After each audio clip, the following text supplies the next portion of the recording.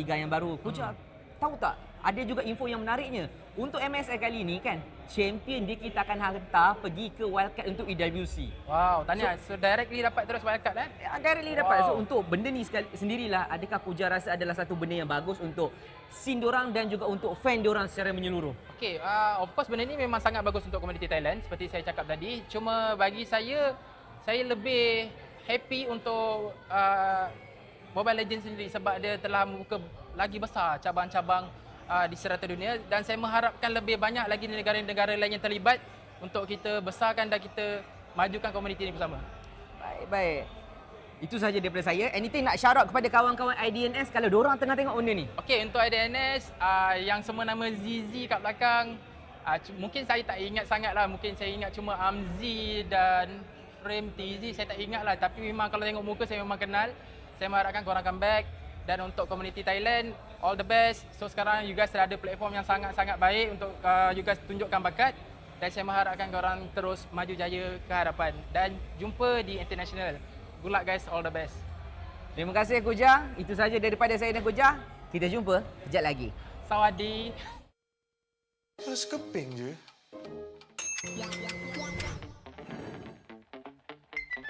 Mesti shopping pun boleh. Siap ada diskaun lagi.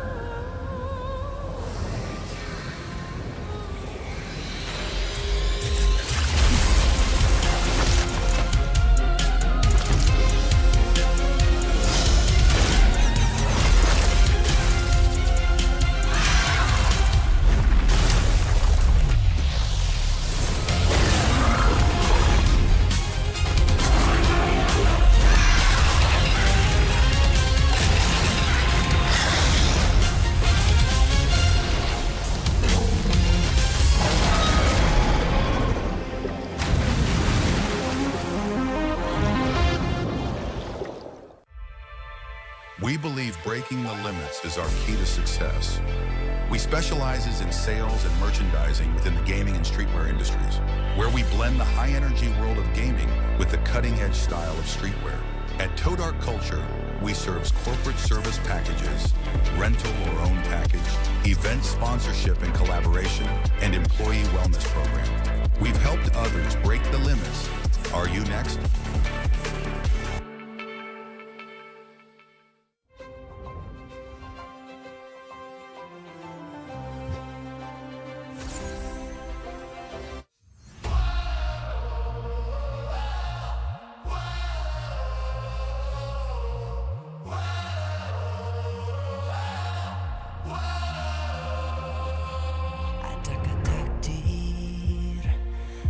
Ditelan air mata, selamanya ku takkan di bawah. Perjalananku sampai ke puncak dalam perjuangan. Bila hati terang menyala, setiap luka jadi kekuatan. Pengorbanan yang jauh ujungnya. Sudah tiba masanya melangkah takdir, jalan yang gentir ku tempuh. Bangkit bersama kita juara, membanggakan negara. Kita kawan pentas dunia, Wira Arena. Bangkit bersama kita juara, membanggakan negara. Kerana di hujung cerita pastinya kita Wira Arena. Kita Wira Arena. Kita Wira Arena. Sweat and grind, guess we never gon' fade. This that definition of a legend. Every single move that I make, feel it, ain't no doubt. Dorang kena aku, I'm a winner. Cuba check gerak-geri aku semua tiptoe macam ballerina. Genggam bara api, biasa berjadi ada. Mimpiku mula menjadi, tiada siapa je yang halang. Kalau bikin hari-hari, benda susah jadi senang. Segala cabaran aku ready, masa depan aku terang. Sudah tiba masanya melangkah takdir, jalan yang gentir ku tempuh. Bangkit bersama kita juara, membanggakan negara. Kita kawan pentas dunia, Wira Arena. Bangkit bersama kita juara, membanggakan negara. Kerana di hujung cerita pastinya kita Wira Arena. Kita Wira Arena. Kita Wira Arena. Satu hati, satu jiwa, bangkit bersama kita Wira Arena. Dari bayang kenyala api, nama kita terpahat di bumi. Bangkit bersama kita juara, membanggakan negara. Kita kawan pentas dunia, Wira Arena. Bangkit bersama kita juara, membanggakan negara. Kerana di hujung cerita pastinya kita Wira Arena. Kita Wira Arena. Kita Wira Arena.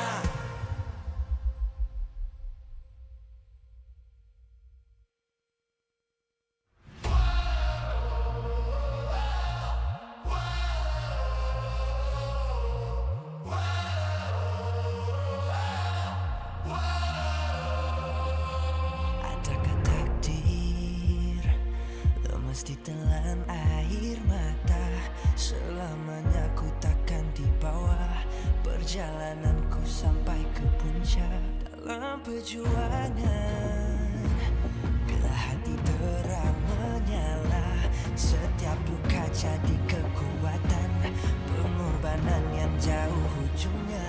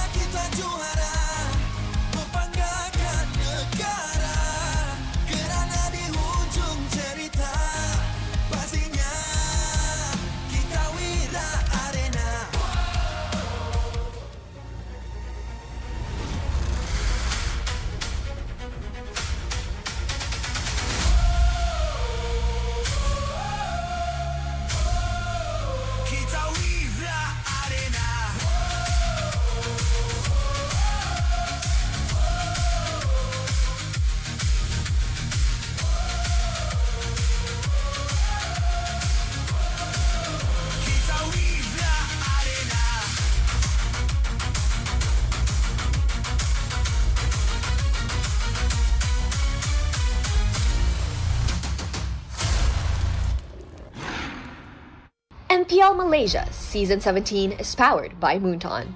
Presented by Celcom DG. Power up now with Celcom DG Prepaid 5G. Climb to mythical immortal with unlimited 5G power, uncapped hyperspeed and endless entertainment. Celcom DG Prepaid 5G. Limitless. Made for Gen Now. Bloop, bloop, bloop, bloop. What's that sound? Feels like something is flowing.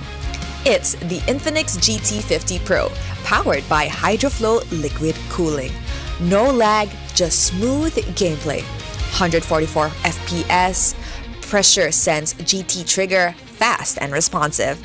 For MLBB players, this one's for you. Get it now at Infinix official store and TikTok shop, Infinix Malaysia. Official food delivery Grab. Definitely focused when full. When people is hungry, they lose focus. Then, they will have bad aim or bad performance during the game time. Hence, order from Grab Food to stay focused. Cultured by Todak. Todak Culture. Get MPL Malaysia's official merch at Todak's booth or buy online at store.todak.com. MPL Malaysia is now cultured by Todak. Official motorcycle partner, Yamaha. Official content partner, Media Prima. Official streaming partner, Tauntaun. Our strategic partner, Ferry. TNT Co. Obspot. Quill City Mall. Supported by KBS, ESI, Rakan Muda, MESF. Welcome everybody! The MPL Arena at Quill City Mall is thankful to have fans like these showing up every single weekend on a bright and early Sunday afternoon. It is currently 2:11 GMT plus 8 for all the fans watching across the world. Thank you for tuning into the MPL Season 17. MPL MY has always been very, very thankful for all of our fans tuning in today, but now we are on week 7. We are on that final leg, looking for our last couple of spots here at the playoffs. Once again, we bid you welcome and thank you so much for watching the MPL MY Season 17. Of course, my name is Gideon Q. Here on the desk, we have Sadafar. And now, I mean, you just came off of the MSL Thailand right now. Yep. We're always looking towards the international. What are some of your thoughts before we start getting into these games? Well, yesterday was an interesting experience. Because you got a special game, actually. Yeah, I got a Layla game and a Mia game in a row. Back to back in the same At series. the end of yesterday, yes. Same series, same player, obviously, same team. So, well, the team was already eliminated. So I guess they were probably having a little bit of fun, maybe testing themselves a bit. The Layla game, they almost won. Speaking of letting y'all have some fun, here's the CD code for you guys to get some in-game rewards. You know what to do. Go type it in. Because I'm starting to feel that right now, MSL Thailand might be representing what MPL MY might end up on its very last week, especially for teams who have nothing to lose, right? Are we going to start seeing some of the weirder picks? And more importantly, by the time we're done with week number 7, we should already have a rough idea who's going over the playoffs. Yeah, we already have a very, very close idea, actually. It's only those last 2 slots to the playoffs that we don't know yet for sure. And we're not going to get the answers to that just yet. That's going to have to wait until next week. But you know what we don't have to wait for? What don't we have to wait for? We don't have to wait to power up now with Celcom DG Prepaid 5G Power Pass. You can go limitless with unlimited 5G power and uncapped hyperspeed, and it's made for Gen Now. Oh, the way to do it is great. You can also redeem some player trading cards if you come on over live to the venue and check out the Celcom DG booth right at the entrance. It's by the entrance. It's really hard to miss out. And you can check out the rest of the things happening here at the MPL Arena live at Quill City Mall in KL. That being said, though, our upcoming game, Team Ray versus Bigatron MY by Vitality. All stars from across the board. Don't have the script up on the screen, so don't worry. I'll tell you all about the 2026 All-Star event available already from the 30th of April. And instantly we've seen teams well, I've definitely seen some public teams make some weird movements because of the extra currency that's on the ground. They're like, why are they walking out in the open? They're like 1 HP. It's like, money! It's in-game gold. It's money! If you see money on the floor, IRL, you're probably gonna pick it up. Oh, dude. It would have to be really, there has to be something really off-putting about it to not pick it up. Yeah, it was like when the time where they made the turtle drop gold. Oh, That was a time. That was a scramble. Yeah, there were a lot of... I got killed so many times grabbing cash for no reason. That was not worth it. It wasn't. That's the worst part. I got 110. Worth it in your heart. Nah, fair enough. The extra 110 discount is always good. But coming back into these games, Team Ray currently doing positive. Really, really well overall if we have to look at the entire season as a whole. Bigatron on the opposite end, they're kind of oscillating here. Yeah, it's an interesting sort of situation. We've got game highlights for their first meeting earlier in the season. I don't actually remember who won this one. I'm gonna assume it was Team Ray, but depending on when it happened, we also know that Bigatron is the team that started off a little bit slower and then really found their stride midway through. Both these teams kind of share that history, and now they also share the same situation of not being in the most stable of positions. They both just came off of recent defeats. Yeah, and I mean, looking at this, considering that the lineup still has access to Smooth, already tells me, Smooth alongside with Annabelle already tells me that this is before the initial change. Now, BTR, they put up a pretty, based off of memory, they put up a decent fight against Team Ray, but it's these steals at the end which made it really, really difficult. So that's why coming this time around with Lynch on top of Chibi, this might be the way that they want to play, right? Bigatron gets that early lead, they convert it eventually into a neutral, and then look to close out the game in typical fashion. Yeah, early game is going to be important. Both these teams like to play for that early game. They like to contest those neutral objectives. We literally have Chibi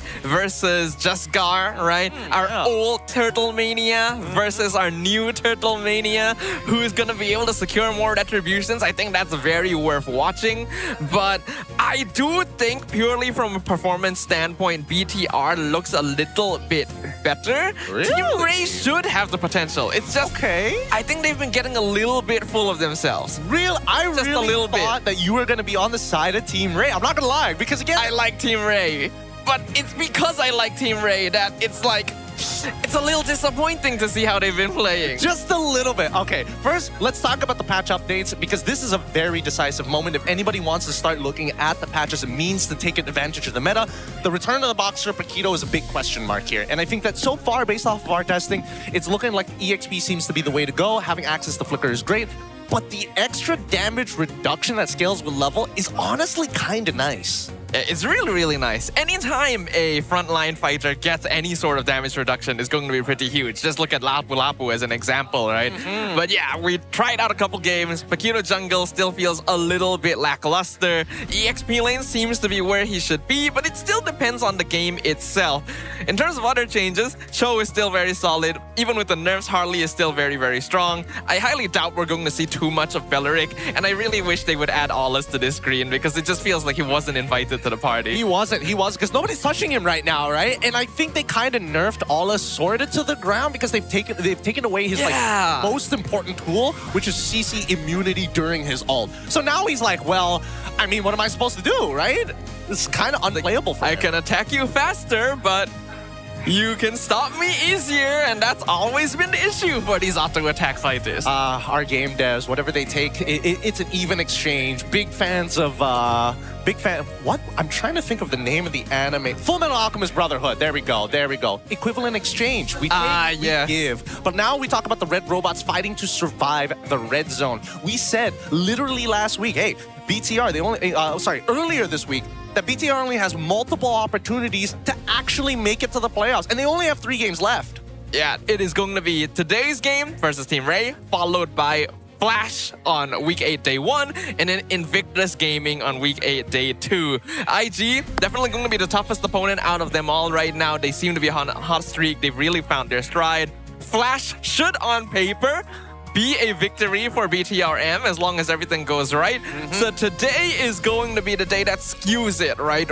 Whether they get this victory versus Ray. Now keep in mind, in that graphic you saw that they're just behind RRQ Tora by a single point. So winning evens it out. Then if you don't want to deal with the aggregate points, just win one more series. So BTR in total must win a total of 2 series to almost guarantee themselves into the playoffs, giving their 56% chance. When you take that into account, today is a pretty important day for BTR. They not only need to win their game versus Team Ray, RRQ is going to be playing later in the second match. So if they end up losing that one, BTR is also going to feel a lot happier about the situation. Absolutely. The best case scenario is that they win today's game, so that way playing against IG won't feel as bad, assuming everything works well against Flash. Because, I don't know, something about that team is telling me it's like we're already in a corner. It might be MSL Thailand time. Whip out the weirder stuff.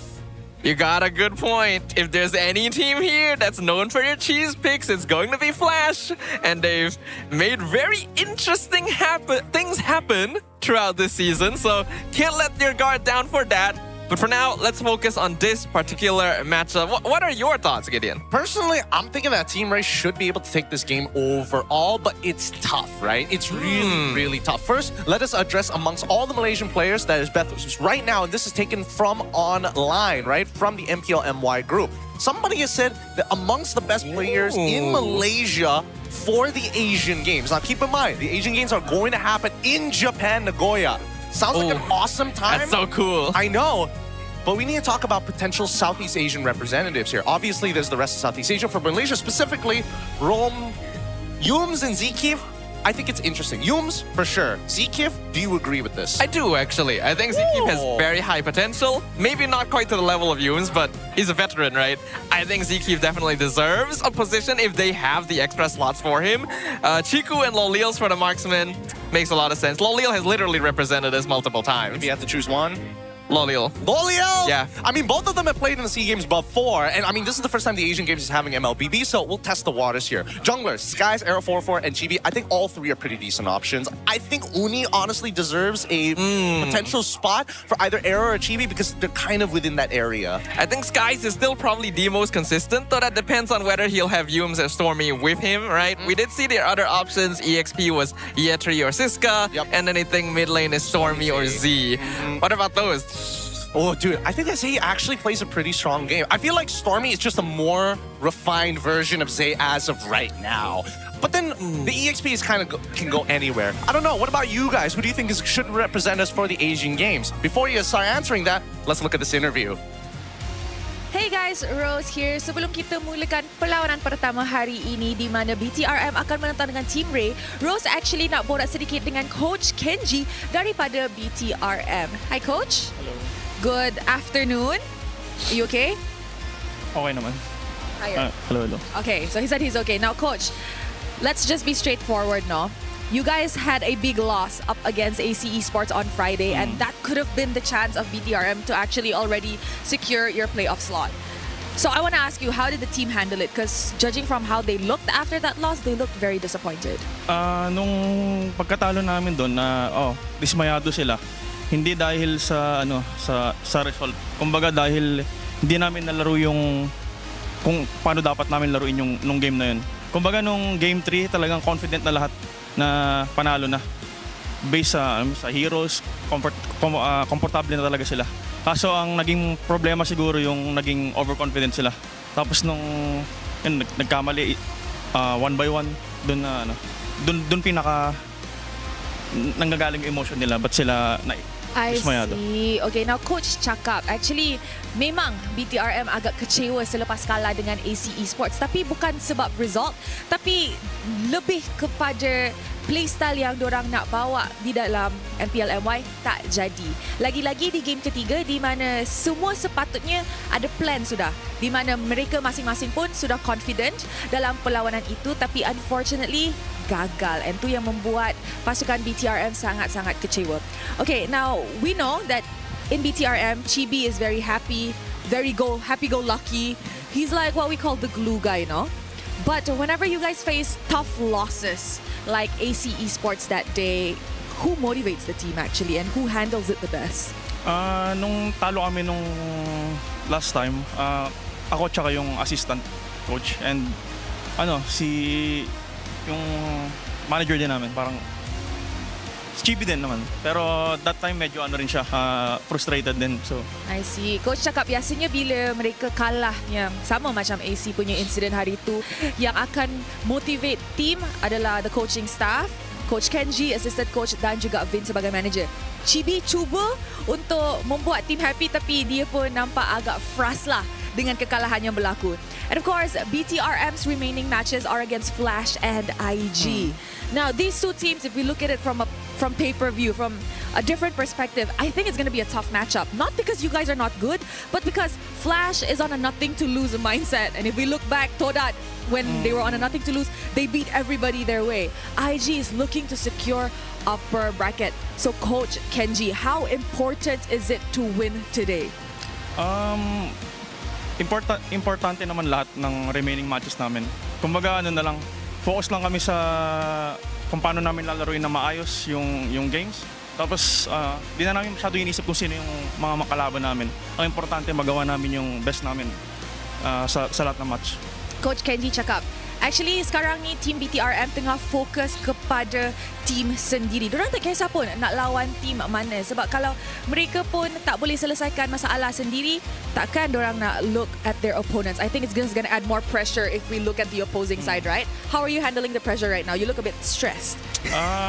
Normal lang naman. Normal. Just a usual coach thing.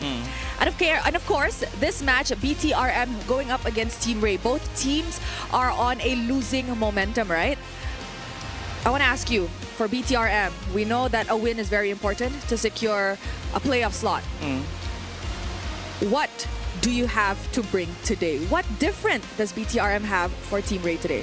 Ano lang, para sa akin, malaro lang namin kung paano kami maglaro sa practices.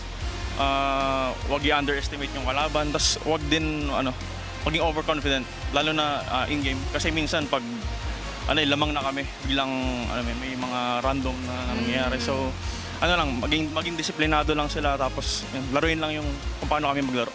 Coach Kenji cakap untuk perlawanan menentang dengan Team Ray, dia rasa they just really have to focus sama macam dorang main dekat practice, dekat scrim. Of course, jangan terlalu overconfident, jangan hilang disiplin, because dia cakap kadang-kadang bila mereka sudah pun tengah leading in game, masing-masing buatlah gerakan tambahan and all that kind of stuff. You know what, Coach Kenji, thank you very much. Good luck for this match. And with that, guys, mari let's show it back to our casters untuk mulakan perlawanan ini.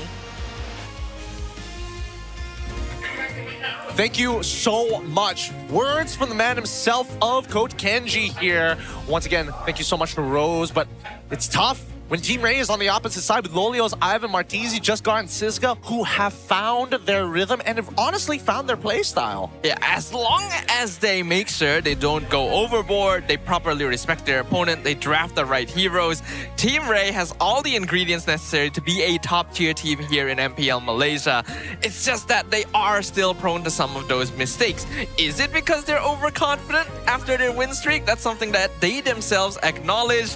Or is there a different issue under the table? We don't know for sure, but hopefully they will have figured it out because they're up against Bigatron MY. I mean, considering Bigatron MY, I feel like they are the ones who are feeling extra confident because they're the ones who lost 2-0 against a tight series against all combo, and they are the ones who needed to drop that game. If not, Bigatron wouldn't be in this position. With Chico guys, Lassie, Zay, Chibi, as well as Lynch, they're looking to get that 2-0 victory here today to try and bring them one step closer to the playoff secure.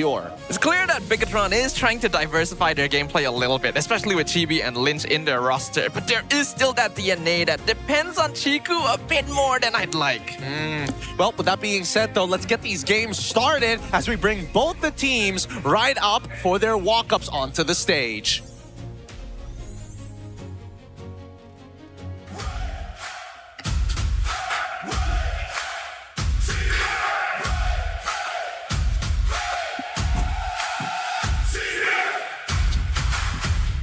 The race for the upper bracket is far from over, and the Stingrays refuse to fall behind.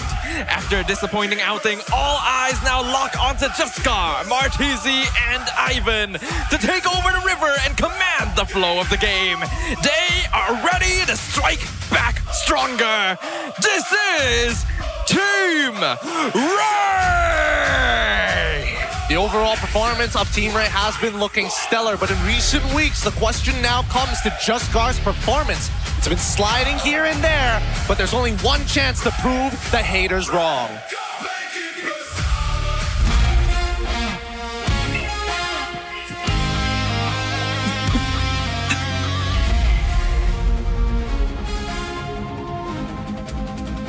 Two losses in a row have only fueled the urgency inside the red machines.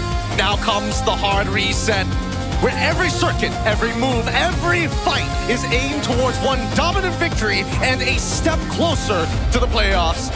Engines roaring at full power. Bigatron, Malaysia by vitality! The rise of rookie mid laner Z has captured the hearts of fans everywhere. Can the rest of this squad keep up? Can the CEO lead his team to victory once again? Now, let us welcome the coaching staff of both teams, the masterminds behind every match. They will be joined by our head of League Ops, Franklin, to ensure every game runs fairly and smoothly. For Team Ray, we got head coach Caleb and assistant coach Saint DeLucas. And for BTRM, we got head coach Kenji. All right.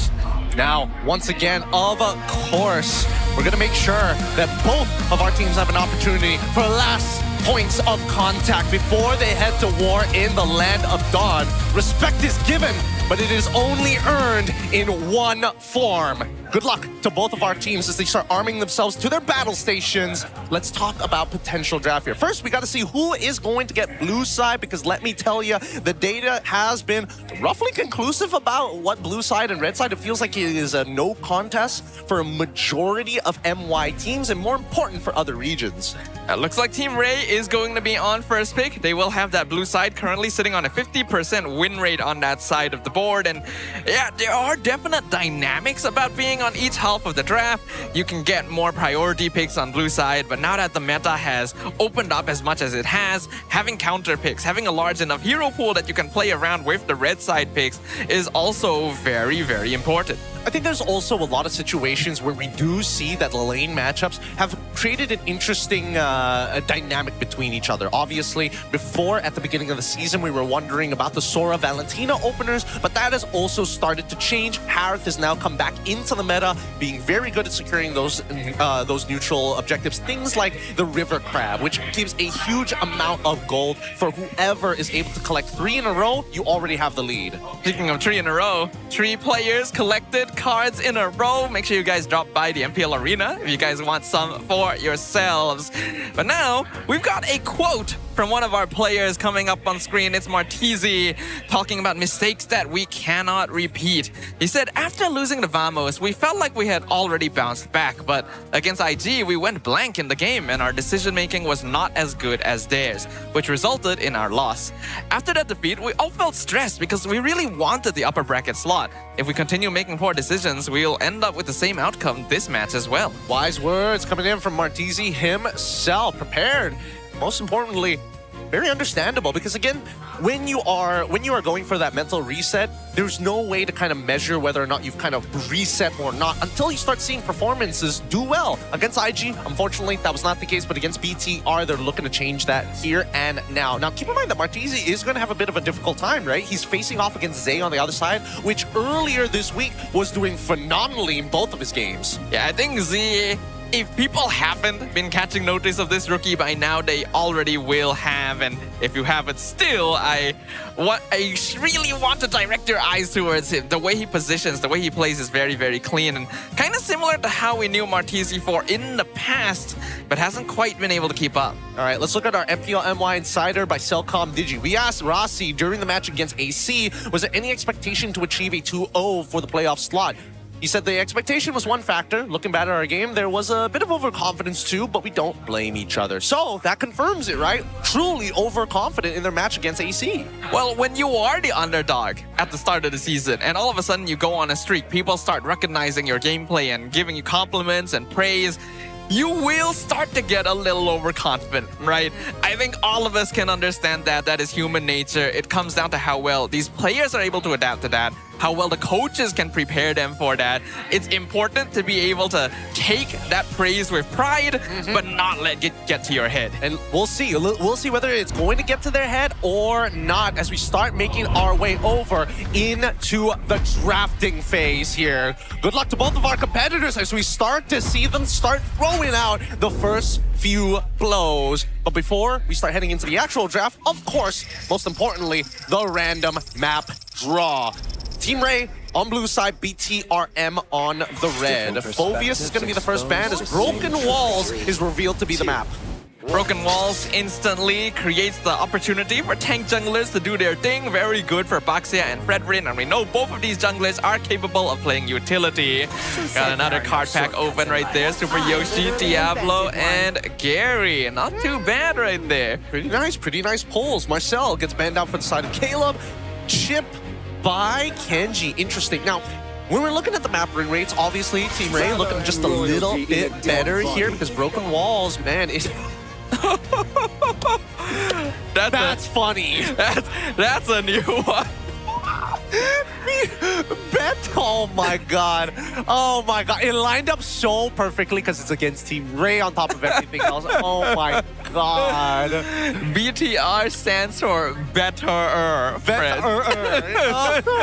Or BTR. One or the other. You spell it out, it's still the same outcome. Leomord gets banned out here. Baxia banned from Kenji. BTR understands that tank jungle going to be very strong in Broken Walls, and we know that Jescar plays it a lot, but it does open up the Guinevere, which Team Ray will snatch up instantly. Now the Harif is open. It's a hero that Chiku likes playing. Phoveus is already banned, but he's also not had a very high success rate with it. That's the thing. I'm wondering whether or not they want to lean more into the Harley Zushin or not. But let's look at the fun fact. As it stands, Suyo and Leomord have statistically drafting stats with 47 picks each and 49% win rate, 23 out of the 47 games. So again, Suyeon as well as Leomord, top tier picks. Wait, they're equal? Jungle. Yeah. Are they saying those stats are equal? They've both been picked 47 times and both have a 49% win rate? Yep.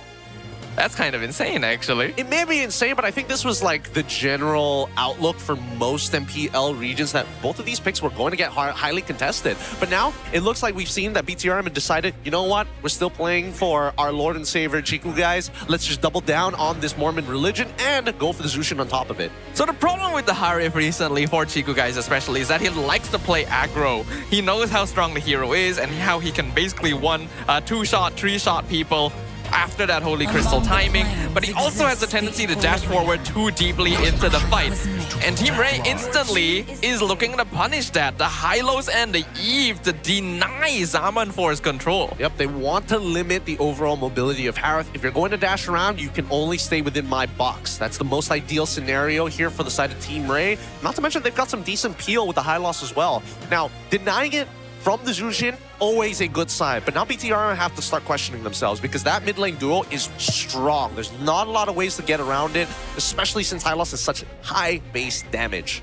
Yeah, this is actually quite difficult already for BTR. They're going to need to deal with a very powerful teamfight duo. Zeusin doesn't clear wave nearly as fast, so they need an aggressive roamer like Khalid, but he will also get quite easily caught out inside the RWM, so they need to figure out a different option entirely here. They'll go with the Suyo first, just to secure their jungler. Yeah, I was thinking that Hilda is probably a little better than the Khalid, especially in the lane, but in the later team fights, the Raging Sandstorm is going to play a crucial part. Now, knowing that Eve is on the opposite side, BTRM's EXP, it's really important for them that they have somebody who's able to get on top of Martizi. Actually, could be a good game for Glue, thinking about it. We know Rasi likes it. Works quite well into the Hylos. I don't think it's the worst. Not to mention that, oh wait, hold on. I would have imagined that, no. Deny the potential flex pick from Lynch. Maybe Team Ray is trying to attack the EXP. We'll see here. This should be the indicator. Yeah, I think you do attack the EXP, unless there's any particular roamers you're worried about, but with this mid duo, you're already quite set. I don't know. I think there is a reason to ban out supports as well. Like single target lockdown, like Cho's. Okay, they also get rid of the glue. I think that's totally fine as well. That can be a flex pick too. Cho is a good point. That's a possibility. Yeah, because no matter what, like Guinevere as a single target lockdown, at least you can Purify out of it. But having the battle spell Purify is a little frustrating for gold laners in particular. Let's see. What will be the choice besides Cho? Is there anything else that BTR could still play? Katot Kacha comes to mind, but then your wave clear is still a bit lacking and don't have a lot of mid lane pressure. I think it's gotta be something more aggro. Cho makes the most sense for me right now for BTR. They will go ahead and ban the Lapu and the Obsidia before that, so specifically targeting comfort picks, but not really narrowing the pool in any way. I think it directly, I mean, the direct counter picks are already gone, right? The Obsidia deals with Harif very easily as long as you hit that ult. Once you get that Hunter Bone, it's GG for Harif. On the opposite side, at least for Lapu, I would have imagined that BTRM wanted to hold for it, but I guess they want this lane to be more volatile. My guess, they want to set up for Uranus, because that's probably the only thing that can peel for the Jushin at this point. But even Uranus, Uranus can be good, but if you lose early, then your value just drops off a cliff. Just don't lose early. I actually thought Team Ray might want to play Arlet for themselves, but since they don't have first pick, they're gonna go ahead and ban it out. I don't really like Uranus personally, and I think that picking EXP here is also a little bit too risky. Maybe just go for the Cho first. They can go for the Cho if they want something a little bit more reliable. Generally speaking, I think Uranus makes the most amount of sense for the team, mainly because you already have two major damage dealers. Two magic damage dealers. So again, shredding off the MR is always nice for them. Not to mention that I think overall it should be an okay blind pick, right, against Team Ray. I don't think there's many counter matchups in the meta for him, unless you go outside of the meta like Dairoth and things like that. There is still things like the Alice. They will go for the Cho first, keep it open, try to make sure they at least have lane priority on one side of the map. Now Team Ray going to be looking for their respective side lanes unless the Hylos is flexed for some reason. The Claude is still open, still one of the best heroes in the meta. Wouldn't be surprised if that's what they give over to Lalil. I'm down for it. At least Claude has better ways of playing. He could go from Moscot into Harrod. That's another matchup, especially if he takes Master Assassin, that possibly allows him to win the lane. But it doesn't matter. As long as he takes Purify, level 4 is going to be dangerous.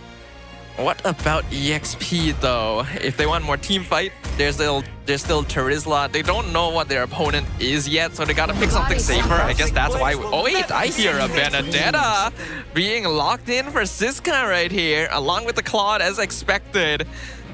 So that is interesting. We're gonna be able to see Siska on one of his signature picks again. First time in a while, and the Uranus does show up. Okay, so Team Ray is showing a little bit of personality. Multiple ways of enabling their win conditions, putting Siska on something not only he is comfortable on, but can actually force plays on towards Chiku guys and Suyo during internal objectives. Most importantly, it's a mid-trio battle right now. It's tough to say who really wins, right? Because if Suyo lands a Blade Surge a little too early, the Magic Thumb comes after. If the Magic Thumb starts off first, then the Blade Surge is going to come out next. So really, I would say that there's a slight advantage for Team Ray, because it's way easier to get in and out. For me personally, I think Team Ray's draft looks a lot better overall. Bigatron does have things they can do with pickoff due to this Cho and Zeus in together, but a lot of their damage comes in from Chibi and Chiku, and if they're not able to execute easily, which is going to be difficult in the first place thanks to the RWM, then it's very difficult for BTR to actually play for their game plan. But if anyone's going to do it, it's going to be our CEO. Let's see whether or not he can reach greater heights for the organization this season as we hop on in to the Land of Dawn for game number 1. Legend says that if Chiku guys is able to solo kill you in the lane, he absorbs your net worth. Ooh. He just has it. He just steals all your investments. You come back and it's just like, where's all my crypto? It's gone. Oh boy. All right, Siska is gonna come back in. Oh, if he steals that, that'd be ridiculous. Okay. But they do get the retribution early. I don't know if Siska actually sees that. Doesn't matter because Little Wonder still falls into the hands of Team Ray. You can see already the benefit of this Benedetta. Cutting wave behind tier 2, by the way.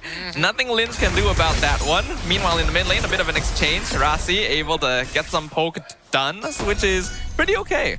And Siska at any point can actually start a gank off if BTRM decide to like walk up a little too far. Oh, this is what I'm talking about. Who's gonna get punished? Siska will find Rasi first. If it was Z, that's 100% Zetsu Sin.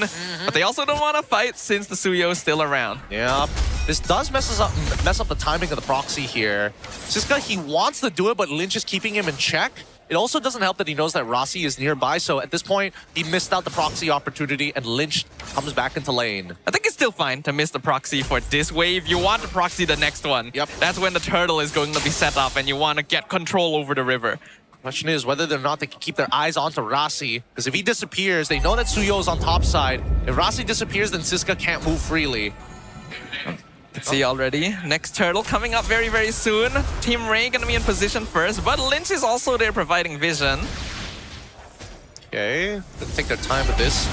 In terms of the emblem, Ooh, Rasi gonna disrupt just guard. The positioning a little bit off from the Guinevere, so he has to use spatial migration a bit early on, but they still have control over the turtle. They already know that Suyo's in the mid lane. Lynch and Rasi providing vision, CC immunity, done well with the Violet Requiem to secure the turtle. And now they switch on over to Lynch. Here comes everything. Drop down on top of the Uranus. And that's first blood. I don't even know. Is this a contest or what? Like, what are we doing? Why is Zay down on the bottom side clearing that wave? Are we not fighting for this, or what are we doing here? But first blood still falls into the hands of Martizi. Very happy for him. Siska getting that good zone. First couple of turtles, I think, is going to be a little tough for Bigatron by Vitality, knowing that right now, lane control on the EXP side, currently for Siska. Mid lane is, I wouldn't say they're struggling just yet, but we need to see a proactive game. Yeah, I think that Team Ray obviously has better control over the waves right now. They are trying to invade. BTR has to pull everyone over. They're actually going to commit. Here comes the Mugwort, but the Violet Requiem into the glorious pathway, slows them down entirely and cuts the fight it out. Siska's even here to help. Ivan will survive on 10%, but 2 people fall in an instant.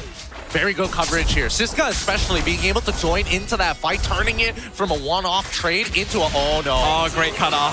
Re-gank here, successful for the side of Team Ray, and now they've got everything.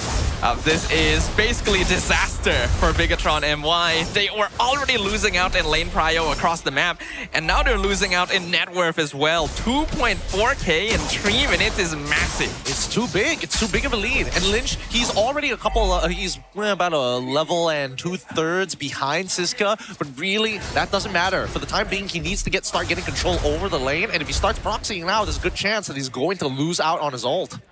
And this is why I wasn't sure about the Uranus pickup. I feel like Bigatron needed something with a little bit more setup, or at least mobility that can match the Benedetta. Siska is just being allowed to roam the map for free, and they don't have anyone who's in a strong enough position to deal with it. Well, I was mainly expecting... Oh, hold on. The all-in coming in from Chiku, guys. He should be able to chunk him out pretty hard, but Lolios is already a full level ahead. Actually, it was 2 levels ahead of him prior to the fight. Claude really needs another nerf. I think the hero is still... Oh, Jaskar! Violet Requiem, they found Lynch inside the pit. Purify comes out as the last possible second to bait it out. Team Ray, control over the turtle. Rasi tries to steal it, not able to do so. Has to flicker to get away. Glorious pathway now. Slows them down, cuts off the escape route, and Rasi falls. Yes, play around Siska. Make sure that he snowballs out of control. That's both turtles. Now even with the siege as well. Yeah, RWM, they lock down Lynch and dive behind the tower. That's a Uranus, by the way. Just treat it like he's nothing. Yep, and now there's no more setups here for the side of Bigatron. Their entire composition is to peel, which is why, you know, the Uranus was sort of expected for the side of Bigatron. Any sets from the EXP, especially into Benedetta, means that you have to have some impact in the team fights. And Bigatron's team fights is, Chiku guys, scale, invest, and then you profit. I expect to see Bigatron put a lot more... Oh, Violet Requiem in the backline. They found Lynch again. They thought it was just a proxy, but Jaskar was waiting in ambush. Very nice, very nice. They planned ahead for this. They made sure they got the full clear too. They guaranteed it. Oh, what? Huh? Rasi? No. That was a misplay. That should have been a free kick, and now Jaskar comes in from the flank. Rasi gonna be punished for this one. He'll burn to death. Martizi finds the return kill. That has got to feel bad. really, really bad. Starlium side purchase here for Chiku guys. Oh, Zay! Siska nearly takes out Z. RWM comes out though, and Martizi finishes him off. Killing spree. Violent Requiem finds the flank. Chibi goes down. Killing spree for Jiskar. It's not looking good. Bigatron, this is probably where they're going to be weakest, especially since no advantages in the laning phases. Now, we're seeing that Team Ray, with a 6k league, can kind of do whatever they want, right? They can walk into enemy territory, they can start these 1v1s, like Lolios is dominating Chiku so hard. But this is the Team Ray we've been waiting for, basically. This is the Team Ray that was dominating weeks 3 through 5 and kind of lost that sauce initially. Now returning back to the roots. Strong early game, powerful rotations, and just a very good game plan. Yep.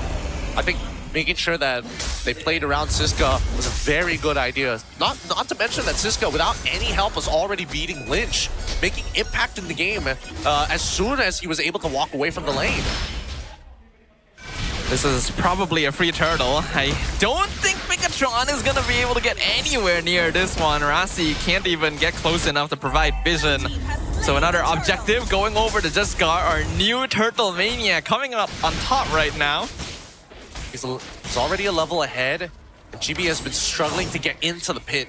That's the problem, right? It feels like Bigatron can't fight for these neutral objectives as long as the RWM is in. Siska clears the wave just in time here and denies Chiku guys a recall. It's just gonna be a nuisance for as long as possible. Maybe even buy time for his team to rotate over, because Ivan will show himself. BTRM going to back things off as fast as possible.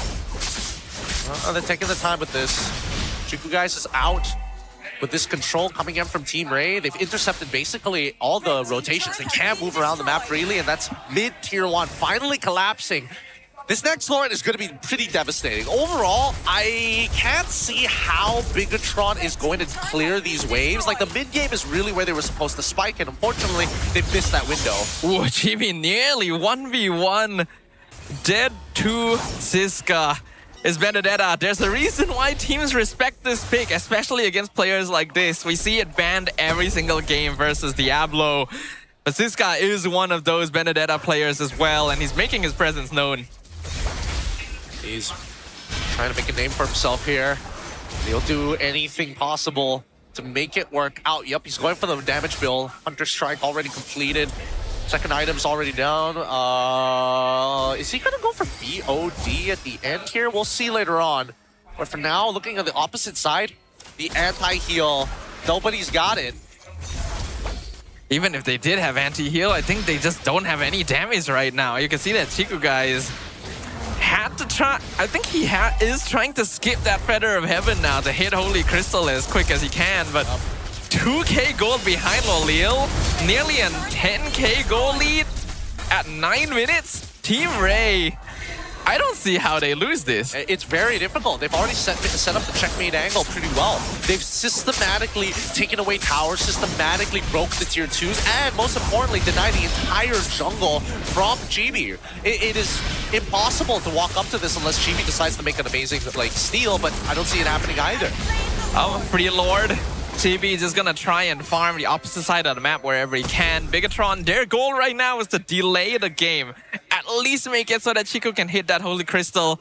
Ideally get that third item as well. But Siska just got that Malefic Roar. That was what he was building, not the BOD. Lynch gonna be in even more trouble. Yup. Oh man.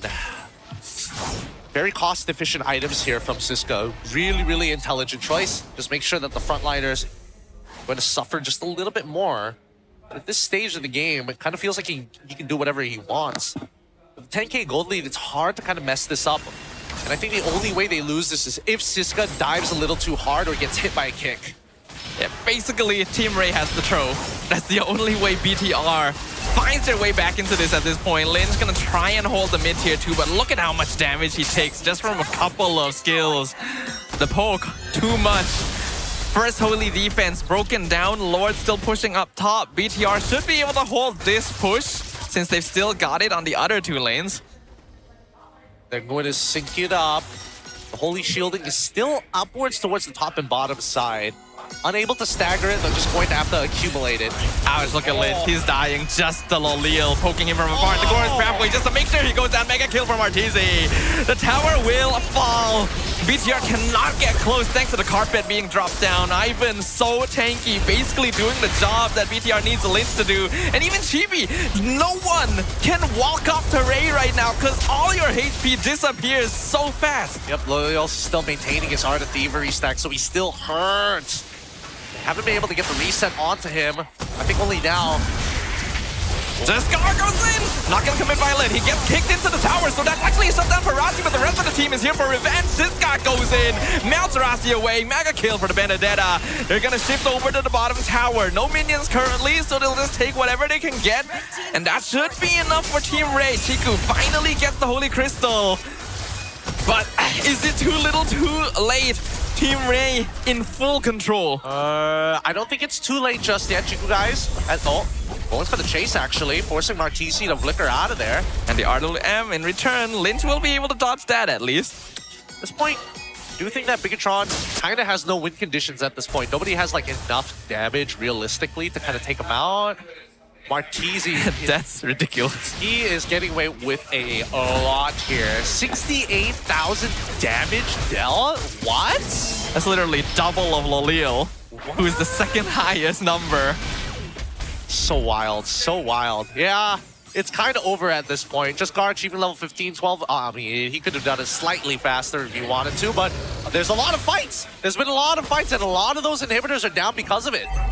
Even if BTR wants to try and go for a split push gameplay, they don't really have the right comp for it. It's Team Ray that's actually more suited for that with the Claude Benedetta, so there's no way to get an advantage through macro. It really does come down to Team Ray making the throw of their lives some way or another. Lord's gonna drop low, the flank comes in from the side with the conceal. They're gonna get the RRQ, the kick on Rafsi, not gonna work out as he gets eliminated, and Siska is 1v3 in the backline! Siska! He picks up the C! Oh, he is unstoppable right now! He's not done yet, is he? I mean, he's thinking about killing Zay, but I don't think he can close the distance, so Lynch might just have to be good enough. There's only 2 members left and they have no wave clear, and even if they did, there's just too much damage on the side of Team Ray. The gold lead, the highest we've seen in a very long time. Team Ray with the W for game 1. Dang, that was absolute destruction.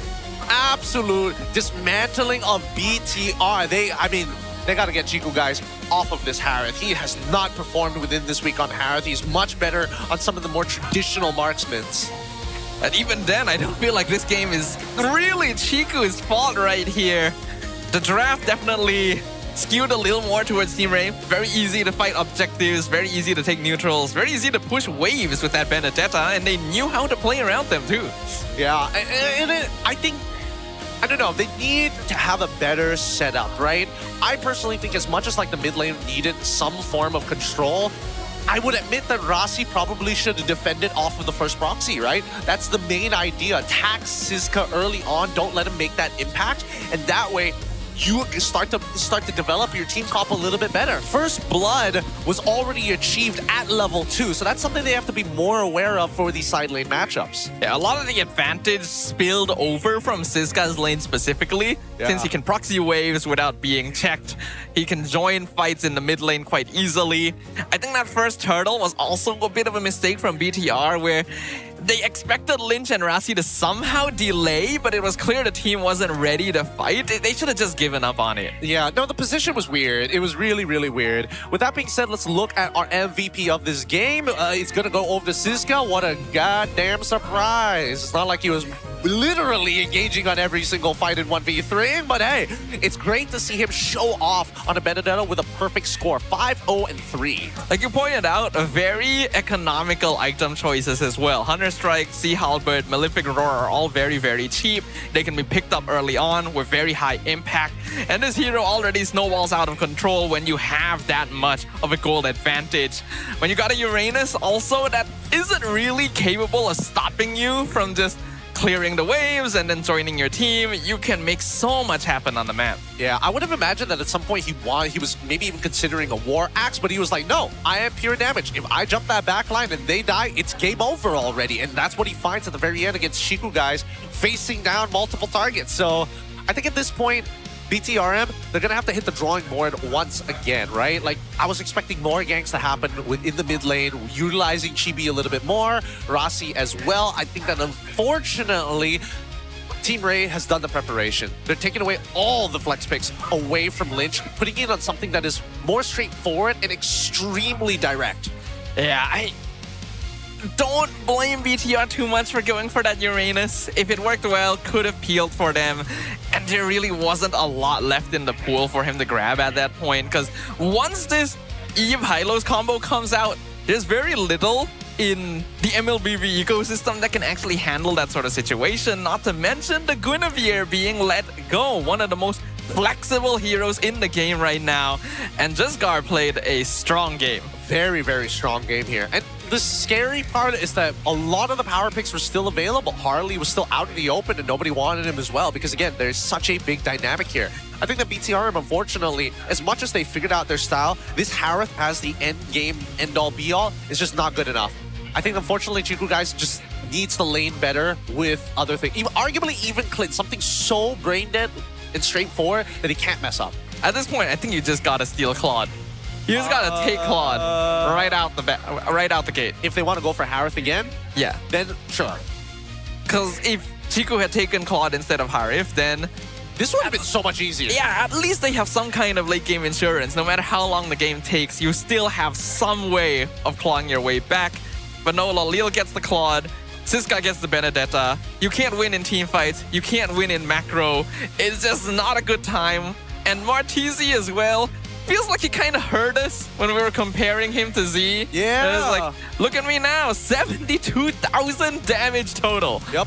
They had the winning mid trio, and I think that's the important part, right? The off-timing ganks needed to happen to really affect that dynamic, but it's a near-perfect game. 15-1 overall coming in from Team Ray. Rich Guy Lolios at 824. He was farming out of his mind, but the carry really led into Martizi. Last time we checked, it was 64. Managed to get into the 72s. At that last fight, he's output... Literally, they're so fed by the late game. So ridiculous. That anyone who walks up loses 80% HP in 1 second. You can't even peel. You can't even zone. Yeah. You're just not playing the game. It's tough. It's really, really tough, especially against like a revitalized Hylos as well. Like, you think you're going to go down and he doesn't go down, and things just get worse from that point onwards. Let's look at the highlights, because I think one of the bigger mistakes happened right here on this first turtle. This should have been a no contest, right? I don't see a world where BTRM wins, especially without their Zushin in the middle of that fight anyways. Yeah, they were expecting to just scout, try to steal, and then leave. Not really thinking that, like, hey, Team Ray's not gonna let you leave for free. Jesgar, also very active in rotating. They have so much slow. They've got so much zone control. You try to run away, they catch you. And the DPS is more than enough as well. If your Uranus is getting 3-man dived behind tier 1 before the gold shield is gone, the game is not good. Yep, it is going terribly. But a lot of these movements here, Jesgar, I mean, he's not hitting the magic thumbs, but his threat alone makes it difficult for Bigatron to start checking these bushes effectively, especially if you're in Zay's position. He decided to go for Flicker instead of the Purify, which is why he's a little bit more nervous about engagement tools from Team Ray. I think recently we've been seeing in the draft how Zusin can be a little bit of a trap at times. She's still one of the best heroes in the game, but there's a lot of good mid lane mages right now, and locking yourself into Zusin early means that your opponent can prepare for it. They can make sure they have better wave clear. They can have heroes that don't particularly mind being lifted up. They can attack the side lane so that you'd have no burst to play that hero around, since normally mid lane is one of the most important sources of damage. Yep, I mean, it is one of the more important sources of damage, but at the same time, BTR, they have a very direct way, right? Play for the CEO no matter what. We're not looking for secondary win conditions. We thought Chibi was going to be that secondary win condition, but when Guinevere gets let through like that, what are you supposed to do, right? Can't go for the snowball on Harley. The best is Suyo, who kind of fulfills multiple positions while diversifying your damage. I think the Suyo pick was It's blind, right? Yeah. It's like whatever really, works. Not really, yeah, blind in that way. As in let's just give something to Chibi. Because You picked Suyo into Guinevere Hylos Eve. Pretty unwinnable. Pretty Who are unwinnable. you trying to execute there? How do you even get in the fight? I think the only way to get in the fight is if Rossi, alongside with Zay, is able to get on top of Martisi. Like, Martisi walks up too far forward before he lands the Void Blast, and then they somehow, like, manage to pick him up. I think that's the only way that they lose that lane. Because if they put all their damage into Hylos and Cho walk away, Cho is basically about to die. Hylos is like, oh no, I have no mana. But if you put a little bit more thought into it, you are going to need to commit quite a few resources to take out Martisi. Oh no, for sure.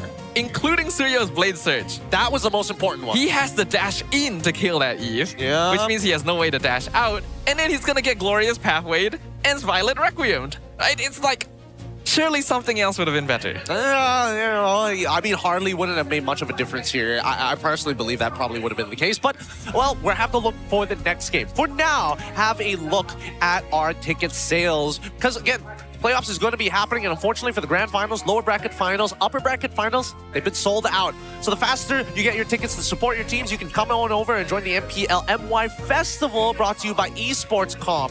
Don't worry, admissions are absolutely free. You can get those tickets and come on in and enjoy the fan activities, free giveaways, and most importantly, the ultimate giant screen for the watch party only.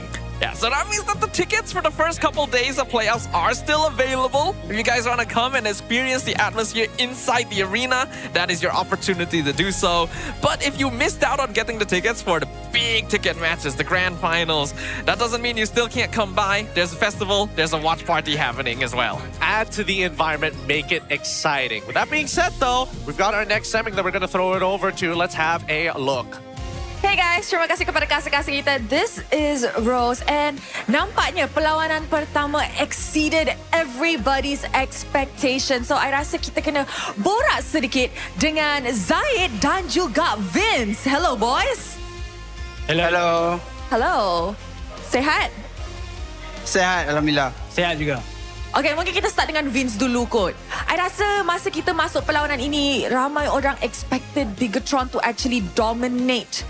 Apa yang terjadi di game pertama? Untuk game pertama tadi, saya rasa banyaklah mistake dekat early game. Yang saya rasa tadi pun dah bincang dan insyaAllah untuk game 2 ni kita boleh buat. Vince confident nak game kedua? InsyaAllah. Nampaknya BTRM punya players pun nampak confident masa diorang kembali ke kerusi, and of course major player, and of course kepada Zaid. Kita tahu semalam Team Ray kalah dengan IG 2-0, and itu kekalahan yang kita boleh cakap it was quite a big loss kepada Team Ray. Tapi hari ni nampak macam the table turned 180 degree flip, tiba-tiba dominate. Apa yang you guys buat semalam? Sebenarnya diorang semalam main tak enjoy lah. So semalam lepas kena bantai 0-2, dah 2 minggu kena kalah 0-2 kan. So malam tadi saya ada main scrim pukul 8 dan pukul 10. Saya tunjuk lah cara untuk bermain enjoy dalam scrim tu macam mana. So macam mana sebenarnya cara enjoy dalam screen macam mana? Cara dia dapat kill wah-wah lah kan. Oh, patutlah tadi Rose boleh dengar kan. Gar, wow, dia tengah bising. Betul, lagi-lagi Siska sebab dia kadang-kadang macam diam kan. Geram tengok, rasa nak pukul je. Jangan, sabar bang, sabar. So dia kena hype sikit lah. Baru hype, adrenaline dia tengah naik Betul ke Vince? Betul. Adakah BTR tadi tak enjoy the game? Awal-awal enjoy, tapi lepas mistake tu dah tak enjoy lah. So kita tengoklah siapa yang lagi enjoy di game kedua. And of course, since hari ni perlawanan ini full house, mungkin kita boleh harapkan full 3 game lah, so that audience kita punya tiket semua worth it lah kan? Boleh Aid? Boleh kan guys? Boleh. So since full house, kita nak buat cheer battle. Tapi kita ada wakil sendiri lah daripada tim masing-masing. Mungkin Zaid boleh start dulu kot. Suruh Team Ray punya fans, apa? Rayers? Rainers Rainers, yes, okay. boleh. Bagi semangat. Aku cakap Team Ray, korang fight as Ray ramai-ramai Paling kuat Okay, 1, 2, 3 Team Ray! Weh, kuat! First time Rose dengar Team Ray punya fans kuat macam ni. Sebab Rainers sebab dah win streak banyak Alfest. Oh, macam tu. Kalau lose streak tak ada? Dia lari semua. Oh, lari semua. Untuk Vince pula, Macam mana cheer bigger troopers? Tapi saya kena tanya dulu, diorang ni BTR ke tak? BTR BTR. Wow. Okay, let's go Vince. Okay, BTR punya cheers is bila saya sebut BTR, kau sebut win. Boleh? Simple je. Okay, ready? Bigetron! Ini yang semangat yang kita nak di MPL MY Arena. With that, mari let's go back to the castles untuk mulakan game kedua dalam perlawanan ini. And that's the audience hype with Rose Zaid alongside with ex-professional player, now professional manager Vince up by the stage. At least it gives a little bit of time for the teams to deliberate what went wrong. Because from Team Ray, it's like, all right, we're thinking about game number 2, adjustments for the draft. Bigetron, get him off of Harith. They got to get him off of Harith, man. The CEO, unfortunately, can't be getting his hands dirty. He needs a bit more time. He needs heroes that give him space, that give him abilities to play around the battlefield and not have to dive straight in, especially against an Eve Hylos duo. Yeah. That mid trio has been a point of contention for a long time. It has been a very important part of the game for most teams in this meta, particularly because a lot happens out of winning that mid lane and jungle. So you gotta draft for that in mind. Yes, sir. That's how they're gonna have to do it. I thinking back of the previous draft, I agree with you that Glue would have been a good pickup within first phase. Problem is, by the time you wait till the second phase, it's too late. It's already gone here. So for the upcoming game, I think that now that we take away the relationship between Harith and a single target lockdown, so he doesn't, so that your opposing gold laner needs to take Purify, they might have to omit that at this point. They have to play for their mid trio and then eventually get a winning matchup for Chiku guys. And the only things that really affect that is whether or not, as much as Zetian is, Zushin is also just as good, they might have to fall back to Zetian as a way to disengage. Could be. We already know that Zeke can position. He's good at artillery mages. Eve is one of his best picks as well. So go back to basics, right? Grab heroes that allow you to team fight properly, that buy space for Chiku guys to do his thing. The ideal would be to not rely on him as much, you know, get the right heroes that allow Chibi to also snowball, but one step at a time, I guess. Yep, one step at a time, and it looks like BTRM taking blue side. TR now taking the red. Ooh, a double pack opening, a triple pack opening. 3 cards each. Who has the best cards? I hate the fact that they have matching 6-7 shirts. Oh my goodness, it's a 6-7 shirt. I cannot believe it. I am not the only one. What are you teaching? What are you teaching your children? That shirts only cost $6.70. Oh boy! Honestly, these are some pretty good pull. I don't know if these kids even recognize how valuable some of these cards are actually, but they've got a good plethora of players. They got Just Guard, they've got a lot of the RRQ Tora guys, they got Diablo, and these 2 flashes in one pack. Pretty cool. Oh, even more cards. Oh, that's Stormy right there. That's hype. That's hype. That whole family had packs to crack. This is. I didn't realize that watching the MPL was a family experience. So you know what that means? You got to bring your whole family to get more packs. That's a fact. Yeah. I didn't think more of it. people, more packs, more cards, more fun. Yes, that's the only way that people are going to be able to collect the full collection of the MPL MY Season 17 here. But now coming back into the draft, we do see that the Leo Moore, the Guinevere, alongside with the Freya getting banned out. Bit of a change up here because Marcel got let through. We don't see Sand rises when the I give chip the word. ban because it was done by Kenji at the very least, and they left Frey on the opposite side. Khalid, Zhu, Shin. Interesting. Khalid Zusin is a solid duo. One of the more effective mid lane duos in the meta right now because Khalid makes up for Zusin's lack of wave clear, especially early on. And they know they're against a Marcel, so he also is not going to have as good wave clear to deal with. I think it's safe for Team Ray to open up with this for now. I think this follows the plan that BTRM want to do, right? Now they've got their disengage mechanic. They have a way to easily kind of open up the bush, but there's no guarantee that they win the mid lane. They can get, because Khalid deals a significant amount of damage at level 1. Oh! Wow! Okay! Gord! Why? Good question. It's interesting to see Gord. It has been going up in pick rate across the different MPLs, and I can see why. But Gord Marcel doesn't give him a lot of front line to play with. Yes, he's got solid enough wave clear, but when it comes down to these team fights, he is going to be a sitting duck for that Harley that just got locked in by Ray. I agree, but Marcel is just a great enabler to set up for Gord to get that 1-2 combo. Because landing the stun in particular is a little annoying, and Marcel is pretty good at like kind of closing the distance, right? Getting in and out of those fights, even from extended ranges.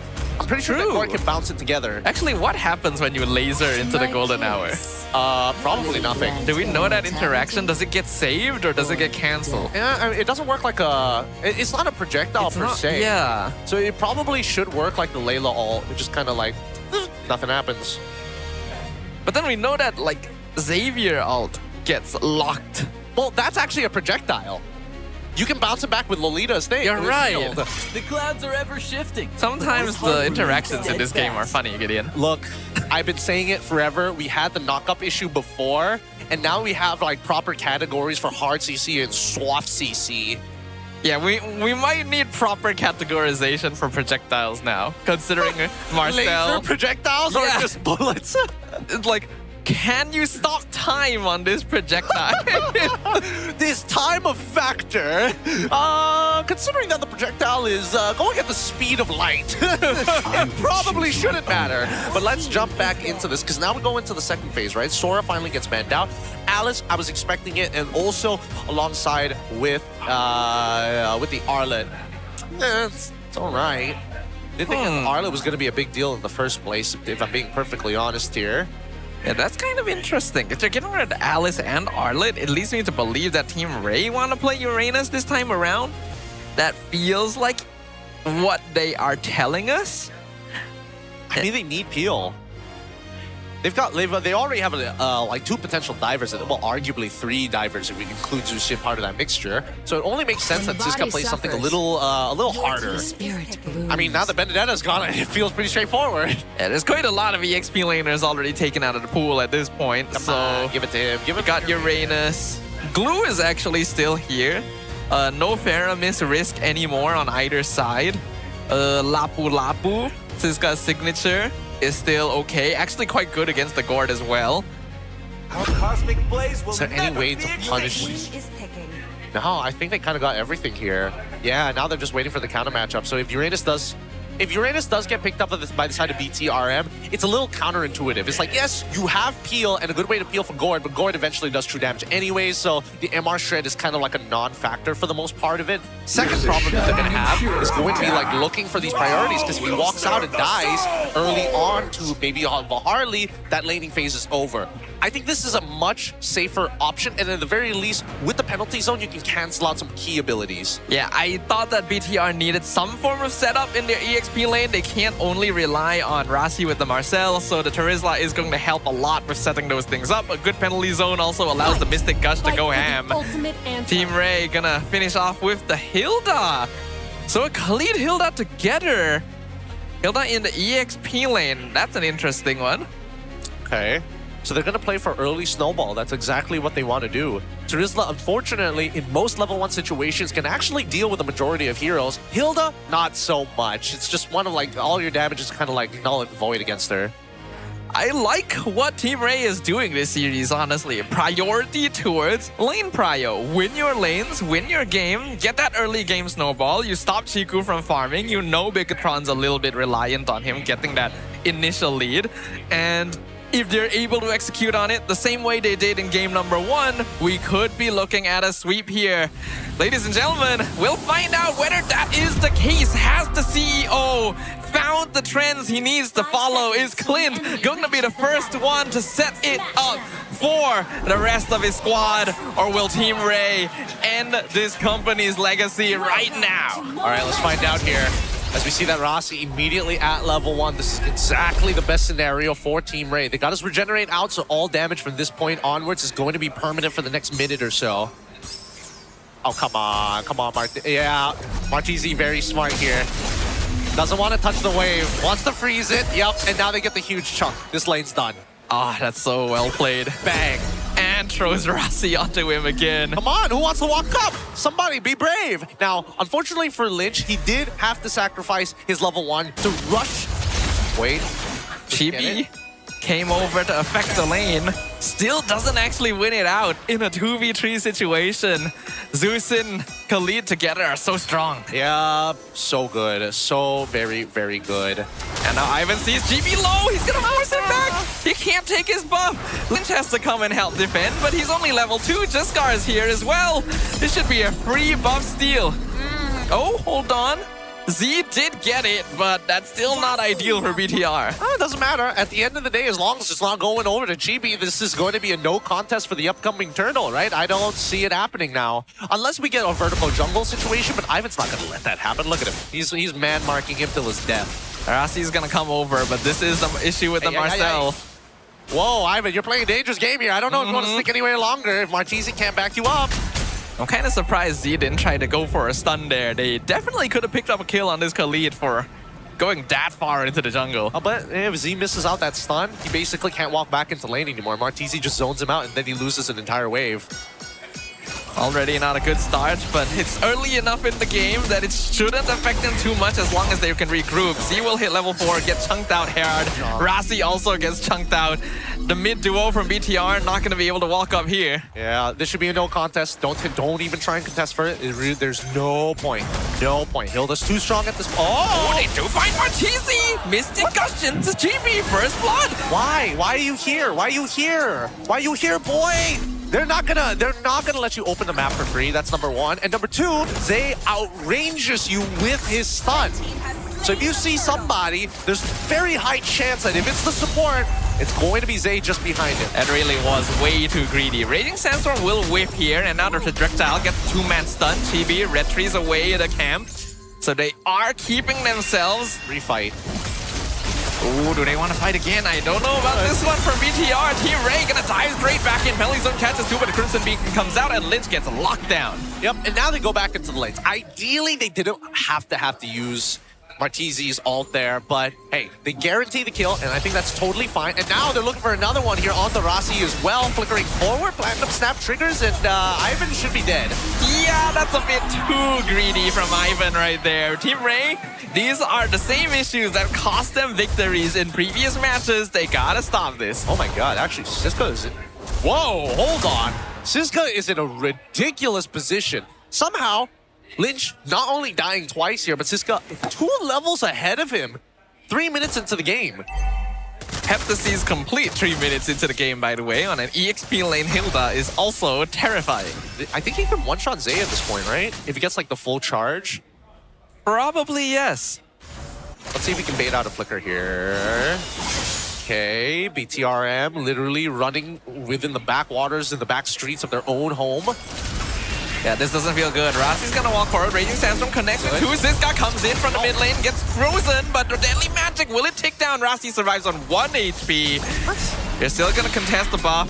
Good snipe from GB. Drops Jaskar and Martisi down quite low, but Siska and Ivan are more than enough to hold them back. I don't understand. Why did Martisi go for that? Go for the fight there. I mean, I guess there was the golden hour at the end of the day, but you still have Flicker, so... Alright, for the time being, at least for the side of Team Ray, Lolios, he's not actually losing the lane too hard to Chiku guys on a very lane-dominant style hero. And that's just Lolil for you. He knows how to ego challenge. Rasi, oh, he's almost 100% dead, right? Oh, okay, he had his passive. If not for the passive, Ivan would have killed him for sure. Yeah, Chibi hovering around with Lynch in the backwaters. Come on, Martisi, walk up. Nothing to be afraid of here. You got Ivan. You know that the only person who can kill you is Zay, and you have eyes on him. Oh, Chibi. This is so unplayable for the Suyo. He's been able to get 2 kills off of mistakes from Team Ray, but he's still being pushed back so far. And Lolil comes in, blazing duet, Raging Sandstorm. They do find a blade search into Mystic Gush. Ivan might get traded for this one. He doesn't have the quicksand guard, but he just walks away. Good cover from Jaskar, and now they're going for the counterattack to Siska. Look at it, look at the fat chunks. Oh, he's down to 10%, but he is alive as well. This feels bad for BTR. Could have been 2 kills there. Could have been, should have been, but it's fine, it's fine. They're still getting the pressure that they want, and also, they finally get to go for the recalls that they were looking for anybody who was low on their mana. Either way, they're still going to get a pretty significant chunk here, while that top side did eventually collapse down thanks to Chiku guys and that inevitable push. Team Ray is in a pretty good position considering the lane matchups. Team Ray still in the driver's seat for most of the early game, but I will say that BTR has been doing a pretty solid job of at least defending against it. They're not actually that far behind on gold considering the amount of pressure that's been put on them so far. So if they can keep this going, they can still claw their way back in the mid-game. Yep, they've got a pretty clear idea of how they want to extend their lead. And I think for Team Ray, it's going to be really easy. For Bigatron by Vitality, it's way harder because as much as you want to pose another threat on the opposite side of the map, to let Chiku guys go for the scale, I don't think that's going to happen anymore. With Tier 1s missing, and as soon as that mid-Tier 1 goes down, I think that Team Ray starts developing a 2x multiplier. Yeah, they're gonna continue doing that too. Siska especially is free to do whatever he wants on the map. There is no one that can stop him. They have to catch him with like 3 or 4 people together in order for this Hilda to potentially fall, and he can use that to just constantly zone. Look at the damage, but here comes the Mystic Guns. They actually do catch him with 3 people.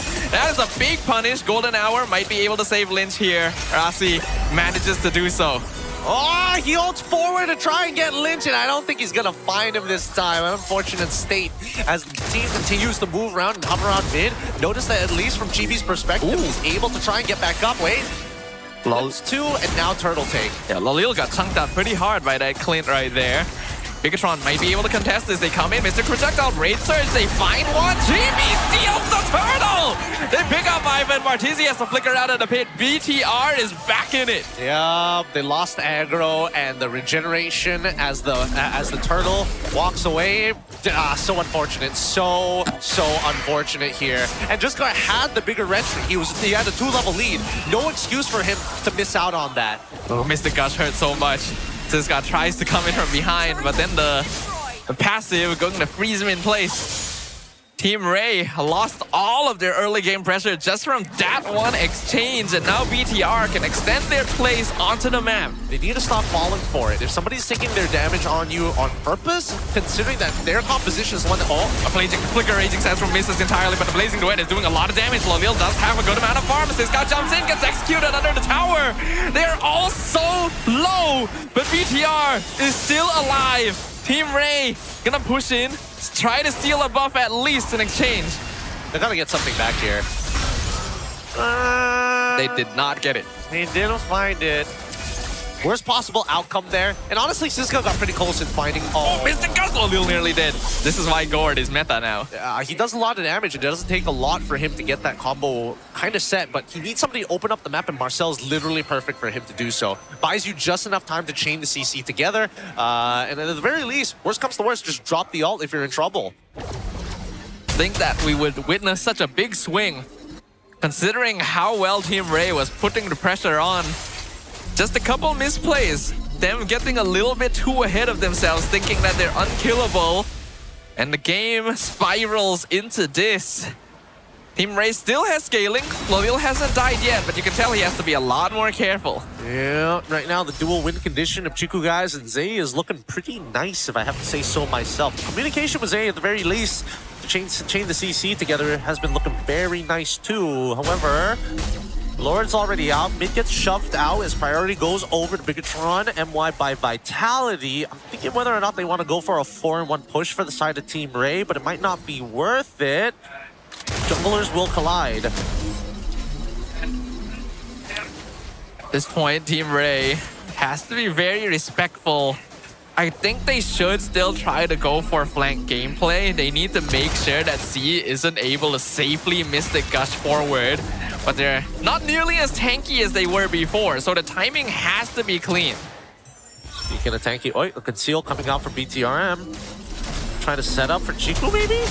Crimson Beacon is forced out quite early on, so not a bad play from Rasi there. Okay. Seems to be good. They corrected the bottom wave. They need to correct top wave, and Ivan's trying to deny them. That's T1 on top side. A little bit of gold for Ray. What? Ooh, they found Siska. Barely zone locked down Hilda. Definitely a misplay right there. I talked about timing. No one was ready to follow up on his dive. And now Rassi's running in again. Lolil getting sniped down to 10%. And Chico, guys, finishes it. A killing spree for our CEO. A ridiculous amount of picks for the side of BTRM. But they gotta remember that Martizi's supposed to be their anchor. So just act as if he's the anchor. If he moves away, you move away. Simple as that. This is a free lord now. BTR officially in control. They have taken back the stakes.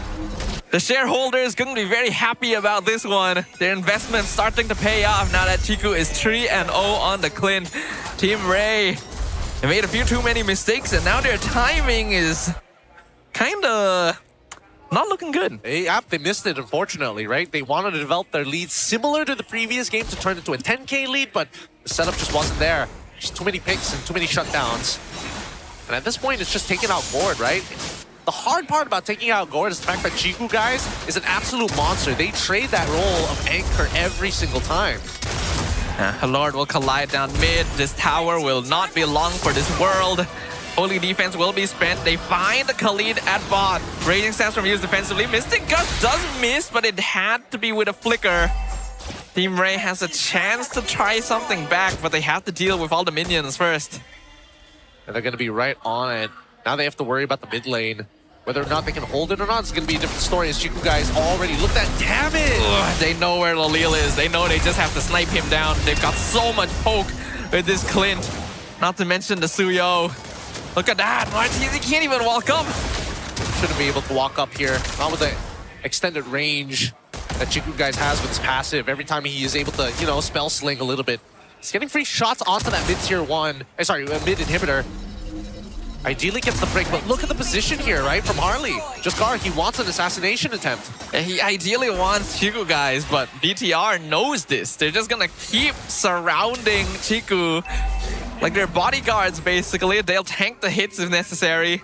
And Team Ray just can't find a way to break through. Their frontliners have fallen too behind because of all the early shutdowns. How many shutdowns would it have taken? Chiku, guys, 3 items already complete. Malefic Gun as well, actually. Interesting. Endless Battle, Malefic Gun BOD. Oh, wow. Even Rossi in good position. 3 items complete as well. Core items especially, but most importantly, that flask, which makes all the difference here. Rossi is actually one of the richest players on the board. I have no idea how that happened. He's got more shmoney's than Zay. Yeah, I'm very confused. Siska also 2 damage items, which explains why this Hilda is so much squishier than we're used to. But even then, even Ivan is melting thanks to all the damage that's been built in. And there isn't even armor shred yet on this Clint. No, not yet. Oh wait, no, there is. There's the Malefic. Oh, you're right. It's just not in the usual slot. It's not in the usual slot, but it's going to be enough. 24 stacks on the Thunderbelt so far. Wow, 21 already, so fast. This man is going quickly here. In the last 6 seconds, mid inhibitor open. I think that Team Ray might have missed the timing that they were looking for. And now it's really difficult. Unless they can get Chiku, guys, and Zay to stand one on top of each other and they can find an assassination on both, that's going to be their win condition. Yeah, the only way Team Ray takes a fight now is if they can somehow bait out multiple resources from BTR first, keep Lolil at full HP, and then he comes in with the Blazing Duet afterwards when there's less threat. Oh, they stunned Ivan. He has to flicker away. Quicksand Guard will heal him up. But no more resources for what is basically Team Ray's main engage tool. Siska's gonna be dealt with by Lynch in the Tri-Brush. Good delay. Crimson Beacon. Martizi in the bush. Scouts things out. Has to use the flicker. Blazing Duet comes in the backline. Lolil, he's looking for Z, but the penalty zone cancels it out. He has to be in my back. Team Ray, they're gonna lose Siska. Chiku, guys, is still going. It's a mega kill. Oh boy, Chiku, guys. As much as they wanted to take out Zay, that's the problem, right? Double win conditions here. Zay's a lot easier to catch, but when he's got enough heal, it can be frustrating. Chiku, guys' damage is just ridiculous. Running into him is already a problem, and I think that Team Ray, they've just gotten outscaled at this stage of the game. This is the risk of going for such a heavy early game strat. Khalid, Hilda together is very powerful, but if you're not able to win enough, if you're not able to snowball enough, both heroes drop off once the late game hits. Basically, everything is on Lolil's shoulders. He has to be the one to clutch this out for Team Ray. And BTR just need to keep doing what they're doing. The Lord on their side, though. BTR ideally want to end this game right here, right now. But I'm not sure whether they've got the resources to do so. Knowing Chiku, guys, he is going to siege very effectively, right? Don't touch that mid lane. Who cares about that bottom side? We can end the game now as long as you get me space. Harasi just runs straight in behind the tower, zones Martizi out, free inhibitor up top. Look at Chiku, look at the damage output. Penalty zone finds two, including Loliel. He's gonna need to deal with the Lord, which means they're sacrificing Ivan the Mystic Gust. Shinsan comes in from behind, goes for Z, and he's surrounded 1v5, killing spree for TB. Crystal still open, Golden Hour freezes the minions in place so that they can keep them alive and take out the members of Team Ray. Bigatron Malaysia break their way through and brings us to a game number 3. It's 1-1 here in the arena, and BTRM has decided to turn this into a full-blown series against Team Ray. Man, they're gonna have... Ray are probably kicking themselves. They're like, man, we had that early game down. We just needed to maintain that pressure. Overconfidence issues. It's what Team Ray said cost them games before, and it has done so again. They had strong heroes. They had a good start, but they kept running it down. They thought they were invincible. They weren't properly checking bushes and respecting the opposition, and that slowly built up against them. An unfortunate circumstance, but at the very least, something to learn from this, right? As much as we want that Zushin, you're going to need something that scales well and fast, and you have to play on that side.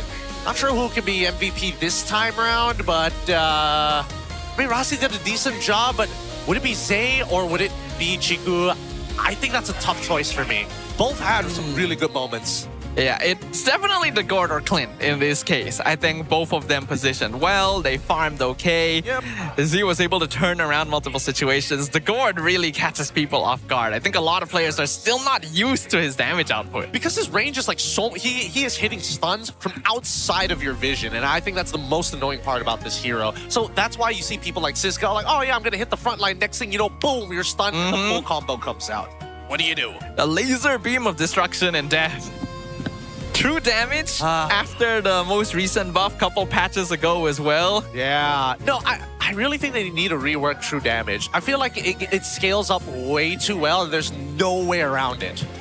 Well, that is how it's supposed to work. It's supposed to be a rarer stat, but looks like Chiku, guys, will be our MVP this time around. He wasn't winning lane as hard as he could have been in the Clint versus Claude matchup, but since Team Ray started feeding themselves into him, hey, why say no? Yeah, why say no? And then by the time those team fights were done and he walks back into lane, it's like, what do you expect? What do you expect Loliel's to do? He walks up, he gets chunked for half. Instantly. And that's even before we got into the crazier items, right? Endless Battle alone sets him apart.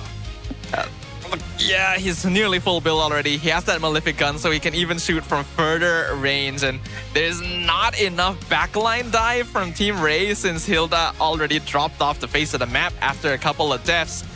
Chiku just had to play safe, just had to position correctly. This is how he performs when he's on a proper marksman, when he doesn't need to get up in people's faces to kill him. Yeah, he likes to maintain his distance. He's good at that spacing. Unfortunately, the laning has been interesting. At the very least, you know, he's on it. He's brought in it 1-to-1 against Loliel's, and now coming into game 3, it's something else that they're going to think about. I feel like this is going to be the situation again. If not, instead of Benedetta ban, it's probably Clint ban. Clint ban. Clint ban, and then Chiku's going to show everybody what Brody looks like. But he'll just pull out Irritel again, I'm pretty sure. I mean, it really depends on the situation, right? Like, if it's Granger on the opposite side, sure, Irritel seems like a pretty straightforward hero to get into. If it's Claude one more time, I think he might actually opt to, like, play Clint or Brody, depending on the situation. Clint is definitely better. I think Brody really needs a buff, personally, but... yeah, it's possible, considering it's Chiku, guys, right? Old heroes are always there for him. He likes the classics. He does like the classics. But I don't know if BTRM is going to go into, like, classic Beatrix, which I think is right now the Swiss Army knife from gold lanes. But it's a very, like, wombo combo style of marksman. Like, as good as your laning phase is, if you don't have an enabler and that big wombo combo, it's tough to pull off. I like how we're not even considering, like, Bruno that other players are playing, right? Well, I think Bruno, the problem with Bruno right now is that emblems play such a big role. However, it's easy to deter the Bruno from actually trying to dominate the lane. Just like show that, oh, my jungler started in purple buff, he's going to end up when you're level 3, there's a good chance you might get ganked, so you have to play safe. Stuff like that is, again, very small things, but for a gold laner who is like, I'm risking my entire life to be your life insurance. I better not fail. It's high risk, high reward. And you get to reap the rewards. You get to feel good about it too. Chiku guys, 72,000 damage done. Dang. Literally the same as 2 of his other teammates put together. The damage skewing on Team Ray's side is so low in comparison because they die so fast from the long-range poke. GB literally couldn't farm jungle early on, and he still went deathless. He still farmed up, still contributed. Team Ray really did throw this game. A little. The early game was looking so good for them as well. I mean, let's look at the highlights and you can just see, right? Eventually, it comes to a point where Siska can kind of do whatever he wants, but the initial downfall after Martizi giving away that first initial kill and trading, from this point onwards, you can see that every single fight is about not only chasing them down, but more importantly, finding the elimination. Because even if you chase them down and they get the free reset, they actually rotate faster. And this fight, I think, in particular, was the one where Bigatron finally regained control of the situation. Loliel, he was still farming up okay, but the rest of the team couldn't keep up. And with players constantly diving in to take kills, dying to tower hits, Chiku and Z are just reaping the benefits of standing there, right? Who needs to invest as the CEO when your business opponents are sabotaging themselves? Yeah. I mean, look at these moments. Lolios is like finding 2 to 3 people with a blazing duet. It's just that last bit of damage. He just needs Martizi or even Juskar to be there with him to secure these eliminations. It's clear at this point that the dynamic between these two teams is that early to mid-game interaction, right? That transition around the second turtle, 5th minute mark. Whoever comes out on top there tends to be able to snowball their way through to the end, since both sides have not shown the greatest mastery of coming back from behind. Yeah, unfortunately, I think, you know, being able to hold that lead is an important skill, especially in a game that's so short and so volatile, right? That one shutdown alone can set somebody, can propel somebody way back into the game and actually generate momentum on top of it. In most other MOBAs, it's either you get one or the other. Here in MLBB, you get both. So now we've seen Zhu Xin lose 2 games in a row. Is it time to take her out? I personally don't think so. You don't think so? I think that if they just played it a little bit better and they were able to coordinate with Lolios, and here's the thing, they don't coordinate with Lolios. It feels like there are moments in this game where it feels like Lolios is making an attempt on the back line to just get something to happen. And I think that's a big issue here. Team Ray, if they're going to coordinate in that backline attack, you're going to need multiple members, right? And unfortunately, Martizi, he gets a little hesitant after those first few mistakes. I think that Team Ray, if anything, their worst quality is that they can't get over the mistake fast enough within the game itself. They don't just say, you know what, it's a mistake, it happens, let's recover. Yeah, very momentum based. If it goes well, they look good, they're happy, they perform.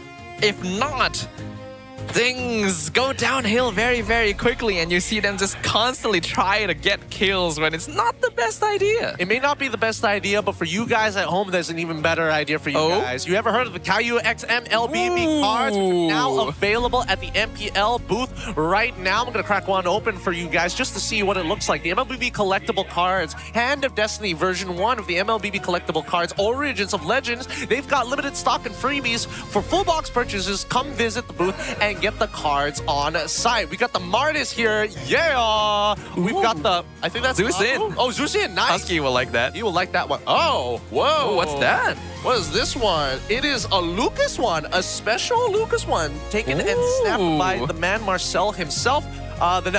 Whoa, that's fancy. Yo. We got a full foil far. Does that say Farsa? Oh, does that say? It says Pinnacle Ninja. Pinnacle Ninja. It's Hanzo. It's Hanzo. That's a very nice. Ooh, it's got a little shine to it as well. And our final card, the back one, just some art. It's usually a location. Is that Zuan? I thought it was supposed to be Chengdu. Oh, it is the one. Yeah, there it is. Oh. Hey, there we go. All right, back to the wide shot now. For the rest of this game, I would only assume that they've doubled down on their plan. That's what I think. I feel like Bigatron have definitely doubled down on their plan. And I think that Team Ray need to stop. They need to stop putting, or at least stop shafting Siska. He knows his matchups, but at the end of the day, he's a playmaker. And Hilda isn't really a playmaker. She's kind of like, I'm a peeler, you know? I think Team Ray's draft is a bit too one-dimensional there. It can work. Okay. Right? Like, basically win early, snowball by creating space with Khalid and Hilda. You know, then Harley gets kills, Claude gets farmed, you win. That's kind of the idea. Yeah, that was supposed to be the general idea. Didn't, well... But if it goes wrong, then what do you do? I think that... How could it have gone a little bit better for Team Ray? Because as much as I want to like say, okay, go down to the bottom side, get a free gank off of the Terizla, moments like that actually did happen. Unfortunately, they got punished for it a majority of the time. Now, in both of these games here, it's not looking that great, especially if you're already losing on the Zetian. At this point, Bigatron, they got to take advantage of this, right? Play their style because it works. Currently, it works, and I think that might be a Marcel ban? I don't know. Oh, player swap? Yeah, that's really understandable. That's understandable. Zayla Nina getting pulled up on stage to replace Martizi despite his impressive performance in Game 1. He played one hell of a Game 1. That Game 2, I don't know. Game 2, he was not only winning at the right time, but he also gave the biggest shutdowns at the same time. So really, not much that they can really say. Yeah, that very first kill where he, for some reason, decided to invade the jungle by himself was not a good call, but will Team Ray be able to adjust to a brand new face on the lineup, considering the importance of this match right now? BTR, they know, just give Chiku a traditional marksman, and I'm sure they're gonna stick to it. Allow first the random map draw we get. Flying Clouds. Oh, okay. Flying Clouds, that's actually really good for both of these teams. So the laning phase doesn't really matter at this point because no matter what, you can get a free recall and a free reset overall with minimal losses if you do it at the right time. Ooh, got a Skies card right there. Very, very nice. Team Ray on blue side, they banned the Phobius. They also banned the Marcel. Turns out it was a bit more of an issue for them than they previously would have imagined. This is a hero that has a very high priority in MSL Thailand, actually.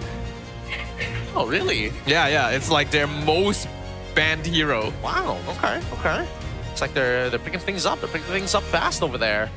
In the meantime, we still have 35 more seconds to see what these final bans are going to be. I don't know about the deliberations, but I mean, the first two bans should be like relatively fast. Because they've done this every single time. And now, with the Marcel as the adjustment, the bare minimum. Where do we go from here? You start banning out. Because with these openings, it doesn't really give you much options. Team Ray will probably want to try and snatch Guinevere early again and pose the question to BTR, hey, will you let us have it? They'll even ban the Leomord just to make sure that the Guinevere will be able to do more in the jungle. BTR has to make a choice. Do they get rid of that Guinevere? Are they still concerned about the Zusin or the Benedetta? I think leave it. Or the Harley. All right. So if you ban... Do you just get rid of the Zushin here? No, you get rid of the Benedetta instead. They still think at the very least that Team Ray isn't going to take that Zushin. And I think it makes a lot of sense, especially since Harley is open. So does that mean Loliels gets access to Harith here as first pick? It should be the Guinevere, right? Oh yeah, almost guaranteed. Yeah. Yeah, Guinevere first pick. Pretty simple choice right there. Does BTR want the Zusin? Are they gonna Zusin Harith like they did in Game 1? I feel like they should just take the Claude. If you're considering Harith at this point, just take Claude. Give Chiku one of the best marksmen in the game. But that would require the CEO to go for a big dive into the back line. Should be alright. I think it should be okay. I do think that the Zetian might complement the style a little bit more over the Jushin, but at the end of the day, it's about control, right? Let's not forget that Lanina is now coming back into the line. Is not coming back into the lineup for the side of Team Ray instead of Martizi. Two heroes he picked with Zushin and Zetian, based on this world. Oh, wow, really? Interesting. What do they want to set up? Sora? Are they trying to set up Sora here for EXP? Do they want to set... Is there anything else that they'd be trading up for? Because Sora is the most obvious. Besides that, it would be Marcel, but Marcel's already banned. Sora third pick feels a bit strange though. Or maybe they're trying to deny Eve, right? Since you could steal the RWM. Maybe. Something that is more high prioritized on like peeling their targets. They're gonna go back into the Gord Hylos again. At least there's a stealable ult. Yeah, but Mystic Gush not quite as effective on Valentina compared to Gord since you don't have the stun, you don't have the range. So I think try and terrify them. You can, but it just doesn't feel as good. It doesn't feel as satisfying of like landing one into the other. Yeah. You gotta like press 3 different buttons. You gotta do a lot more work for it. All right, so that means we need a support that's able to kind of reevaluate or it's tough because opening the map is already hard enough. We remember the same problem last time, right? You see a frontliner, next thing you know, you get hit by the stun from Gord, and then the full combo ensues. This has to be a hero with a strong ultimate right now. No, they do take the Claude. Okay. This Valentina is interesting. What are they setting up for? The Arlet? No, the Arlets? Because like, if they picked the Sora here, then okay, yeah, makes sense. But now the Sora can be banned. So there has to be some other reason why you would go for Valentina so early. Well, I guess it's just mainly for the peel, right? The whole comp has been designed to peel. Oh, okay. All right. All right, sure, yeah. Yeah, sure, let's just ban out our own stuff, right? I mean, they already have Claude. They don't need the Clint anymore. I don't know. I feel like Clint is significantly more punishable even if you gave it over to TR side. Because then at least you have like a guaranteed way of like, hey, this is clearly the lane to gank. I mean, Chiku was able to win pretty hard with the Clint before. Maybe not in lane, but later on in game. And there is a Gord, right? Those two together were really difficult to jump backline-wise, and they've got a Hylos to protect them, so may as well take it out. Are they just trading compositions at this point? A little bit. Technically, both have Gord now, if we really think about it. Yeah, but one is a slightly worse Gord. You know? This has been the worst trade deal in the history of trade deals. Arlet banned out for the sign of Team Ray. They're thinking about the Lapu, and Lapu gets banned out. Lapu gets banned out here?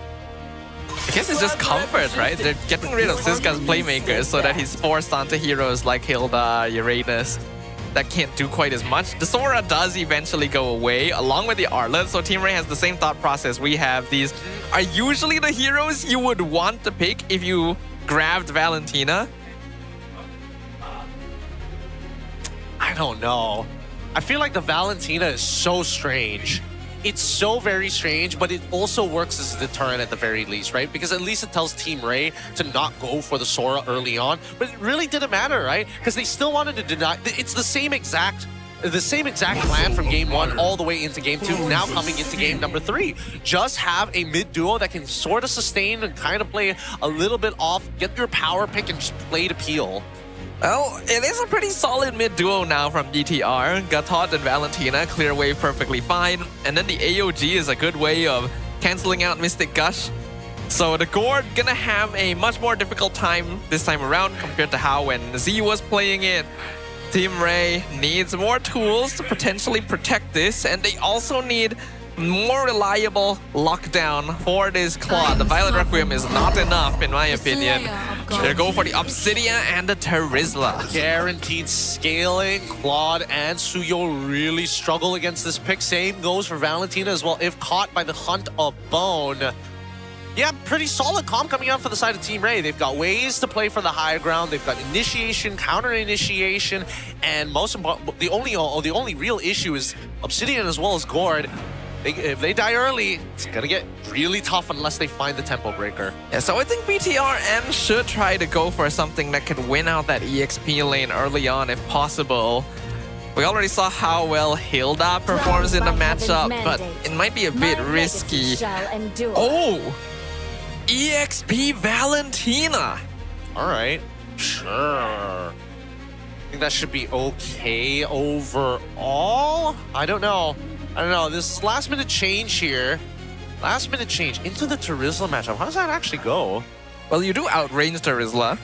You do outrange him, but you don't have enough. There's like kind of no way to kill him, kind of no way to outpush him, which means that no matter what, priority should always go to Terizla. I think it is possible for Valentina to get lane prio, right? You poke out Terizla, you nuke the wave as hard as possible. I think you can clear it just a little bit faster, but Terizla won't be too far behind. That's how I see that lane going, but who knows, right? We could be proven wrong. A bit of a shift up here with the Valentina EXP and the Zayla Nina making an appearance on the MPL stage for the very last game of the series. Let's see if something different appears as a surprise for us today. Let's find out. I'm particularly curious about this matchup here because I do think that overall Terizla shouldn't have much of an issue. It just becomes more annoying to deal with later on. Because as soon as you're on top of the wave, unless Lynch has taken some different emblems like Concussive Blast or something like that. Okay. Okay. Retribution. Yep. Can't risk it. Yeah, I've seen too many people make that mistake of like, so it's okay. It's just DOT. What's the worst that could happen? DOT is scary. It's always ticking. You mess up just a little bit and it will definitely take things before you. Looks like Lynch is going to have a slight bit of difficulty clearing wave first. At level 2 though, I think he should be able to trade quite well. I mean, I would like to see it, right? Because again, it should be a positive trade for Lynch, but he shouldn't have priority over the lane. And yep, I was right. Cisco able to actually shove that out despite the trade being thrown out by Lynch overall. There's just major control. It's strong side, weak side, and Loliel's unfortunately has to play weak side. Yeah, Loliel knows that he's not going to be able to win this lane matchup, so Team Ray is going to be doing a little bit of what BTR is known for, actually, and just keep it steady, keep it slow, allow Loliel to farm up. This is his signature pick. There's basically no other player in the league that plays Obsidia as much as he has, and he has an 80% win rate on the hero right now. Yep. Keep in mind that he's running fighter emblems, same as the Claw, both running emblem of Festival of Blood. The only difference is that Chico guys actually likes to go for just a bit of CDR, which is rather interesting.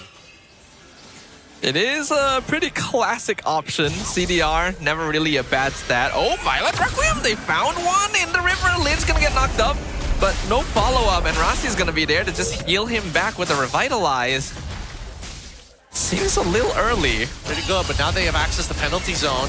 Lynn, she's gonna try. Oh man, that's the penalty zone of the century right there. Into the Fury of the Phoenix. First blood, double kill for TB as Team Ray gets dismantled in an instant. Siska is just gonna have to retreat. Just a second too late from Siska. Just a second too late. If he got there 1 second earlier, he could have denied the follow-up. Unfortunately for Zayla, Nino just could not react to it in time. He still had Flicker and access to a lot of his spells. But at this stage, any little mistake counts. And now Bigatron, MY by Vitality have the lead. Massive stolen penalty zone right there from Lynch. A really, really good setup. And then the Fury of the Phoenix as well. That combo is very potent. And Chibi finally gets to have a lead in the early game. He has been bullied out of the jungle so many times now. How long is this going to last for? Because from the looks of it, Team Ray still maintained little to zero control over that mid lane, considering how fast both Rossi alongside Zay have pushed it. There's just nothing they can really do about this. Even Rossi getting full vision over Ivan as well. They know exactly what's going on. I see a gank coming.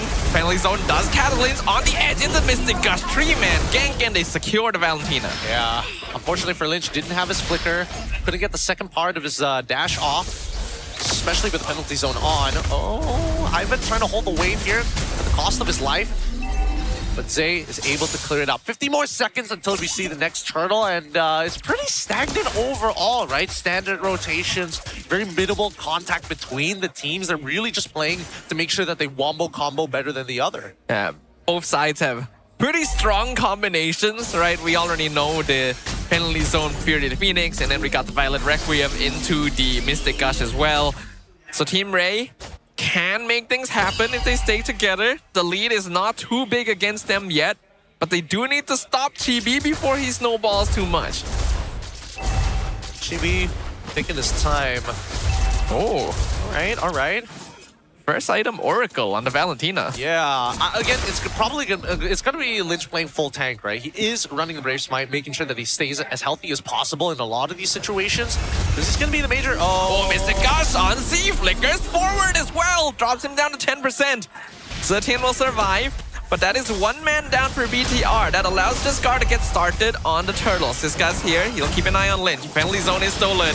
Lynch wants to go in. Jumps in with the penalty zone. Gets cancelled off by Valley Rookium. And the Turtle is secured by Discard. Fear Fix comes out as well. But it's not good enough. Lynch will get bursted down. Revitalize, keeping the team alive. Rossi attempting to run away, but not doing so successfully. He has to buy time. But it is a double kill for the Guinevere. They go in. They try to steal the purple. Are able to do so. Yep, they got everything. Team Ray from this point onward should start on a pretty steady climb as long as they don't make too much contact with Bigatron other than neutral objectives. Just opting to go instead of a Genius Wand and building damage. No, he's thinking about survivability and more importantly, being the engager. We can see how aggressive Jaskar is on this hero. He has clearly practiced a lot with the Guinevere. You can see the finesse compared to how he was playing earlier in the season. And Team Rain knows how to time that. Chibi, Blade Surge, finds Lolil. Oh, no more cooldowns. That should have been a kill, I feel like. He could have chased it, but I think as soon as he chased, he gets hit by the Hunter Bone, and then you're under the tower, you just die. That's fair. Yeah, I think I was thinking whether or not he could have chased that, but there's that one possibility. I think unless he had Blade Surge to maybe try and use the iframes to dodge it, then he goes for the dive. Mid lane, we see a little bit of an exchange. Both teams just trading. Oh, Mystic Gush again! Purify used on Chiku, guys. Just to walk out of the situation. The court is scary, man. Very, very scary here. And it's hard to kind of tell the trajectory of how those bounces are going to go, especially if you don't... deceptively hard to dodge. Well, here's the thing, right? Because, like, the bounce, you can... Oh, wait, hold on. Dive. Glorious pathway, but Chibi can just dash out of it. Feels a bit weird considering they don't have enough minions to push the tower with either. Yeah, I mean, they lost the majority of those minions, and now this allows at least for Chiku guys to double wave, right? He's got that mid wave, he's coming back down to bottom, even gets the gold crab on top of it. Turtle coming back up in 4 more seconds here, and this should be the next fight. I don't think Bigatron is gonna fight this. They're gonna stay in the area, but they gotta watch out for that Mystic Gush again. Should be a free Turtle. Chiku not even gonna bother sticking around to try and fight this. He'll take the tower down bottom and that'll help him build up a small goal lead. But looking at it right now, Lolil is still even in farm with the Claude. Yup, he's holding on pretty well. Pretty well for the time being. Hunter Strike already completed by Chibi. The first items are starting to roll in here. But at least for Bigatron, they're not too far behind. The 1.6k lead or deficit here for the side of Team Ray isn't enough to secure them a win. Okay. But this is such a slow game. I don't see BTR really doing much. They can't really force situations unless they see Team Ray enact first. Both teams do have very late game scaling marksmen. But who do you think should be the aggressors, Gideon? Like, who should be trying to make things happen? I feel like Team Ray probably has the better bet because their combo is a lot easier to execute overall compared to Bigatron MY by Vitality. Like, Bigatron MY by Vitality, the only way they realistically do this is if they hit a penalty zone or an AOG. Any other ability kind of just doesn't matter. Even if you have a stolen Mystic Gush for all intents and purposes, doesn't matter unless you have an enabler. But is it something you think they need to do, right? Yeah, they can engage easier, but do they hold on? AOG, Flicker, Lolil is fine. Yeah, they can't chase. That's the thing, right? Like, what else? Realistically, until we see Trinity, I don't think Bigatron's really going to commit to anything at this point. I mean... Oh, they got the stun on Rossi. Revitalize comes out. No Mystic Gush. I'm kind of surprised he didn't use the Mystic Gush. That should have been a dead got taught. How many more seconds until the Lord? 16 more seconds. Now you use it? I don't know. I don't know. Zaylina is trying to show that it's like, guys, it was a mistake to put me in. Martizi was the better one, and I'm proving it now. I don't know. It's a free kill. Yeah, beats me. Maybe he forgot that he can call for attack pause if his phone is having any issues. You know, I doubt the phone has any issues. But at this stage, he's going to have to wait for his ult again. Lord dropping low, Ivan holding Rossi back. Chibi is in the area. Yeah, Team Ray doesn't have enough control to force this out right now. They will reset the Lord. it's also dead even between the junglers in terms of EXP, which is not good because Suyo is much better at securing. Okay, they go in, Violent Requiem, they catch one. Bearded Phoenix comes out as counter. Mystic Gush can be used, but cancelled in backline by Chiku, guys. AOG cuts the fight in half. It's gonna be a 1v1 in the backline. Rasi goes down. Chiku will be able to win against Rasi, but they've split the fight. They've already lost Jaskar as well. 1-for-1 currently. Slightly better trade for BTR. Unlucky for Jaskar. He also loses out on his orange buff as well. On top of everything that could have gone bad for him, this has been the worst. Now Liliel's already finishing the Sky Piercer, but with no jungler, they're just gonna back away. Okay, all right. They're just taking it chill. That fight was definitely messy, though a lot of it was because BTR was specifically trying to keep it messy. The AOG cutoff was good. Keeping Loliel out of the fight was also pretty good. Team Ray still holding on to a slight goal lead for now, but you can tell both these teams are showing a lot of respect after what happened in the first two games. I mean, respect is one thing. I don't know whether it's going to keep on going because mid game is where a lot of the nonsense starts coming through. Now, speaking of nonsense, the fact that Loliel's he's been scaling up. I'm not 100% sure how many stacks of bones he's got just yet, but he has been pretty proactive in poking out his opponent. So I would only assume he's at the halfway mark at this stage, 10 minutes in. Looking at the net worth, Chiku has actually outfarmed Loliel by quite a lot, actually. A whole 1k gold ahead on the Claude. So BTR is in a position where they can fight. He's got the Trinity completed. Lord at 20% HP. Rasi comes in. The taunt beautifully performed on Jaskar. Phoenix comes out blazing to it. It's the backline penalty zone. GB secures the Lord. And Bigatron found the opening. They found Loliel. Chiku's in the back. They're taking him out one by one. Ivan's going to be chased down by 4 members of Bigatron. They get the taunt as well, Rasi. Locks down Siska. He's not going to be allowed to go home. And GB with the snipe picks up the gourd. 4 members of Team Ray are dead. BTR turns this around and now they're opening mid wide. Chiku, guys, even going for a winter crown. Again, some really good stuff coming out from Bigatron. Their wombo combo execution was just a little bit better. They lose the mid shield. They just are. What do you mean? Just stand in front. I don't get it. The bottom shield also burned before the Lord connects, blazing to it. Look at Chiku into the winter crown. He dodges the jump. The CEO hitting brand new profit margins this year. And Team Ray on the receiving end. Mystic Gush not able to do anything here as Rasi goes and gets the taunt. Bearded Phoenix comes out. AOG knocks up Siska. They're gonna go for the mid tower. They take it out. Rasi's still alive. All 5 members of BTR in the base of Team Ray. All right. So they decide not to end it here. The next set of waves, the next set of minions have already been thrown out, but with 2 missing inhibitors, unfortunately, none of them on the long lane. It's looking pretty dire for Team Ray. I mean, Chiku, guys, is, again, fully scaled up. He is in good position, and he has a winter crown. Jaskar just wasn't paying attention. He didn't bother checking the items. And again, this is conditional behavior, right? Chiku, guys, keeps going forward with the Blazing Duet. Jaskar has to stop it. And therefore, Jaskar literally just needed to check the items to know. He actually still had Purify as well, and that's something that Jaskar should know. I mean, he got it out of him the last time in their previous fight, which is why he was probably thinking like, okay, he might not have it, and even if he does, if I just clip him, that should be enough. But this is now the argument for why not just give Chiku Claude more often? He can play marksman. Who knows? Maybe scrim results. His Harith has been doing more nasty. He's got like inversed win rates maybe compared to on stage. And again, Chiku does still have that old Todak energy in him where it's like, I'm not gonna pull out like my strongest pick unless it's necessary. Until it's absolutely necessary. And then he's a little rusty on it in game 1. It usually tends to be the case, but for now, I think this game has been, well, I would say the least exciting overall, right? Because again, these are very calculated moves. We fight when we choose to fight, and no other condition is going to be met if we don't do that. It's very systematic, and that's exactly how BTR wants to play. They've got great combos, they've got good scaling. I think Lynch has been doing a good job as supportive Valentina, just setting up with that penalty zone. And Team Ray are not prepared to handle it. This gourd pick, maybe a little bit too early in the draft. Fortunately, this gourd pick requires a lot of attention from the rest of your team. As you can see that Bigatron, MY by Vitality are able to kind of split the map up, and they've got some pretty decent wave clearers on their side to make it quick. The Lord gonna be contested once again.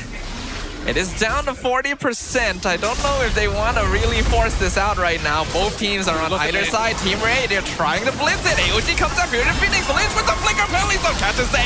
They force back all of the DPS. Mystic Gush will zone him out. But another AOG comes in. Splits the fight.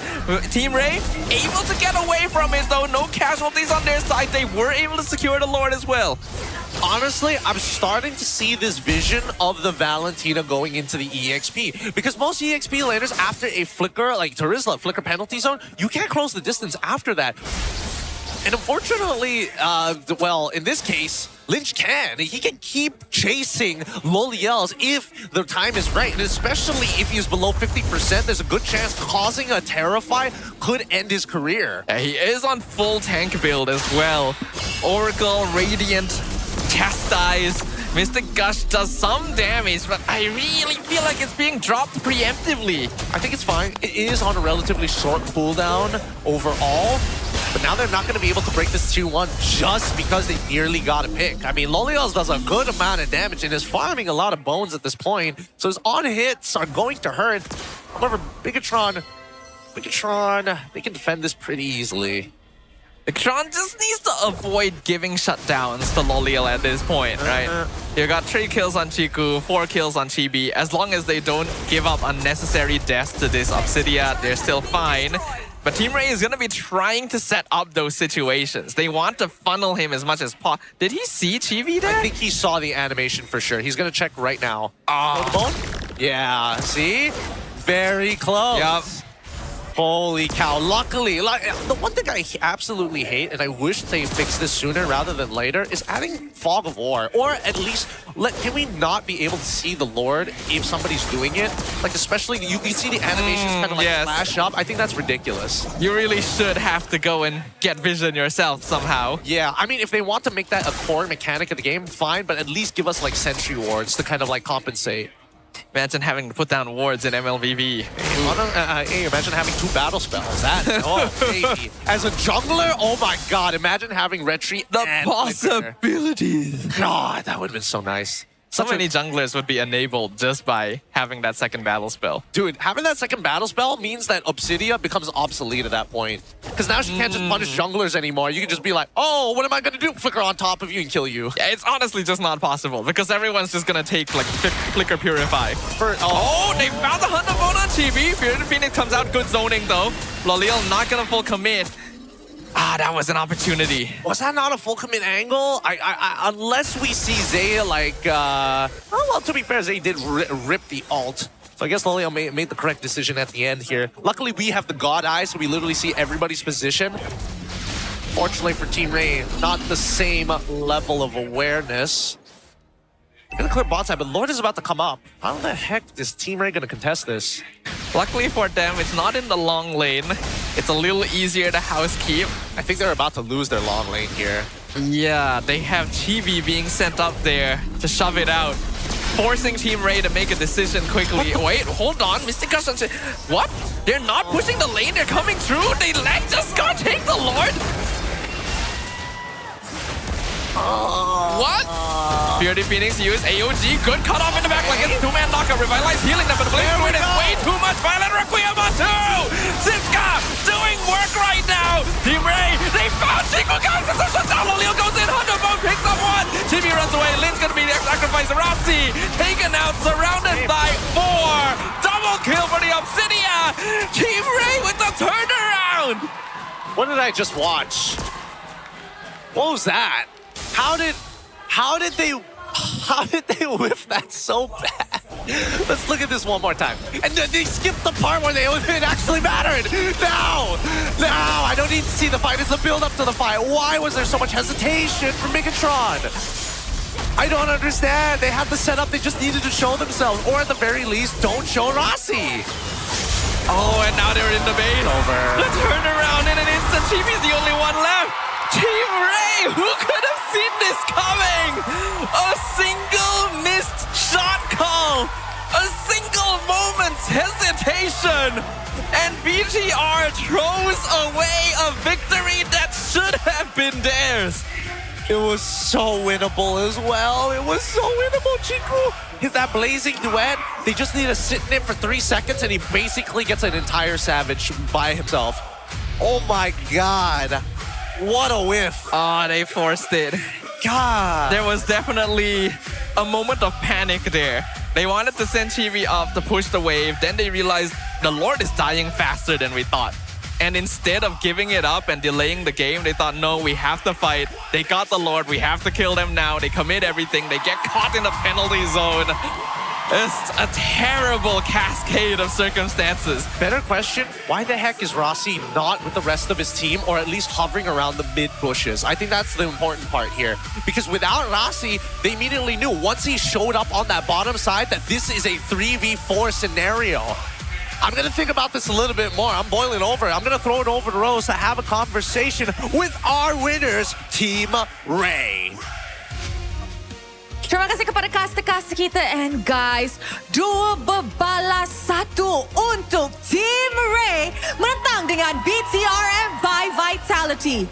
And of course, di atas pentas bersama dengan Rose, kita ada Ivan dan juga Siska. Boys, how are we feeling after that match? I think we're feeling happy lah because the match so intense for us. Ya, actually perlawanan itu agak intens dan kita pun boleh nampak di mana game ketiga tu kita tak tahu sebenarnya siapa yang akan menang. Adakah BTRM boleh menang ataupun Team Ray boleh comeback. Tapi first let's talk about game 1.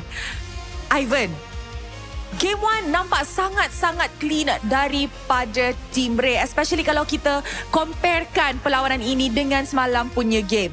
Apa jadi actually? Kita ini sih lebih terlihat lagi sih, kita scrim sampai malam lah. Jadi so kita bisa fixin problem kita masing-masing. Betul ke Zaid cakap you guys dah lupa cara nak have fun? Lupa dikit. Lupa sedikit. Okay, betul lah Zaid cakap tadi, dia tak tipu. And of course kalau kita tengok pula di game tu, kalau game 1 sangat-sangat clean, game tu sangat-sangat messy daripada you guys. What happened? Apa yang punca? Di game tu? Iya. Aku rasa kita di game tu over enjoy lah sama over confident. Overconfident lagi. And kalau kita tengok balik di minggu lepas, Loliel pun ada cakap di dalam satu statement di mana kekalahan dengan Vamos tu sebab you guys terlalu overconfident. Now I want to ask you, sebagai senior dalam tim ni kan Ivan, macam mana you ensure that benda-benda macam ni tak selalu berlaku di dalam perlawanan MPLMY? Aku selalu ini sih, selalu remind tim aku sih, selalu remind. Cuma kan tetap kontrol terbesarnya kan dari diri mereka sendiri kan. Cuma ya, gue pasti bakal remind terus lah anak-anak supaya lebih chill sama tetap fokus in objektifnya lah. Siapa yang terlalu overhype? Biasanya siapa yang terlalu? Let's go, let's go, let's go. Tadi mungkin kalau di game 2 hampir kita semua sih. Oh. Okay. Rasa semua orang kena belajar lah daripada kesilapan tu. Of course, kita pun nak borak sedikit dengan Siska. Hello, Siska. Hello. Okay, dia angkat kening. Okay lah tu. Okay. So, Siska, Rose nak tanya. Biasanya kita tak nampak Siska main hero macam Hilda. Tapi di game kedua, EXP Hilda last pick. Mungkin boleh explain sikit kenapa itu hero yang terpilih untuk Siska? Sebab kat Scream dah banyak main juga hero badan macam Hilda, Trizla yang lain. So kita orang cuba keluarkan lah game tadi. Adakah you rasa itu hero yang sesuai untuk you? Sesuai. Saya memang ada jiwa tak ada badan lah. Jiwa tak ada badan. Macam tu And of course, Rose pun nak tanya. Sebab kalau semalam you guys actually menang lawan IG, peluang untuk upper bracket tu sangat-sangat besar. Tetapi sebab you guys kalah, peluang untuk pasukan-pasukan lain pula yang jadi besar untuk kejar upper bracket. Adakah nak secure upper bracket tu salah satu pressure kenapa you guys mungkin kalah semalam? Tak pun. Tapi yang punca kita orang kalah semalam mungkin sebab lepas kita orang kalah dengan Vamos, kita orang belum reset kot. Tapi slot apa mereka kita orang tak ada pressure apa-apa pun untuk dapatkan slot apa. Dia lebih kepada susah nak reset selepas win streak dipatahkan. Kan orang kata ada body. Bila kalah dengan Vamos semua low streak. Macam RRQ kena. Oh, okay. So sekarang dah berjaya bangkit lah. Yes. Okay. Alright guys, kita pun sudah saksikan perlawanan 3 games.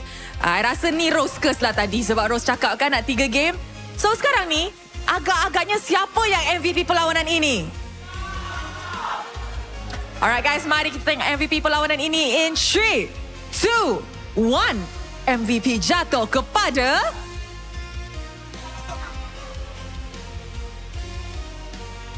Siska! Wow. Siska, tadi I dah tanya Ivan, tapi I nak tanya you balik lah. Betul ke Zaid cakap you guys semua dah lupa cara nak have fun? Betul. Betul. Kenapa senang sangat nak lupa cara have fun? Sebab game terakhir kita orang kalah kan, mana boleh happy. So lepas ni dah menang ni, dah boleh have fun balik lah. Tapi tadi game pertama menang, game kedua kalah. So macam mana you guys dapat have fun dalam game ketiga? Reset balik, ingat macam main game pertama. Ingat main macam game pertama. You know what, Siska, nampaknya hari ni ramai yang datang sokong kedua-dua pasukan. Tadi kita buat cheer battle Team Ray versus BTRM and ramai sangat datang untuk bagi love kepada masing-masing. Is there anything yang nak cakap dekat fans-fans yang datang hari ni? Kepada fans Team Ray, terima kasih sebab datang dan teruskan support kita orang sampai ke playoff lah. Kepada fan BTR, terima kasih juga kerana memeriahkan. Terima kasih, bye. Alright boys, thank you very much. Congratulations on this win. And with that, mari let's show it back to our casters to analyze apa yang terjadi di game ketiga. Casters, I'm throwing it back to you guys. Thank you so much, Rose. Our MVP of the game, of course, from Team Ray is going to be Siska. This last game 3, pretty technical overall. It was pretty close, actually. BTR was definitely in the lead, though. They should have had this win under their belts. It's just that mistake. We discussed this while the interview was happening, right? Yeah, we did. Where BTR was basically forced to make a desperate choice of like, okay, we've lost the Lord. Do we play defense or do we try to win a fight right now? Either side could be risky. They chose one and it didn't work out. Yep. And I think it's unfortunate because Chiku guys was playing like a solid game until that one death that ruined it all. And it was 9-9, right? Majority of the fights were, again, decided when both sides had full resources and only when there was like a neutral objective to fight over. It was no random fights until the very end. It was very calculated. I think BTR approached most of the fights really well. Lynch did a great job with those penalty zones, with the combo into the Fury of the Phoenix.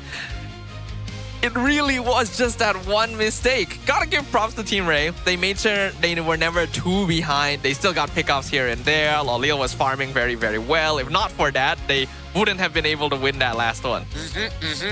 Well, with all things said and done, though, Team Ray still manages to get this win. And with that 2-1 victory, BTRM, their chances are now dwindling. They only have a couple more actual series left before they can qualify. Ooh, this is a rough one. BTR, that's gonna be a big hit to the psychological state of these players, because it should have been theirs. That was their game. And the decision they made didn't even need to be made if they just played normally. If they just went for the Lord. They tried to send Chibi and Rasi up to maybe catch someone doing housekeeping, but underestimated how quickly Team Ray can melt that objective. Yeah, they needed to go for like another big wombo combo and they got desperate here. But it was already the 18-minute Luminous Lord with the extra damage reduction. If you just follow behind it, it makes Chiku guys' life difficult. Not only do you have to shoot the Lord, you have to somehow get the backline off of your crystal. And right now, zoning isn't exactly the big forte for BTRM rather than counter-engage wombo combo. Yeah, they are a very straightforward team. They play standard, they like front to back, and then they set up for Chiku guys who can definitely clutch games on marksman heroes. We saw how strong he was on this Claude. We saw how quickly he was out farming Lolil on this Claude.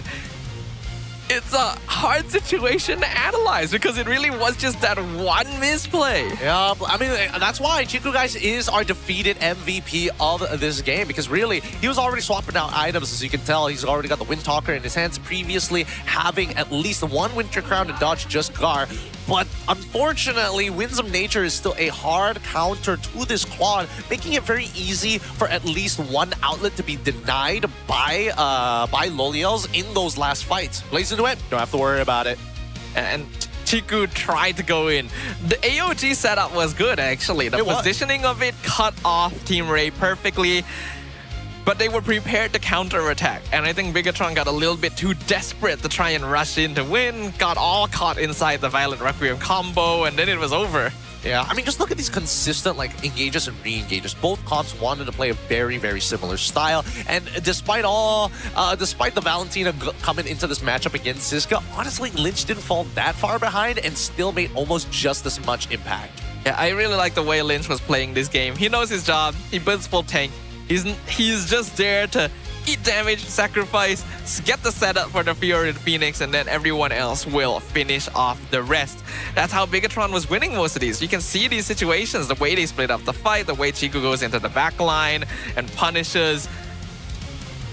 It's so sad to see in the highlights because BTR, they should have won this one. Yeah, it's like such a sick game, and then all of a sudden it just goes downhill so fast, right? Because we literally just see a perfect example of how BTR wants to actually control this side of the map, right? Especially by that Lord Pet every single time.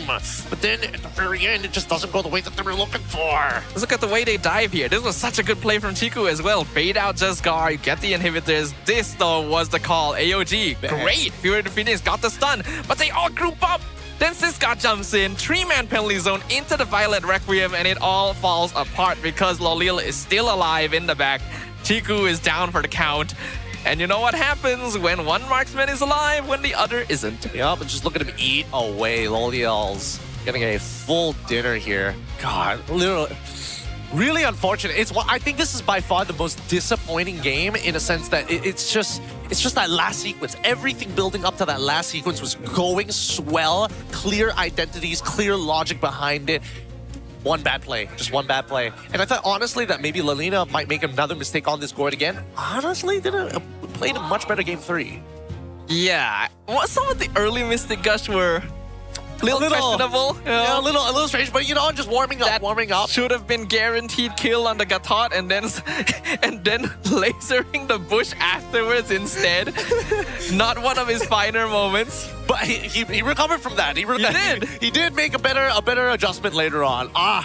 It's so upsetting. It's so upsetting. But hey, it happens to the best of our professionals here, and hopefully they recover. With these next upcoming games, we still have RRQ Tora facing now against Invictus Gaming. We know that RQ is in a very precarious position. Invictus has They've already guaranteed top 2, right? Basically. Yeah. Yeah, so, they basically guaranteed it. So for IG, not too big of a deal. For RRQ, their lives are on the line. Yep, their lives. Oh, RRQ, we'll see how that's going to play out. But before we get into and talk about that matchup, we need to talk about Team Ray and their regular season schedule because tickets are running out. Their SRG matchup on the 23rd of May is already sold out, leaving you with one opportunity to check them out live here at Quill City Mall. And that's May the 22nd against RRQ Tora. If you are a BTRM fan and you want to see them potentially qualifying to the playoffs, it's going to happen on May the 23rd. If not, you'll get a heads up on May the 22nd. BTR getting a victory here is going to be very big to allow them to get that much closer to the playoffs. They got 2 more matches. Flash should lean towards them, as we've already pointed out, but that IG game is going to be a true test of what you're capable of. Yeah, it's going to be something. It's going to be something. But I think that BTRM, they just need a lot of polish right now. They've got the idea, they've got the drafting to a degree. Polish, that's what we need to see. And the same can be said about our Thai brothers up north, because I think that as much as we've seen some of these teams, and now that you've experienced them, did you get to experience any of the top of the leaderboard people there? I did not actually. I missed out on like the top teams. Because I only got to cast for 3 matches yesterday. Unlucky. Well, we will see the top teams here because this is their playoffs one. Road to Champion at the BCC Hall Central La de Parao. My God, it's already starting next week. So please tune into the MSL Thailand to see how they're doing, to see who their representatives for the wildcards at EWC is going to be. I guess I did get to see the 2nd place, but it wasn't it wasn't a very good showing of 2nd place. Was it 2nd versus the guys who are already because it was the Leila Miyake. Yeah, that makes sense. That makes a lot of sense. Well, at least they're more prepared for some of the unorthodox picks. Yeah, I did hear from Leo, because I was casting with him, that apparently they are the download team this time. You know, remember Lil Gun? Always game 3. Bacon time apparently is them. Oh, is them? That's nice. It's not the same team, but like the same download situation. Okay, maybe they've got a little bit of philosophy going on here. And speaking of philosophy, we want to talk to you guys about merch. Daily predictions is a small little activity that most of our fans get to be a part of. They guess which teams will win. They write down the predictions before the matches, and then they put it into a voting card into the TNT Code booth, where bit of a lucky draw winners, 10 of them per day, randomly selected. And this is only if you get the correct answer. If you get the wrong answer, sorry, you lose your ticket. The prizes are 200 MLBB diamonds per winner, so potentially 2,000 diamonds to be handed out for free. Yeah, there is also a promo code. I'm sure you guys have heard us say it plenty at this point. You can get free shipping. That's pretty nice to have. And with that being said, we're going to go on a short break, and when we come back, more MLBB action here at the MPL MY. Penalti tu. Careful. Okay. Mati. Ini bandit dia guys. Aku boleh angkat dah bandit dia guys. Garas kedua itu. Boleh guys. Go. Hati ya, Yif dia ada ulti lagi tu. Jangan di bawah dia. Ya, boleh ada lagi. Buka berapa? Oke, aku. Nggak bisa masuk dia, aman. Apa? Tengok. Gua ni belakang boy. Serius. Ya, aku. Bos sendiri siapa, Mak? Mati hari. Rata. Ayo ke tengah, boy. Lo. Aku tengok. Kau dia enggak ini ya. Hilda ni. Boleh tutup. Aku stun kali dia guys. Mati. Hilda kat aku guys. Aku cover. Hilda kat aku ya guys. Bos guys. Aku stun. Mati. Wes. Aku tada. Nice guys. Nice guys, bangun guys, let's go. Bangun. Fokus. Kena. Nice pick. MM mati. Ayo depan. Taruh hati. Maju. Guin dari merah. Boleh gaduh. Tengok. Teris. Aku hit. Mati. Boleh atas. Balik semua. Detail hati. Aman gua. Lihat ya. Gua mati. Aku lagi. Balik. Aman ton. Kena dua. Posisi ton. Elton apa? Main auto boy. Nice tonton. Main ton. Cipi. Main ton. Kata. Boleh. Bawa. Ulti. Bunuh. Target ya guys, orang. Tor. Wow.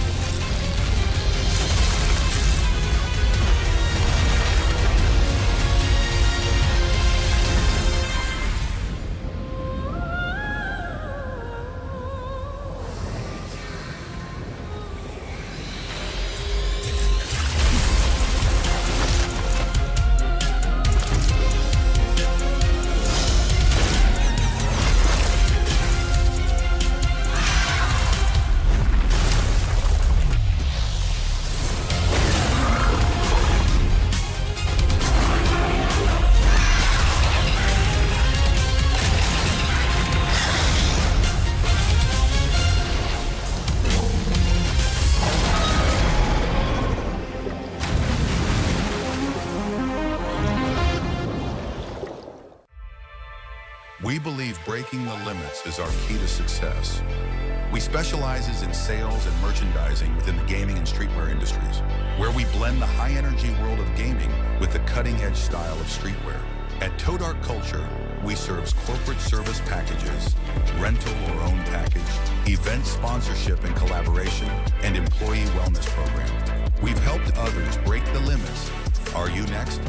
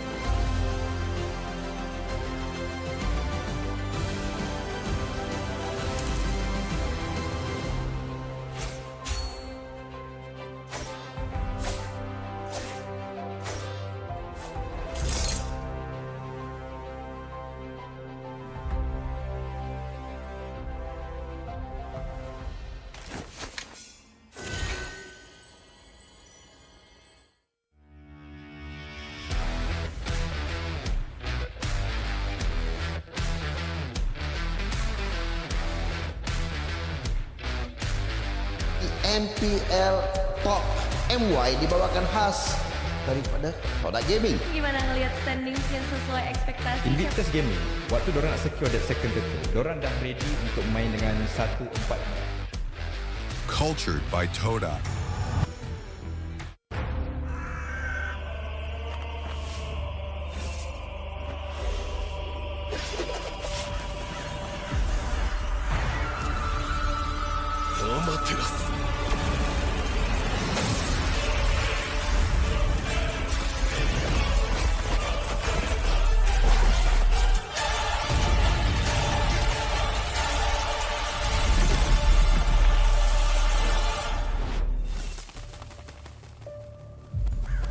愚かなる弟よ。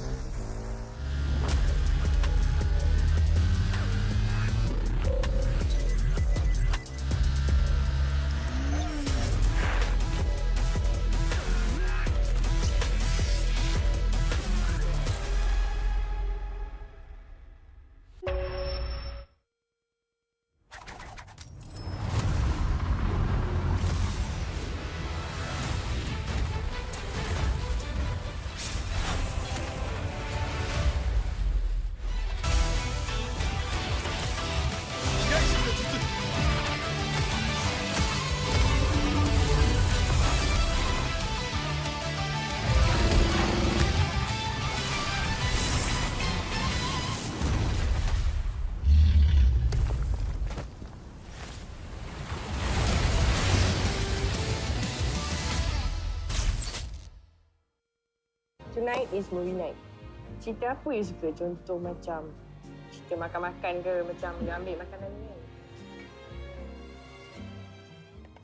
Tengok. Ada rasa pahit coklat. Ada rasa manis susu. Ada rasa pahit manis coklat campur susu. Roti dah nak siap. Sedap pula macam ni. Sedap bang. Inilah masanya. RM2 satu gelas. RM2? Kau dah tahu kau allergic dengan tapai tu, kenapa kau belasah lagi? Sedap, cute. Zon. Sabar, Zon. Aku pun lapar, Zon. Kami faham, Zon. Kami sahut sabaran segmen tu untuk menuju ke wawasan tu. Ayo, kawan-kawan. みんな渦巻きナルトが帰ってきたぞ飛来神の術俺ってば父ちゃんを越す火影になる愚かなる弟。子供騙しか。アマテラス。行くぜこれが俺たちの力だってばよ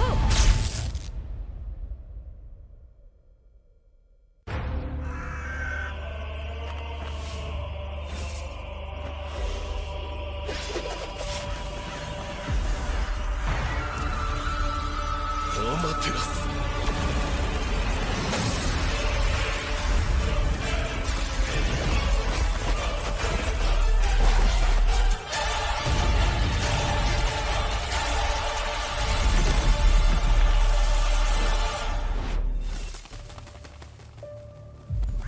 愚かなる弟よ。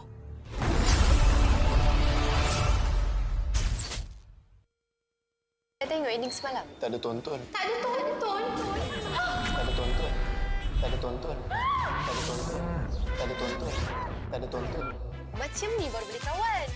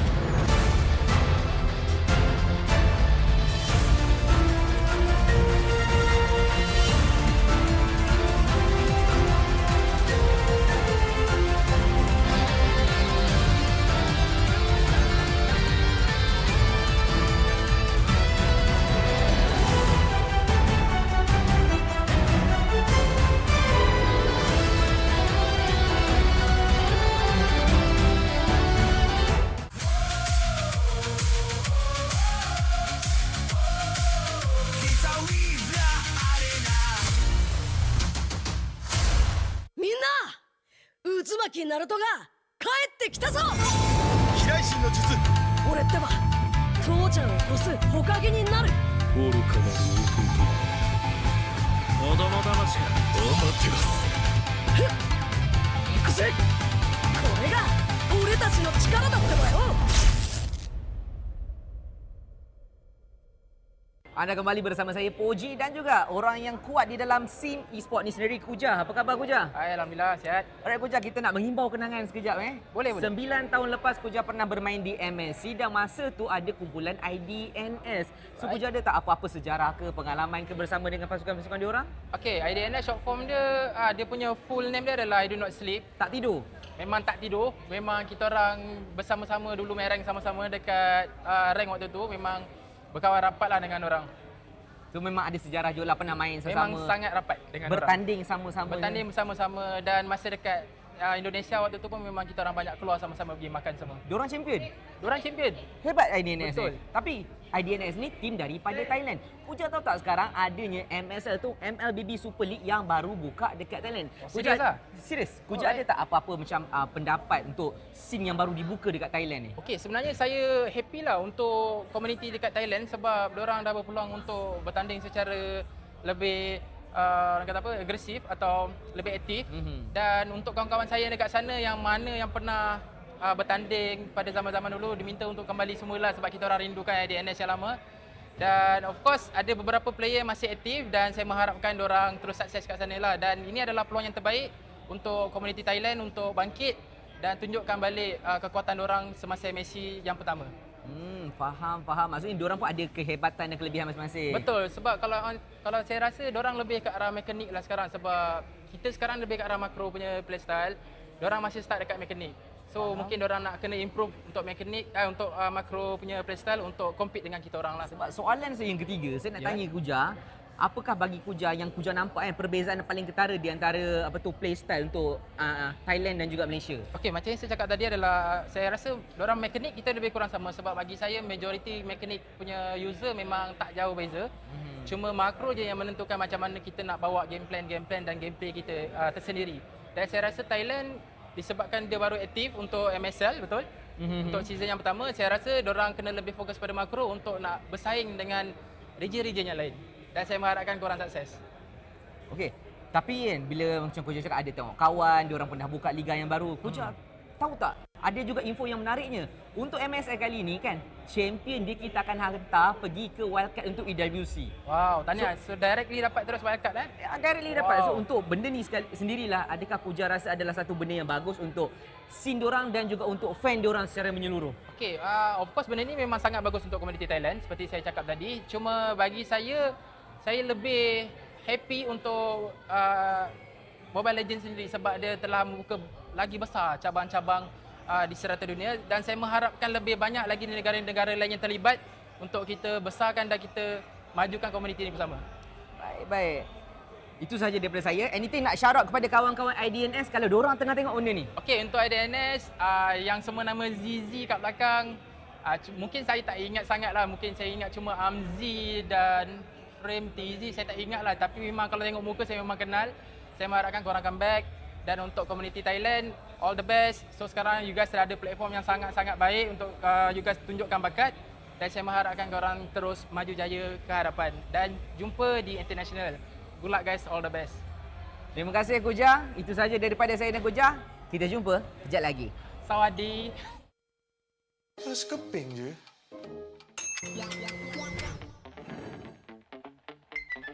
Mesti shopping pun boleh.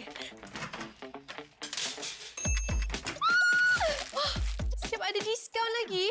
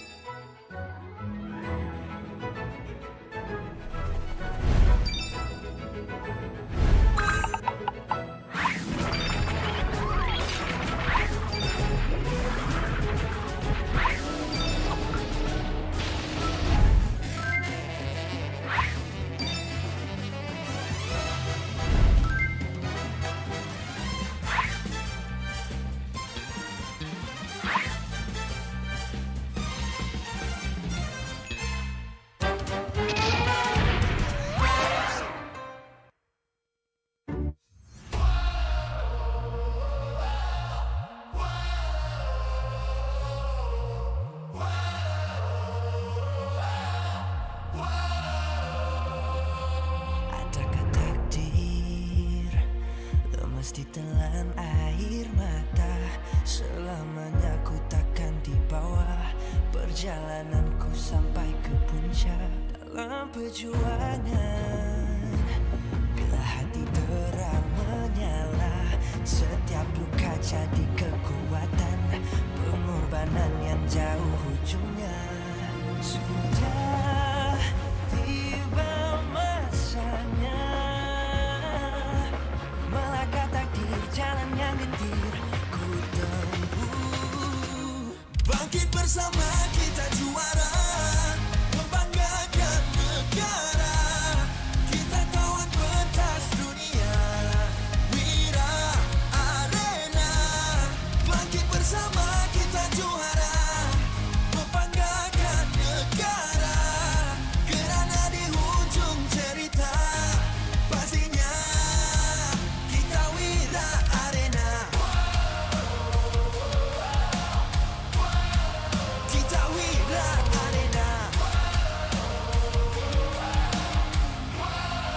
Kita Wira Arena. Sweat and grind, guess we never gon' fade. This that definition of a legend. Every single move that I make, feel it ain't no doubt. Dorang kena aku, I'm a winner. Cuba check gerak-geri aku semua tiptoe macam ballerina.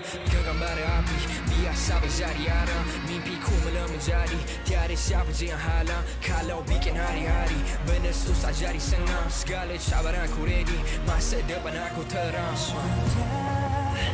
Tiba masanya melangkah takdir, jalan yang gendir ku tempuh. Bangkit bersama kita juara, membanggakan negara. Kita kawan pentas dunia, Wira Arena. Bangkit bersama kita juara, membanggakan negara. Kerana di hujung cerita pastinya kita Wira Arena. Kita Wira Arena. Kita Wira Arena. Satu hati, satu jiwa, bangkit bersama kita Wira Arena. Yeah. Dari bayangkan nyala api, nama kita terpahat di bumi. Yeah. Bangkit bersama kita juara, membanggakan negara. Kita kawan pentas dunia, Wira Arena. Bangkit bersama kita juara, membanggakan negara. Kerana di hujung cerita pastinya kita Wira Arena.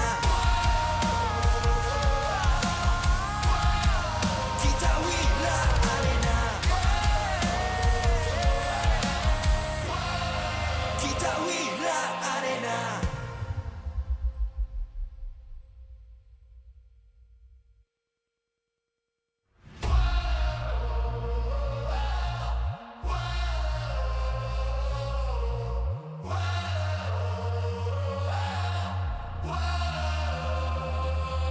Adakah takdir lemas ditelan air mata? Selamanya ku takkan dibawa perjalananku sampai ke puncak. Dalam perjuangan, bila hati terang menyala, setiap luka jadi kekuatan. Pengorbanan yang jauh ujungnya. Sudah tiba masanya melangkah takdir, jalan yang gendir ku tempuh. Bangkit bersama kita juara, membanggakan negara. Kita kawan pentas dunia, Wira Arena. Bangkit bersama kita juara, membanggakan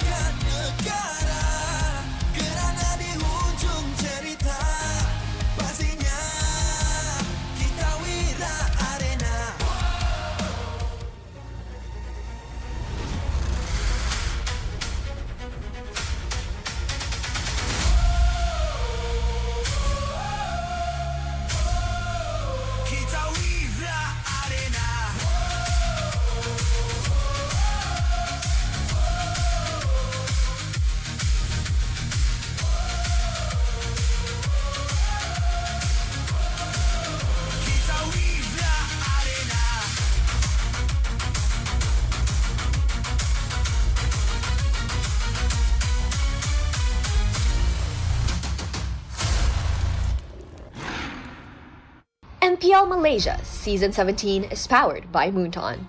Presented by Celcom DG. Power up now with Celcom DG Prepaid 5G. Climb to mythical immortal with unlimited 5G power, uncapped hyperspeed and endless entertainment. Celcom DG Prepaid 5G. Limitless. Made for Gen Now. Bloop, bloop, bloop, bloop. What's that sound? Feels like something is flowing. It's the Infinix GT50 Pro, powered by HydroFlow liquid cooling. No lag, just smooth gameplay. 144 FPS, pressure sense GT trigger, fast and responsive. For MLBB players, this one's for you. Get it now at Infinix official store and TikTok shop, Infinix Malaysia. Official food delivery Grab. Definitely focused when full. When people is hungry, they lose focus. Then, they will have bad aim or bad performance during the game time. Hence, order from Grab Food to stay focused. Cultured by Todak. Todak Culture. Get MPL Malaysia's official merch at Todak's booth or buy online at store.todak.com. MPL Malaysia is now cultured by Todak. Official motorcycle partner, Yamaha. Official content partner, Media Prima. Official streaming partner, Tauntaun. Our strategic partner, Ferry. TNT Co. Obspot. Quill City Mall. Supported by KBS, ESI, Rakan Muda, MESF. Welcome back, everybody. The MPL MY continues with more Mobile Legends action from the best of the best from across Malaysia. The MPL arena at Quill City Mall is currently filled with Kingdom fans from corner to corner. But on the opposite side, they've got a difficult battle between Invictus Gaming. This team has been up on the rise and is now trying to claim the top 3 spots in the league. And of course, on the other side, we got RRQ Tora, the Kingdom currently eager to rebuild its foundations and cement their position in the playoffs. Make sure you guys eat your bananas, guys. Those are healthy for you. Yeah, this shot is hovering a little longer than we'd like it to, but welcome back, ladies and gentlemen, to the English desk. Yep, potassium, real good for you in small doses. Really, don't take more than you should. Trust me on that one. It's an explosive element. Now, looking at how the way these games have been going from, unfortunate, the loss of BTRM, I'm hoping this isn't going to be the case between RRQ and IG, right? I want to see good calls, and if somebody makes a mistake, it's got to be mechanical. Those are way more acceptable. But there's also clearly a bit of a gap between these teams based on how they've been performing recently. And if you guys know about that, then congratulations, you get this QR code. You don't know about it? No worries, you get it anyway. Scan it right now or use the redemption code in-game for some cool stuff. We want to thank everybody watching the MPL MY and make sure that you guys are consistently rewarded for tuning into the show. Remember, it's going to be dropping every single time here, so keep your eyes out for the codes each and every time. Let us also remember the fact that, hey, if your phone is dying right now, then maybe you should consider getting the Infinix GT50 Pro, powered by the HydroFlow liquid cooling, no lag, just smooth gameplay at 144 FPS, almost as good. Well, honestly, the screen is basically just as good if you're already at 140 FPS, 44 FPS. I think that's supposed to be hertz. If I'm being completely honest, the hertz on top of the FPS, because the pressure sensor GT triggers is also just as fast and responsive. For MLBB players, this one's for you. Get it now at the Infinix official store and TikTok shop Malaysia store. Go check them out. Infinix, they're doing great. Yeah, and we got to talk about the upcoming games here because, well, I mean, unfortunately, as these games are going to go on, Moonton has also dropped down speaking all-star performances. Don't forget, you can check out the MLBB All-Star mini-drama series, The Siren's Treasure Hunt. Don't know why they decided to do it, but featuring familiar faces like Han Hakim, Elizabeth Tan, Feeks, Iman, Lithara, and Solos. There we go. Sorry, it took me a moment there to get. So scan the QR code, and you can actually watch the very first episode right now. How interesting. Our very own mini drama series. Would not have seen that one coming, I'll say. I haven't checked it out yet. I guess we should have a look at that when we got some time. But for now, is it that surprising? I mean, we got a movie last year.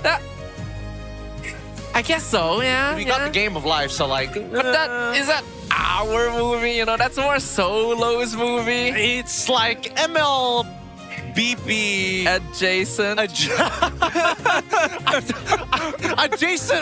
Adjacent feels like I'm implying something else, but it's fine. For now, let's talk about the upcoming games because we need to talk about specifically the game highlights here when it comes down to the potential king of the jungle. The first time seeing RRQ Tora doing what they do best at the very least. It's interesting to see that now it's really hard to say whether or not Hazel should dominate this overall role because compared to Gary, he's been finding way more success. He has been. In fact, this is an interesting matchup because these teams were on polar opposites of the spectrum during their first meeting. This was first game of week 2 of the regular season, so literally over a month ago. At that time, RRQ Tora was the hot new topic, the team that everyone was watching. Bombastic, aggressive, clean, synergistic, and they were able to take the series against IG 2-1. But after all this time, it seems those roles have flipped. Yeah, it really has. And IG has continuously solved their problems compared to RRQ, which seems to be developing more and more. We've heard it from Sasa. He's been extremely vocal and honest, not only during his interviews, but more importantly, when we do hear his inevitable mic checks, right? He wants the best for this team. It's just that that performance is not translating from the scrims. And it really creates a question of why. Yes, it has been a historical issue that no matter how well you perform in scrims, being on stage is a different experience entirely. But why is there such a big shift? What is the problem these players are facing? And what do they need to fix in order to ensure that it doesn't continue? Because the Kingdom is teetering on the edge. We do not know if they will be able to make it to playoffs. I think they need some level of confidence. They need to be brave into actually performing a lot of the executions. It's not like they don't have the synergy. It's just sometimes they hesitate on the decision. And that, again, these windows are like 0.2 seconds wide. That's what we're expecting here at a professional level of MLBB. You've got to be a little snappy on those calls. It's disengage now or fight now. No in between. Yep. Because as soon as we see those hesitations, especially for artillery mages, that's when you really start to struggle because you are holding a keystone ult to change a fight. Nowadays, the meta shifts very quickly. The game state shifts very quickly. Too fast. The moment a mistake happens, any sort of lead you may have built up just disappears in a snap. We saw that earlier, where a single missed call was what cost the game for BTRM. RRQ is coming off of a victory, and they did switch up their players, so we'll see if their roster remains. Well, can the Kings of the Jungle keep winning? They still got Scary Gary on his side, and at least now he's back up to full health, fully recovered, which is great to hear, but they have not been able to find the success that they're looking for to get back into the upper echelons. They're sitting currently at 5th with only a 58.2% chance of actually making it to the playoffs with only 3 matches remaining. It is, of course, higher than many other teams like Flash, who has already been eliminated, but RRQ are going to have a bevy of difficult matches remaining here. It's not just IG today. They're going to be facing off against Team Ray and then AC Esports during the last week of the competition. And while they may be in 5th place now, we can't say for certain how those standings will shake up. They do not want to drop down to 7th. Yeah, it's really tough to say. But let's look at the lineup first from RRQ Tora. Introducing the lineup. They're going to be running Ruff, Super Yoshi, AJ, Gary, and Dyron. They're taking out Kim to play AJ. It's the same lineup that they played yesterday up against Flash. And they did get a victory there, but anytime a team goes up against Flash, it's hard to really judge whether that is the case. So this will be the test of Super Yoshi and AJ's synergy. Are they the missing piece that RRQ Tora needs? Will the Kingdom be able to find its footing once again? Well, the fact that they're running AJ throughout this week, he must have been doing a lot better in scrims. Let's look at the IG lineup instead. It's Invictus Gaming as the away team with Mel QT, Nova X Kobar, Suelo, Hazel, and Ye3. Again, both teams have had a couple of changes over the last time they've met in the first leg. Here in the second, though, I'm not sure how this is going to play out. Because after seeing how IG played the last time, it is... Oh boy. Mel QT, like the fact that he was able to get like a pretty good some pretty good chain of kills yesterday. Makes me wonder whether or not it's going to happen today again and whose fault it's going to be. The fact that it's good gameplay is someone's fault is that's the crazy part. It's a hot take for sure, but I don't think people will disagree with you too much. Well, I'm looking forward to watching this one. Well, with that being said, let us go to the walk-ins as our teams make their way out to the center stage.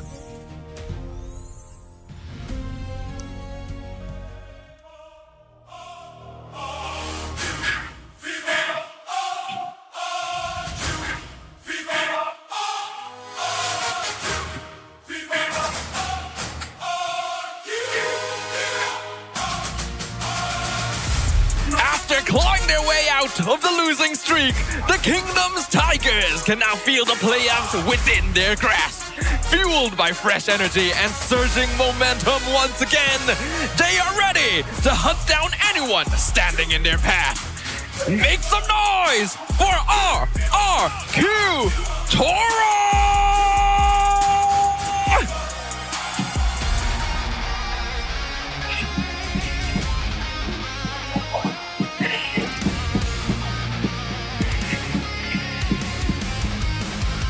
The believers are heating up at the perfect time of the season. Always careful, always fearless, and now, coming off a convincing victory, they are charging forward with their eyes locked firmly on the upper brackets. Powered by confidence, this is Invictus Gaming! Male QT coming up on the stage hot. Just recently securing the first Savage of the season. Even a pose from Invictus. They are feeling it. Though Yetri might need to work on his balance. We're gonna bring up the coaches onto the stage now for both teams. The masterminds behind every match. They'll be joined by our head of League Ops, Franklin, to ensure every game runs fairly and smoothly. For RRQ, we got head coach Sasa and assistant coach Link. For IG, it's head coach Bam and assistant coach Jess. Let's keep it going with the fist bumps here, initiated by Franklin. Of course, good luck to both of our squadrons. This is gonna be war, and this is the last piece of physical contact before they head on over into the land of Dawn. Good luck to both of our competitors as they set themselves up to their battle stations. A proving ground for the Kingdom, a proving ground for AJ especially, I feel. He's been sitting on the bench for multiple rosters across the past few seasons of MPL, and now has a chance to show the world that he is deserving of a first spot in the lineup. Yep, and I want to see what he is bringing here to the table. I wasn't able to cast that game yesterday, but after seeing the stability that he was able to provide, I feel like it's communications, because overall, sometimes when we talk about the highest heights of mechanical mid laners, I think Kim hits it more often than I do see AJ. I do agree, but perhaps what AJ brings here is that balance, right? That connection. As even before the season started, I was worried about RQ having too many ego-type players, and AJ might be able to fill in those gaps. But we also asked Super Yoshi about why RQ decided to change their lineup. And he said, because King AJ is back, and I'm partnered with King AJ. All of us really want to win. We're tired of losing. We just want to feel happy again, even if it's just for one day. Oof. Oh, that's rough. So sad to hear. I don't know. This is slightly contradictory. Like, he could have left it, we're tired of losing. That second part kind of makes me think, it's like, is slander to King AJ or not? Because, I mean, after what happened yesterday, I would only, sorry, that was for IG. For last week, I would only hope that RRQ is going to put it all on the table today. I mean, it sounds like he's implying that King AJ will bring the reform needed for happiness, right? He's going to introduce new laws. This is a Marie Kondo situation of like, just follow the philosophy, you're good, right? Let's out with the unnecessary things. Yes. In with the new and simple. How about the other side, though? We got a quote from Hazel. They say, RRQ Tora are probably in a desperate situation right now because they made a lot of roster and lineup changes. They're still trying to find the right formula to secure points and wins. Since they managed to defeat Flash, there's a chance they found their identity again, or maybe the opponent they faced just wasn't that strong. That's rich coming from Hazel. Really rich. I don't know. Where did Suelo come from? He was here the whole time, you telling me? There have been roster changes for both sides, admittedly, but IG has found a lot more success. And I would say that they have integrated the Indonesians very well with the Malaysians and finding more success because of that. I was worried about Coach Bam initially, but he's been all across that world, so the tension just isn't there. There's little to no friction. I honestly really like the way that Coach Bam and Coach Jess draft. They know their players, they know what they want to achieve, and they're usually very solid, right? I think they fixed a lot of the issues that IG had earlier in the season of depending on specific hero picks, and that's one of the reasons why they look so solid now. I also think that their drafting has always been good because of, I mean, there was 1 or 2 games where it's like, obviously a mistake was made, but still recovered very well from Jess Ven's side. And he's been doing it since last year here in MPL MY. But it's time we start making our way over into the draft. I'm not sure who got blue side to see that first pick, but never mind. We're starting our games in just a little bit. But before we even get into the land of Dawn, but of course, we must always start these games with a simple thing known as the drafting phase. Let's jump right into it. Let's see what map they're going to be playing on as well, because that's got to be the first thing. We got to know what kind of environment we're going to be looking at. Broken walls. Instantly, the question of tank junglers becomes a possibility, but neither side is particularly leaning towards that style in the first place. Yep, mid laners have not been touched, but at least Harley and Vanny has been taken out of the equation here. Guinevere's already gone. Harith is another power pick banned. Pretty good. Ooh, hey, is that the new Caillou packs? It looks like it is. All right, all right. Paramis, Yuzong. We got the comic card. Comic strip. Ooh. Oh, Yuzong Exorcist. Can't see what that says. Yep, good. Yeah. Not He bad. clearly knows the lore. He looked at it one time. He's like, I know where that is. Yeah, I've been there. I visited there last week. Yeah, I go on vacation. That's where I do my mission trips. Oh boy. All right, final ban. Freya finally out of the question. A lot of mid laner power picks still up and about. Harley's gone. Zusin is open. What else is there actually? The Harley's already been banned. The Marcel is open as well. Zusin is the more obvious pickup for RRQ. No doubt about it. No doubt about it.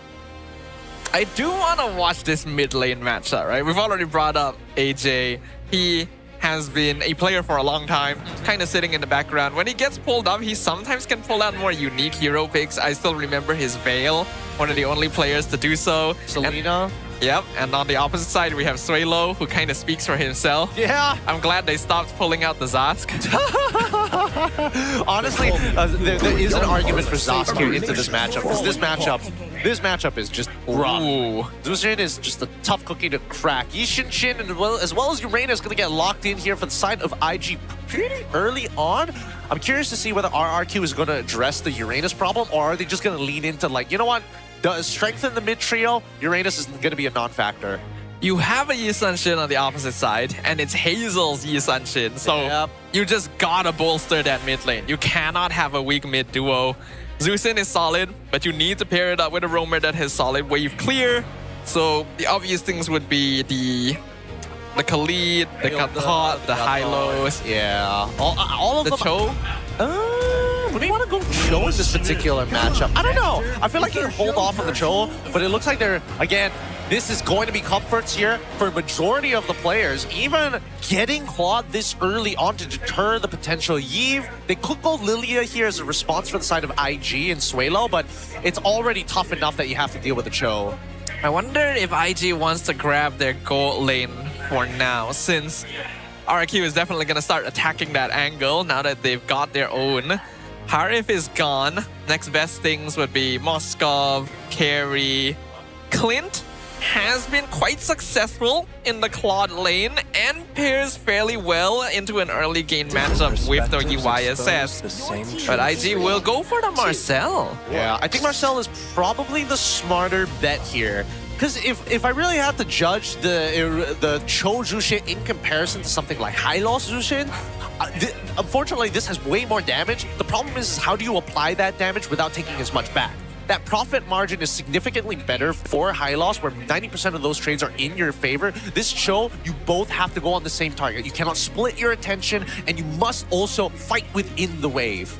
So Marcel is a good way of stifling that momentum, but he's also a hero that doesn't clear particularly fast. So RRQ will probably start attacking mid laners now that clear quickly, Eve, Zetian, all of that usual stuff. Oh, they don't care about the Eve. At this point in time, there's no point banning out the Eve. You've already got counter picks against it, and you have an even better matchup because Cho is able to close that distance. That's fair. Compared to the Lilia, where it's like, I try and close the distance, I could kill the Lilia, but I could also die at the same time. Compared to Eve, where it's like, I'm guaranteed not to die, and I'm guaranteed to chunk you out. And that's why they banned the Gord instead. Really rising in stocks recently. Big money. And since it's Suelo on the opposite side, you know that he will want to grab it if he has the chance.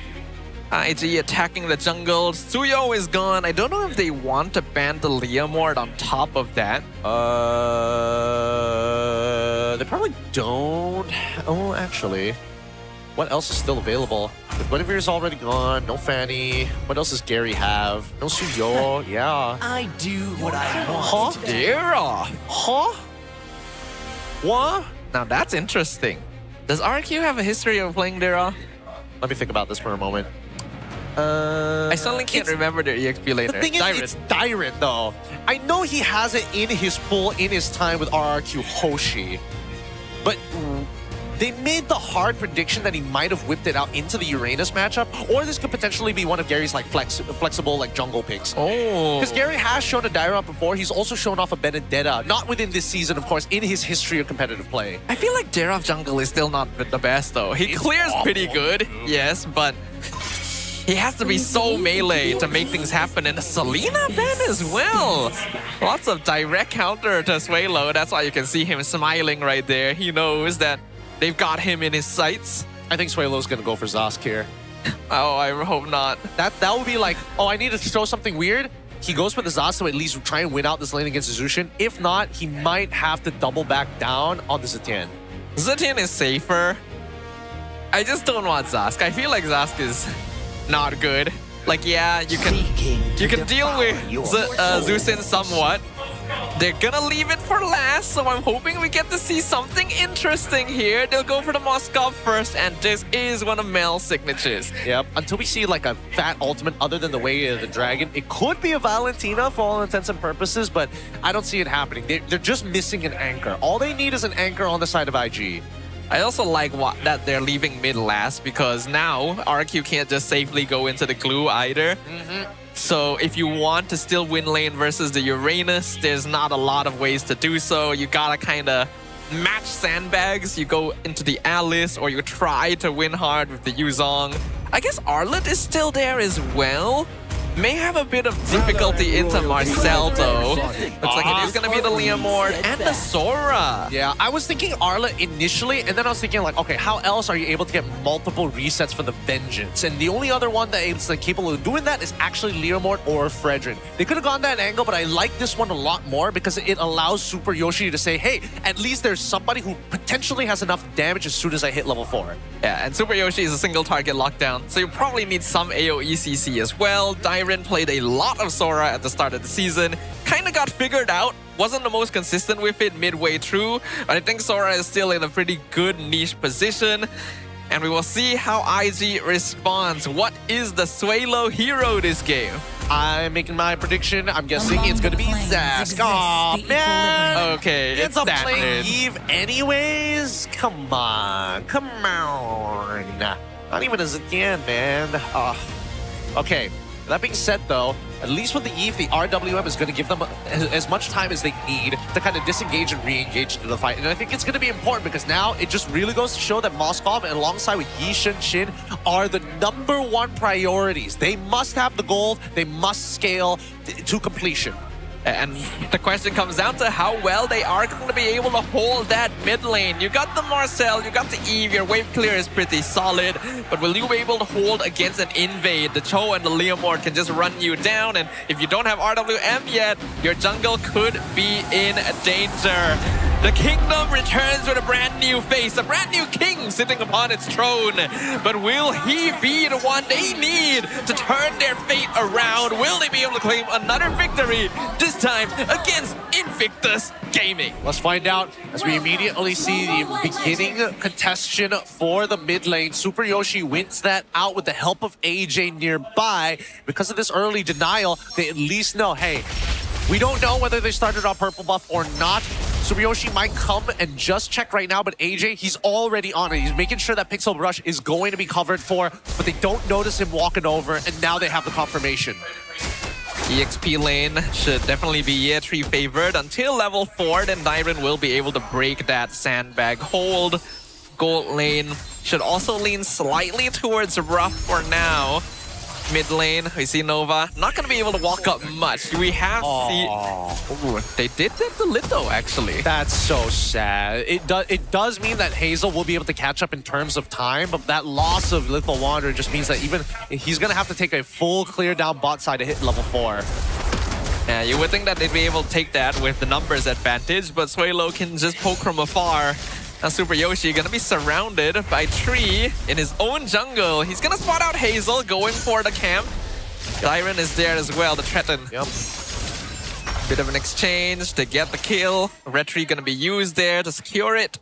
Nope, that's fine. That's fine. Because of that delay, now the level 4s are almost about synced between Hazel as well as Gary, right? So they're back on the same tempo. The only problem is that Gary didn't take the opposing camp on the opposite side. So it's going to be a net profit here for Hazel as he starts to develop a golden EXP lead. We know how fast Hazel farms in the jungle, especially on YSS. It's his signature for a reason. RRQ Tora need to make sure they don't allow him to free farm too easily. Dude, rough, the ego challenge here. It's like, all right, you want to go for these big trades and push me away? I'm a BMI in your face. You don't get the short trade. Oh, God. Oh, but Mount Soccer, they see her off. Nice flicker. Dodges the boat at the last minute. Okay, that means that they're not going to go for first contestation here on the turtle. No, they're still hovering. They're trying to delay this. Yeah, they're going to try and see if they can reset it and try to land it with the SOD, but the block from Super Yoshi allows Gary to secure it, and IG will just say, okay, we'll just farm. A little weird here, but MelQT going to be on his way back. Let's see if he misses any minions as the mid lane loses its control, but this is the most important part of the game. Invictus is about to hit level 4 here, and it looks like, unfortunately for MelQT, the timing, because of throwing that SOD out, missed out on his recall. -1 on the minions. Yeah, a small difference, but it does add up over time. Ruff does have the EXP lead as well since he's been able to out-trade in this lane. Claude really does heal away. Oh, the flicker kick! They found the Marcel. Novax Cobra tries to flicker away. Golden Hour used. Freezes Gary. Great escape. RRQ now gonna try and re-engage. RWM comes out. Nova sacrificing himself to keep them in place. Stalker dodged by Gary, but he still gets picked off because he has to go backwards. MelQT pins Super Yoshi against the wall, locks him down, gets the kill. That's nice of Hazel not taking the kill away from MelQT. He could have easily traceless forward and get a free empowered auto attack to finish him off. At this point, Litho Wanderer falls into the hand of Yishin Shin, and now the side camps are getting threatened as soon as possible. Hazel not missing the opportunity to go for free food.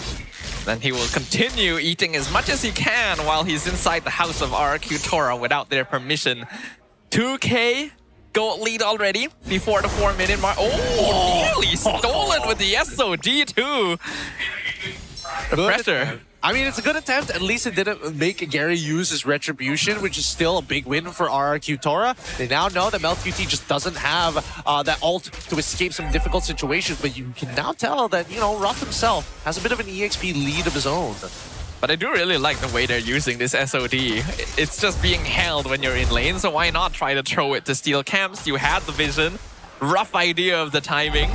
Even if you don't get it, it's psychological damage. Yeah, I think it's definitely worth it here. And also just keeps the junglers on their toes, right? Like, even if you're on the jungle, you're not safe. There's a good chance that the invasion is coming through. But this turtle, I don't know if they can contest it here. Man, Soccer, they see everything. Dyron jumps into the back lane. He's looking for Hazel. Thunderform comes out. YSS in danger, but he's surrounded. RWM committed. Though Gary does get a free turtle as a result. They're probably going to trade Super Yoshi as well, though. 2 kills for the objective. Can't do much about that. But at this point, Hazel, he's not even looking for these these neutral objectives. He's just looking for farm, gold, and is quickly scaling back up. And honestly, he's getting exactly what he wants. So you can take as many of these turtles, but when the Lord starts to come through, that's when we have to start questioning it. The SOD just to poke Ruff and slow him down from reaching lane as well. Wow. And the golden hour to make sure he gets a free tower. Ruff, one hit from there. Phantom Seed's got to be used. MLQT secures the structure away, and Invictus walks out. And that's the best way you can utilize your support. Slow down rotations and even getting yourself a free turret. There's going to be a bit of a... wait, no. Topside also is missing their tier 1s here. Looks like Ye3 did a good job at maintaining control over this.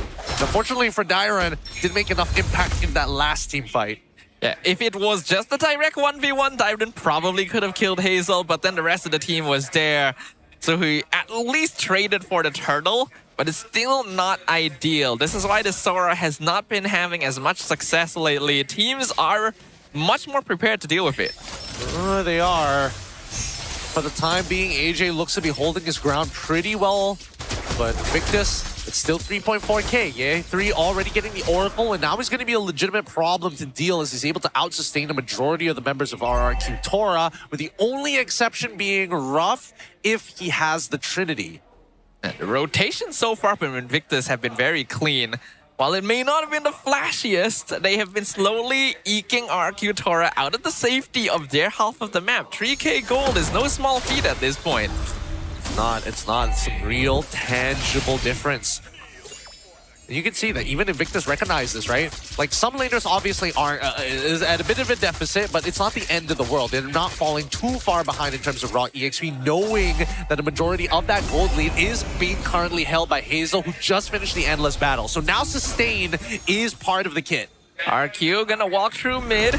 Instantly, the turtle gets reset by Invictus. They want to be the ones in control, though Gary's gonna hold it in place, actually. Mount Stalker comes out.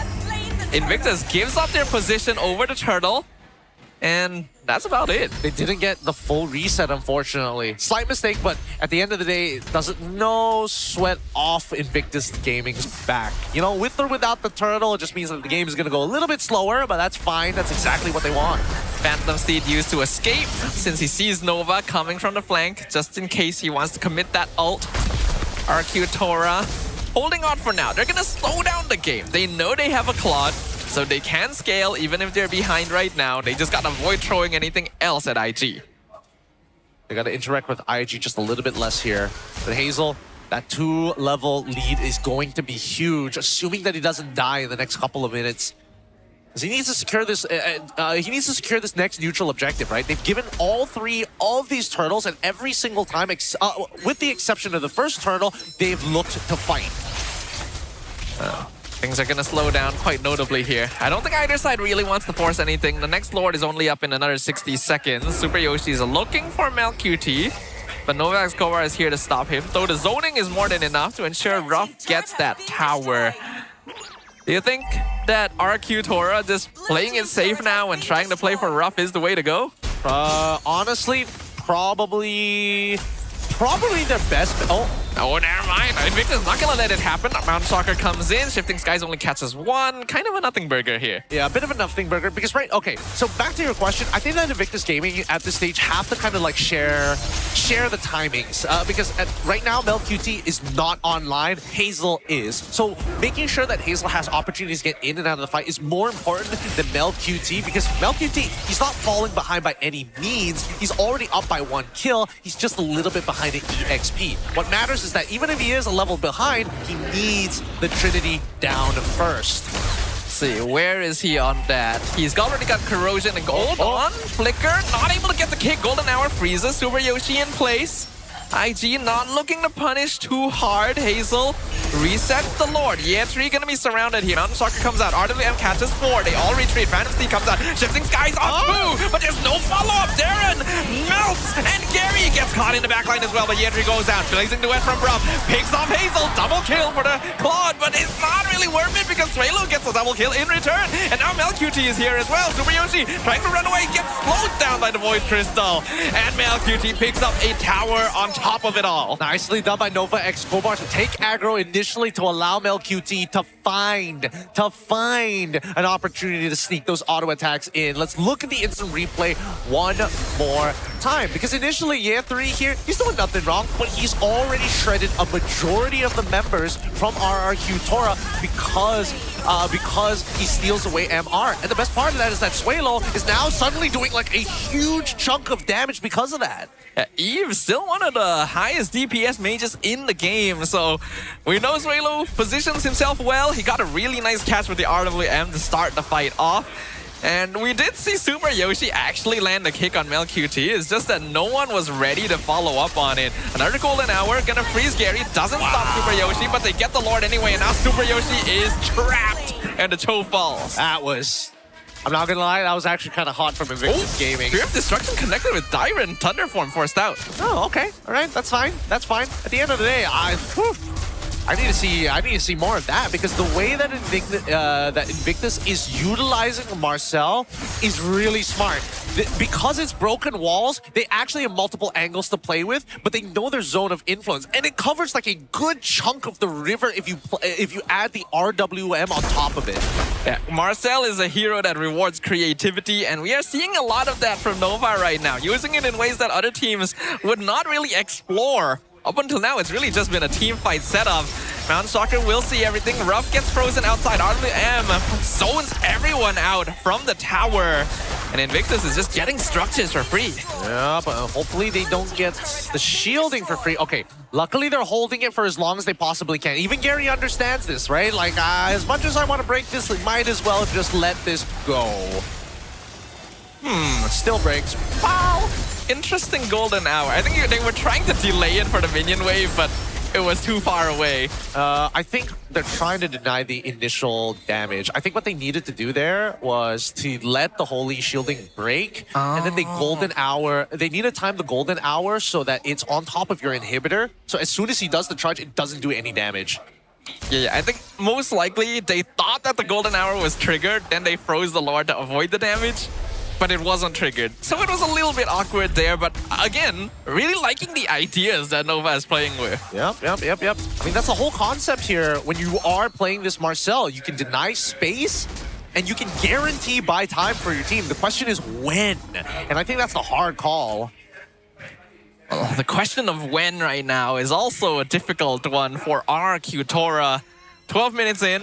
7k gold disadvantage. Ruff has been farming okay. He's actually still even in gold with MelQT. Oh, really? Yeah, so surprisingly, yes. But everyone else is quite notably behind, especially the jungle gap. Hazel is the richest man on the board. No surprises there. No surprises there at all. He's also got the Malefic Roar ready to go, so he can actually deal with the majority of front lines from RRQ Tora. Mainly Gary, once he gets on top of Barbiel. For now, based on what we've seen, a lot of these teams don't want to drop game number 1, right? They want to carry that momentum over for a clean 2-0. And now we're seeing that both sides are just playing purely off of what they can influence. RWM used up top on Ruff. Super Yoshi actually the main target, nearly dead to the combo. He is able to walk away, but that means the Cho not going to be able to reach the Lord for a while. BOD purchased by Hazel. He's already moving to his last slot worth of items. And now, I don't know how Gary's going to have to deal with this right now. He is a level down. He should start developing an advantage against the Yixun Shin, but that's only in a 1v1 scenario. Not to mention the fact that Hazel is already so rich that I don't think this is going to be as close of a contest than we imagine it to be.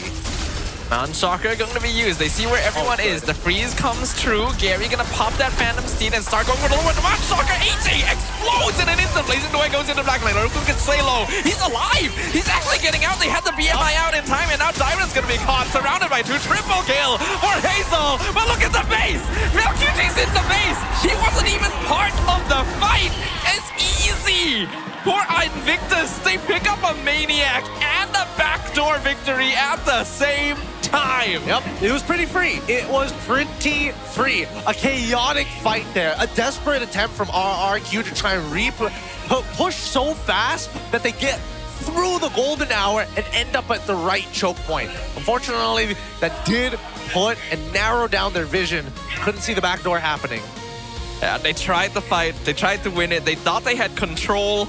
attempted to target the back line, but a bit too much of a goal disadvantage, and the main DPS of the enemy team not even there in the first place. That's how big of a gap there was in this game. Yeah, a really good gap, especially for IG.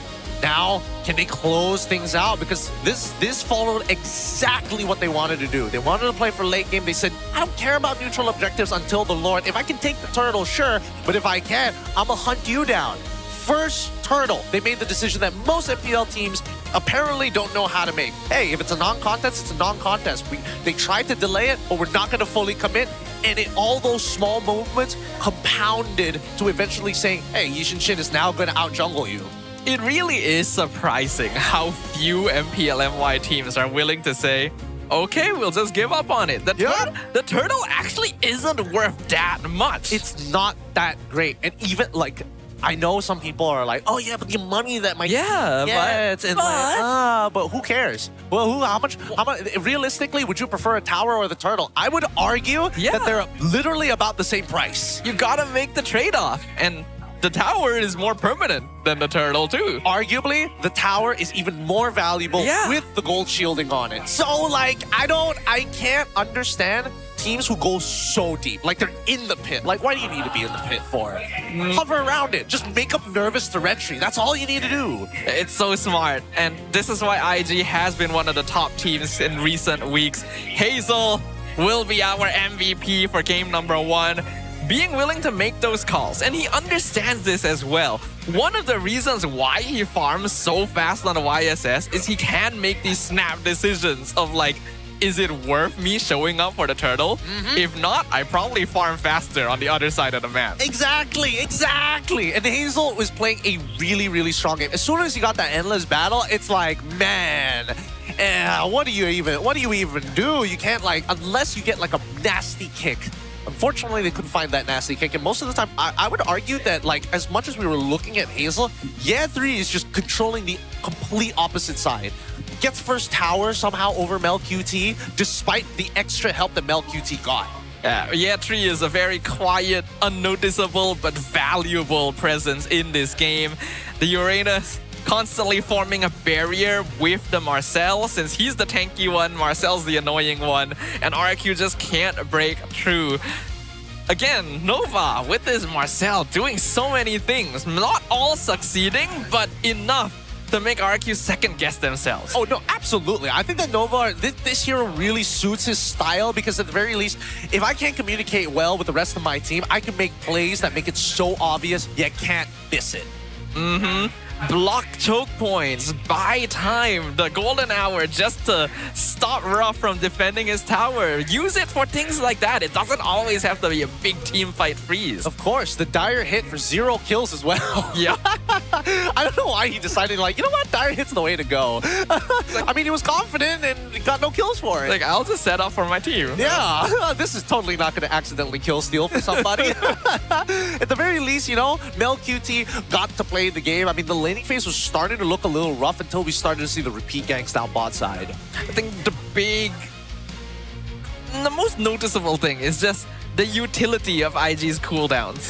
The SODs into the SODs thrown into the jungle, just a poke, you know, the vision provided by 3. The preemptive RWMs. Yep, the golden hours, the freeze choke points, the mountain shockers to get vision. I think the Mountain Shocker is the interesting topic here, because I don't think any of these moves happen without the Mountain Shocker, and yet Hazel uses it extremely selfishly. He's like, oh, I'm about to go into fight. You're about to engage me. That's when I hop on to get the boost of movement speed. I wouldn't say it's all that selfish. There's some times when you see the Mountain Shocker just being popped when nothing's about to happen. Yeah, that too. Usually, I think that's when Nova X Kobar is on, like, needs the recall, or he's like below half HP, and he's trying to attempt an invade down on the bottom side of the map, if I remember it correctly.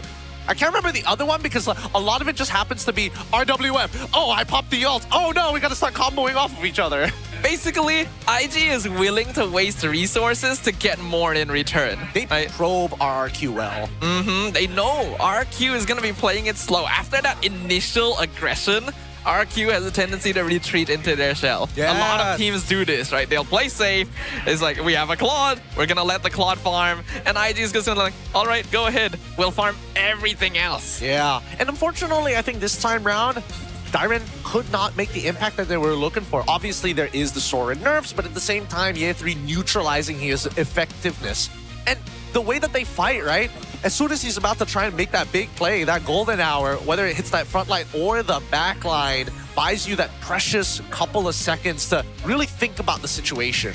Most of RRQ's kills come down to whether or not they can insta-burst someone with the Way of the Dragon, and Golden Hour just says, nope, not gonna happen. His first exchange already sets Hazel up for success. An early kill on the enemy jungle. MelQT even gets to participate and get an early kill himself, and even from there, you know, IG's in control. Yeah, this is the one where they peel him off perfectly and Suelo clips him. They're like, who cares about the turtle? Now run him down. There's a lot of teams in that situation where they'll be like, oh, we gotta fight for the turtle, and you forget your jungler is getting ganked. Yeah. Right? yeah, that's also a very In this case, IG is just like, we don't need the turtle. We're protecting Hazel. We'll give up on it. Surround Dairen. That's the right choice. Honestly, they're playing a really good game from IG. Like, it is clear that they have practiced this comp, and they are very polished with it. You can definitely tell, like, there's so much elbow grease in the way, and more fluidity in a lot of their movements, while in the picture-in-picture, you're seeing that the backdoor actually happened. Like, this is such an unacceptable situation from RRQ Tora. They just could not make a good choice, especially on the fly. Just look at how long MelQT is allowed to stand and recall spam on their crystal. And then he ends right after Hazel gets the Maniac. They just say, hold on. Hold on. I'm this close to a savage. One more. You got one already. I want one. I was jealous yesterday. Today's my day. And to be fair, technically it was, because MelQT was not a part of the majority of those fights. Maybe it didn't need to be. Yeah, it didn't need to be as well. Either way, things are looking really, really good for IG. I'm happy for them, but at the same time, RRQ Tora, they need a better approach to this, because as simple as their comps seem to be, fortunately, they weren't like really making that many proactive moves. And all the proactive moves that were being made are like, I am hoping you make a mistake. It's tough to make proactive moves when Nova's playing Marcel like this. But Super Yoshi is on the show. Like, how many more kicks could have gone through? That is fair. I don't know. RRQ has still had these issues for a while. They got the win against Flash, but I think we all know that Flash isn't really in a state that can compete with other teams right now. Yeah. This is meant to be the true test. Right now, they are on the cusp of failing. Game 2, what needs to happen? Well, I think they need to kind of readjust what their early game. I like the Cho, don't get me wrong. Cho was looking pretty good there to kind of enable the rest of the composition to find any leads in the side lanes. I will admit they do need something else off of Dairen, right? This Sora is not getting as much value anymore, especially when Uranus or Phoveus is on the opposite side.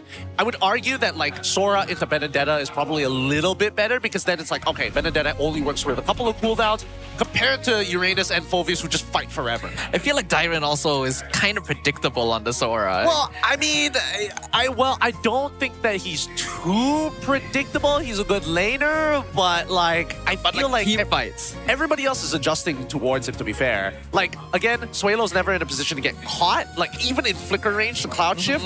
And we saw what happened, the timing of the traceless, that was more on Hazel outperforming. Yeah, but it is true that teams have begun to be able to adjust the Dairen. In fact, that's part of the reason why RRQ kind of dropped off the map after week 2. Everyone realized, hey, let's just focus Dairen down and he can no longer set up plays. Even until now, I feel like Dairen is trying to recreate that success. I agree. Where it's just like, oh, I'm gonna hunt down the back line, I'm gonna pick one person off, and sometimes it's just a bit too far. It really is just a little bit too far, so that's why I'm thinking, like, what exactly can he do or find a pick that suits his style while still bringing plenty of benefits for the rest of the team, whether it's laning or team fights. Either ways, guys, just a quick reminder that the playoff tickets are currently on sale. Unfortunately, the upper brackets, lower brackets, and grand finals have been sold out, but everything else is free, especially when you start coming on to the MPL Carnival happening literally just outside the venue, and you guys can join that watch party to see the entire event for free. I'm actually more excited to see what's going on in that MPL festival outside. Well, honestly. Considering that here by Quill City Mall, it's not a very small space outside, but yet they still have an abundance of things. I can only imagine Stadium Juara, we know that space. It's way bigger. Yeah, there's a lot of room for activities. You know, we could have all sorts of stalls and booths, and they say it's gonna be ultimate big screen watch party too. I don't know where they're gonna put that if I'm being maybe by the court, but either way, before we move on, we're gonna be throwing it over to Rose. Let's see what she's up to. Terima kasih kepada kasih-kasih kita. Hey guys, this is Rose. Dan sekarang, Rose actually not called the #1 fan of RRQ. It is none other than Bang Kumis. Hello! Halo Budak Malay. Halo. Hello, how are you? I'm good. Bang Kumis, apa jadi di game pertama? Kenapa macam tu? Saya juga tak expect itu kena split push sama Moskovnya Melkito. Maksudnya Melkiti itu ya. Melkiti, bukan Melkiti. Ya, Melkiti. Okay, sebagai fan sebenar, fan #1 RRQ Tora, how are you feeling? Kecewa ke? Happy ke? Yang pasti yang pertama kecewa lah ya. Karena kemarin kita sudah bisa putus lose streak, sudah pecah telur, tapi hari ini masa kalah lagi game 1 nih. Okay, kalau kita nak cakap tentang game 1, apa yang Bang Kumis rasa RRQ Tora perlu diperbaiki untuk menang game kedua? Untuk game kedua, yang pertama sudah pasti tolong di zoom mapnya, tolong diperbesar aja mapnya. Saya curiga itu mapnya dihack sama virus Hoshi 99 itu. Makanya Tora jadi ketularan kalah kayak yang di Indo. Now, Bang Kumis, kita yang selalu tengok live dan konten-konten Bang Kumis, kita tahu Bang Kumis ni bila cakap tak ada filter kan. So, apa yang satu nasihat you boleh bagi dekat RRQ Tora untuk bangkit sekali lagi untuk menang, hopefully reverse sweep perlawanan ini?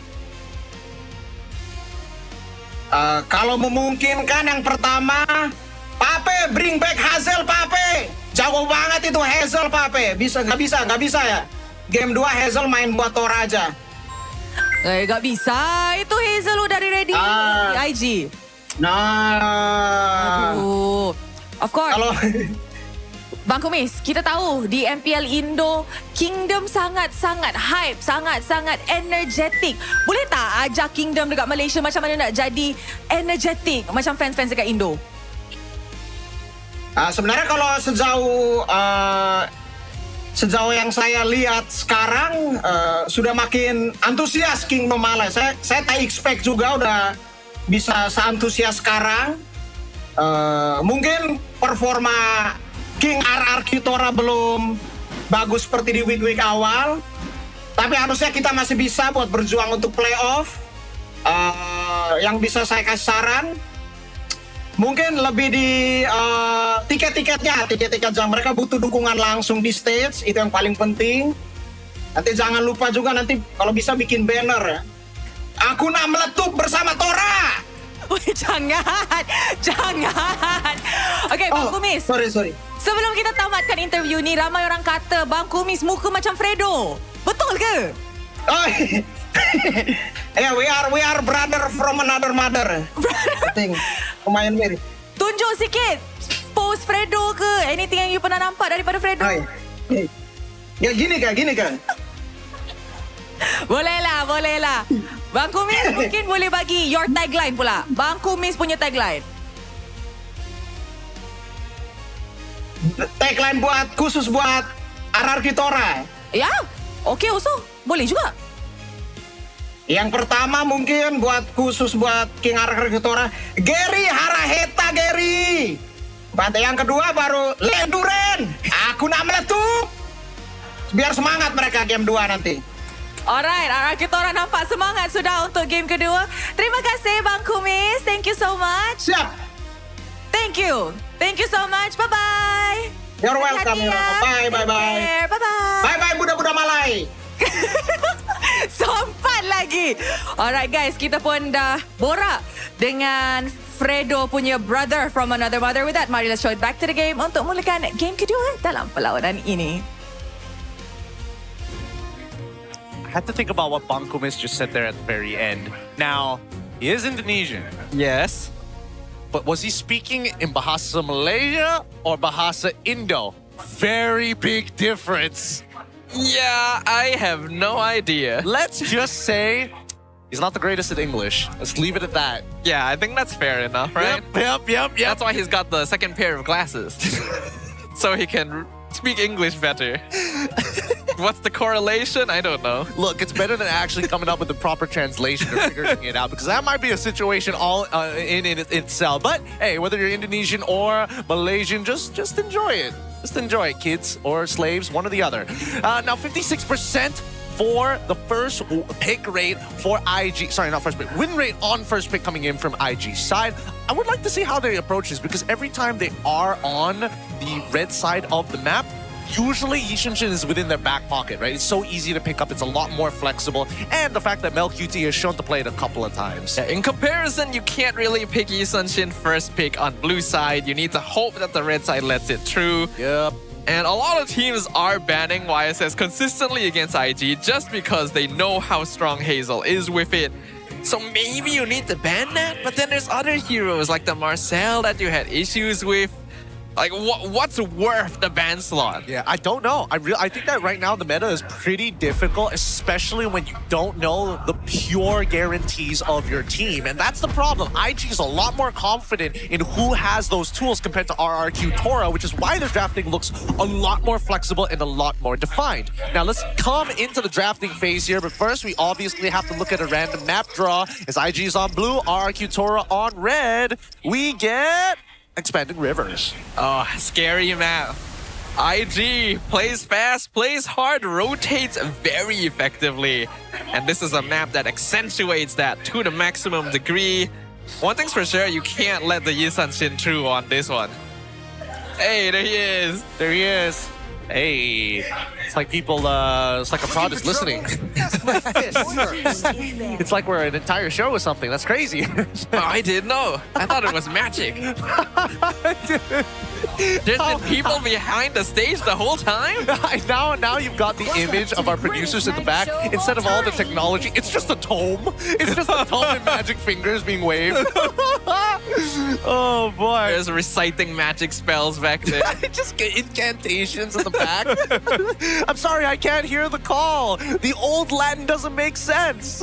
Your pronunciation's wrong. It's hilarious. I'm not gonna take that. All right, here we go. A lot of jungle bans here, and Cho alongside with Harith. Okay.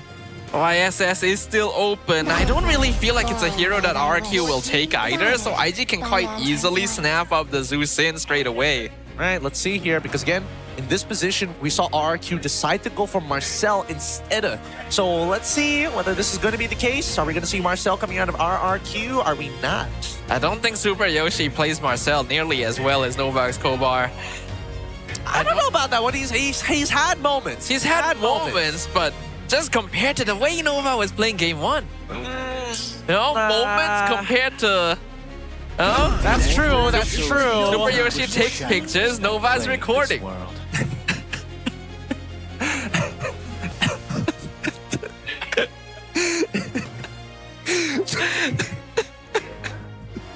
So you tell me Super Yoshi has he hasn't activated ray tracing. He doesn't have the graphics card. He's still back on the Titan, the 1080 Titan, right? He's on integrated graphics. So real. So real. But here we go. Yishunshin once again with a similar setup here with Uranus as their frontline, but Zul Sin instead of going in for the big wombo combos. Now, the Eve was a very big part of IG's previous match. Suelo did so much damage with it. Zul Sin not quite able to recreate that same degree of success, which means that you can't really pick the Marcel anymore unless you're willing to give up the mid lane control.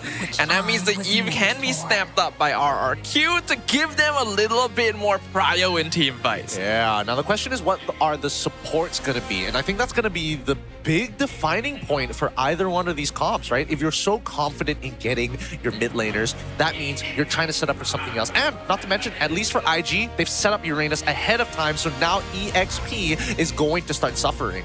Indeed. RRQ should at least try to make sure they can get that EXP lane prio.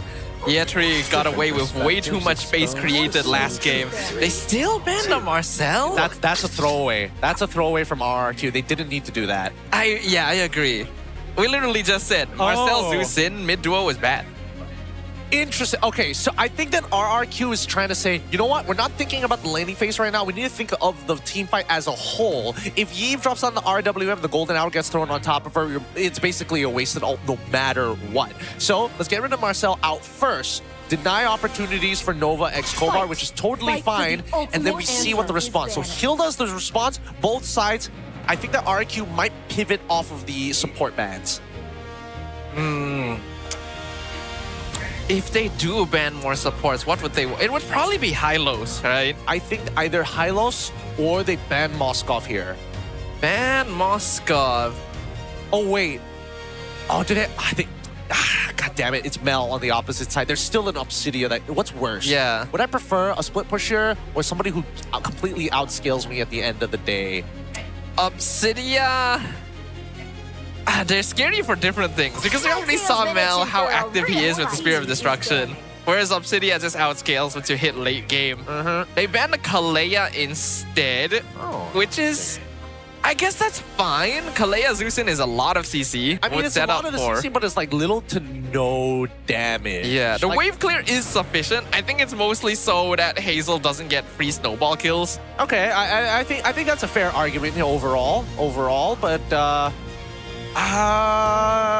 yeah, I feel like right now RRQ, they could go with like a Khalid or even a Glue on their side. I think Glue would probably be the best out of the bunch. The Khalid more so to deny their opponent.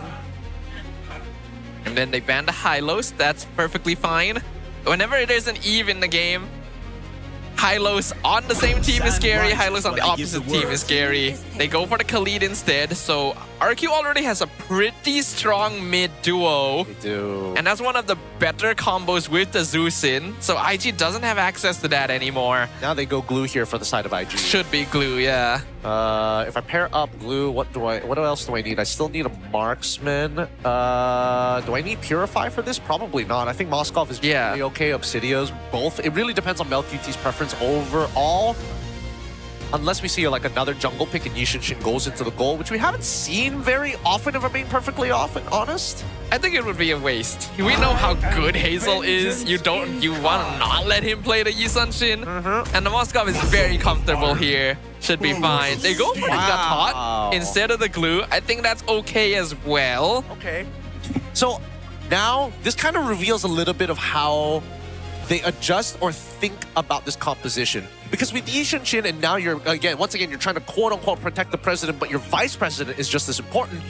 I think they understand that the mid-trio, it's not about interacting with their opponent, it's about clearing, deny the space, don't let them steal resources, and if we have the advantage, we make the first move, clear it fast, and then we can make choices afterwards of splitting apart or walking together. Yeah, this draft from IG has a lot of the same DNA as before, since of course you're building around YSS and Moskov. Yep. But the big difference for RQ here is there is no turret DPS in that Eve, and there is no momentum stopper in the golden hour. I mean, they might have just found it here with the Alice. To be fair, we don't have golden hour, but at least now we have an opportunity to find a big engagement onto Hazel. Like, this is a lot. RWM, Raging Sandstorm, potential Blade Surge. He's got to dodge a lot. I do think it's a very solid comp coming in from RQ this time around. They don't have the Marcel to worry about. The Eve is on their side this time, so they can control objectives easier. We know IG is willing to give up some of these early trades in order for Hazel to farm, but the Khalid could invade as well. So if RQ is able to shift things up enough here, there is a chance to bring us to a full series, and that is a lifeline that the Kingdom is desperately looking for. So we return to the land Land of Dawn once again. It's going to be game number 2. The rivers have expanded to facilitate even faster movement and hopefully more aggressive gameplay. All right, let's see how aggressive they're actually going to get. Because in the previous matchup, you can definitely tell that IG was not really interested in interacting with RRQ until absolutely necessary. They know that they have timings to play around, and if they can slow RRQ down, every second eventually compounds into each other. Now, RRQ, they've got a pretty good control over the mid lane as of right now. They want to do this very, very slow. They don't even want to proc the Concussive Blast on the wave because they want to keep them here where it's visible.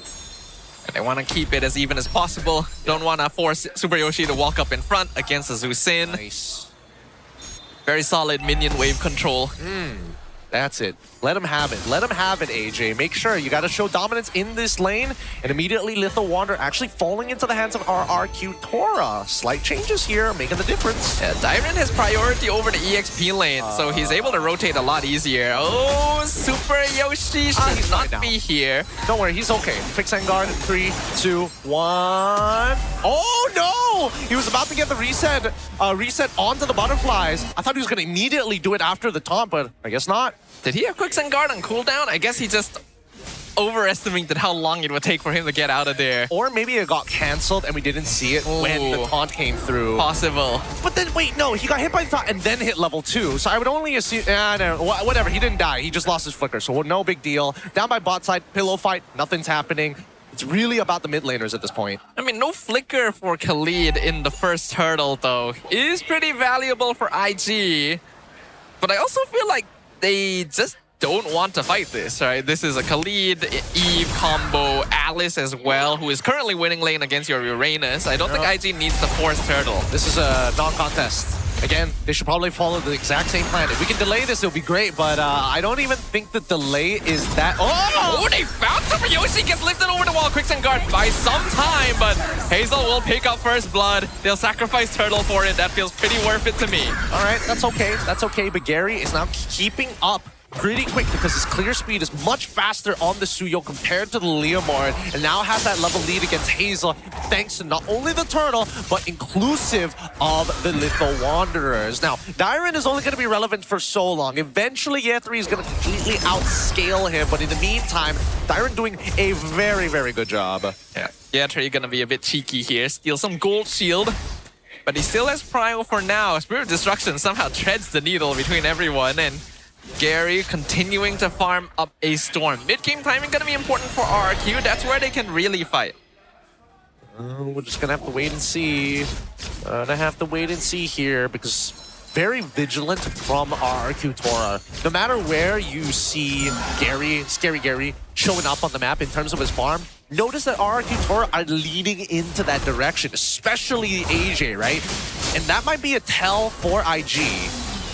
If they can catch anyone at all and get kills into Gary, he will be able to snowball and take control until Ruff comes online.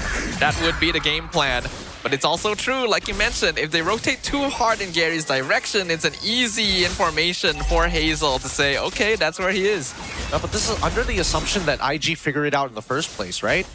Actually, I should have checked the emblems just now. I'm actually not sure if they're running Master Assassin, which I'm assuming they are if they're trading this heavily against each other. Or they could be going on Festival of Blood for all intents and purposes. Non-Shocker comes out, they go for the Eve, they found AJ on the rotation. That was so fast. Bad habit, bad habit. A little rusty coming in from AJ. He should be checking these bushes pretty proactively. And also remember, the vision changes to a lot of the mid laners, right? Throwing an ability doesn't reveal the entire bush anymore. Yeah, you gotta think a little bit more about where someone might be hiding there. Because the Eve is gone, Invictus can actually take control of the turtle first. Dyron is there though to slow down Hazel. Revitalize comes out, Raging Sandstorm connects with Hazel. And the backline is very low. The Retribution is going to miss, but he still actually gets the kill on Super Yoshi. Dyron though finds the shutdown, a great gold injection into the Alice. Huge gold injection, but better yet for Gary. Now he's going to take full control over this. This is such a crucial timing on this second turtle because now he gets the full clear on that bottom side. I would even make an argument that he could go for the purple if he wanted to, but he still has to full clear his side of the map first. And that is a pretty big swing though. Hazel's farm has been stopped. His shutdown bounty has been claimed. Invictus still has a slight goal lead, but RRQ needs to continue finding these opportunities. The more they're able to slow Hazel down, the better the chances will be. Very confident of Gary to go Sky Piercer as his first item, actually, after the Fury Hammer. Like, he wants to have the inevitable burst and clear up all the members after maybe Ruff and Dyron go for big engages. I think this is one of those cases where you may as well be confident. You have a solid enough team composition. You know you can win most team fights as long as you play it correctly. Early kills will, again, snowball very hard for RRQ. Yeah, I think that RRQ Tora have to play like a poke composition, unfortunately, right? Just come up and like force, like target the front lines, like Nova X Kobar. Unfortunately, Year 3 might be a little harder to do until you start getting Wishing Lantern, but Nova X Kobar is still susceptible early on. Nova gonna be able to help protect the gold lane for now. Dyron in a 1v2 situation down bottom. A little bit of a risk. What? Excuse me, Dyron? Are you okay?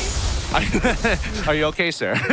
Sir, please. Sir, do you need assistance? Sir, please, sir, don't redeem it. 10 more seconds left until the next turtle actually shows up. I don't know, that was quite the blunder for Dyron.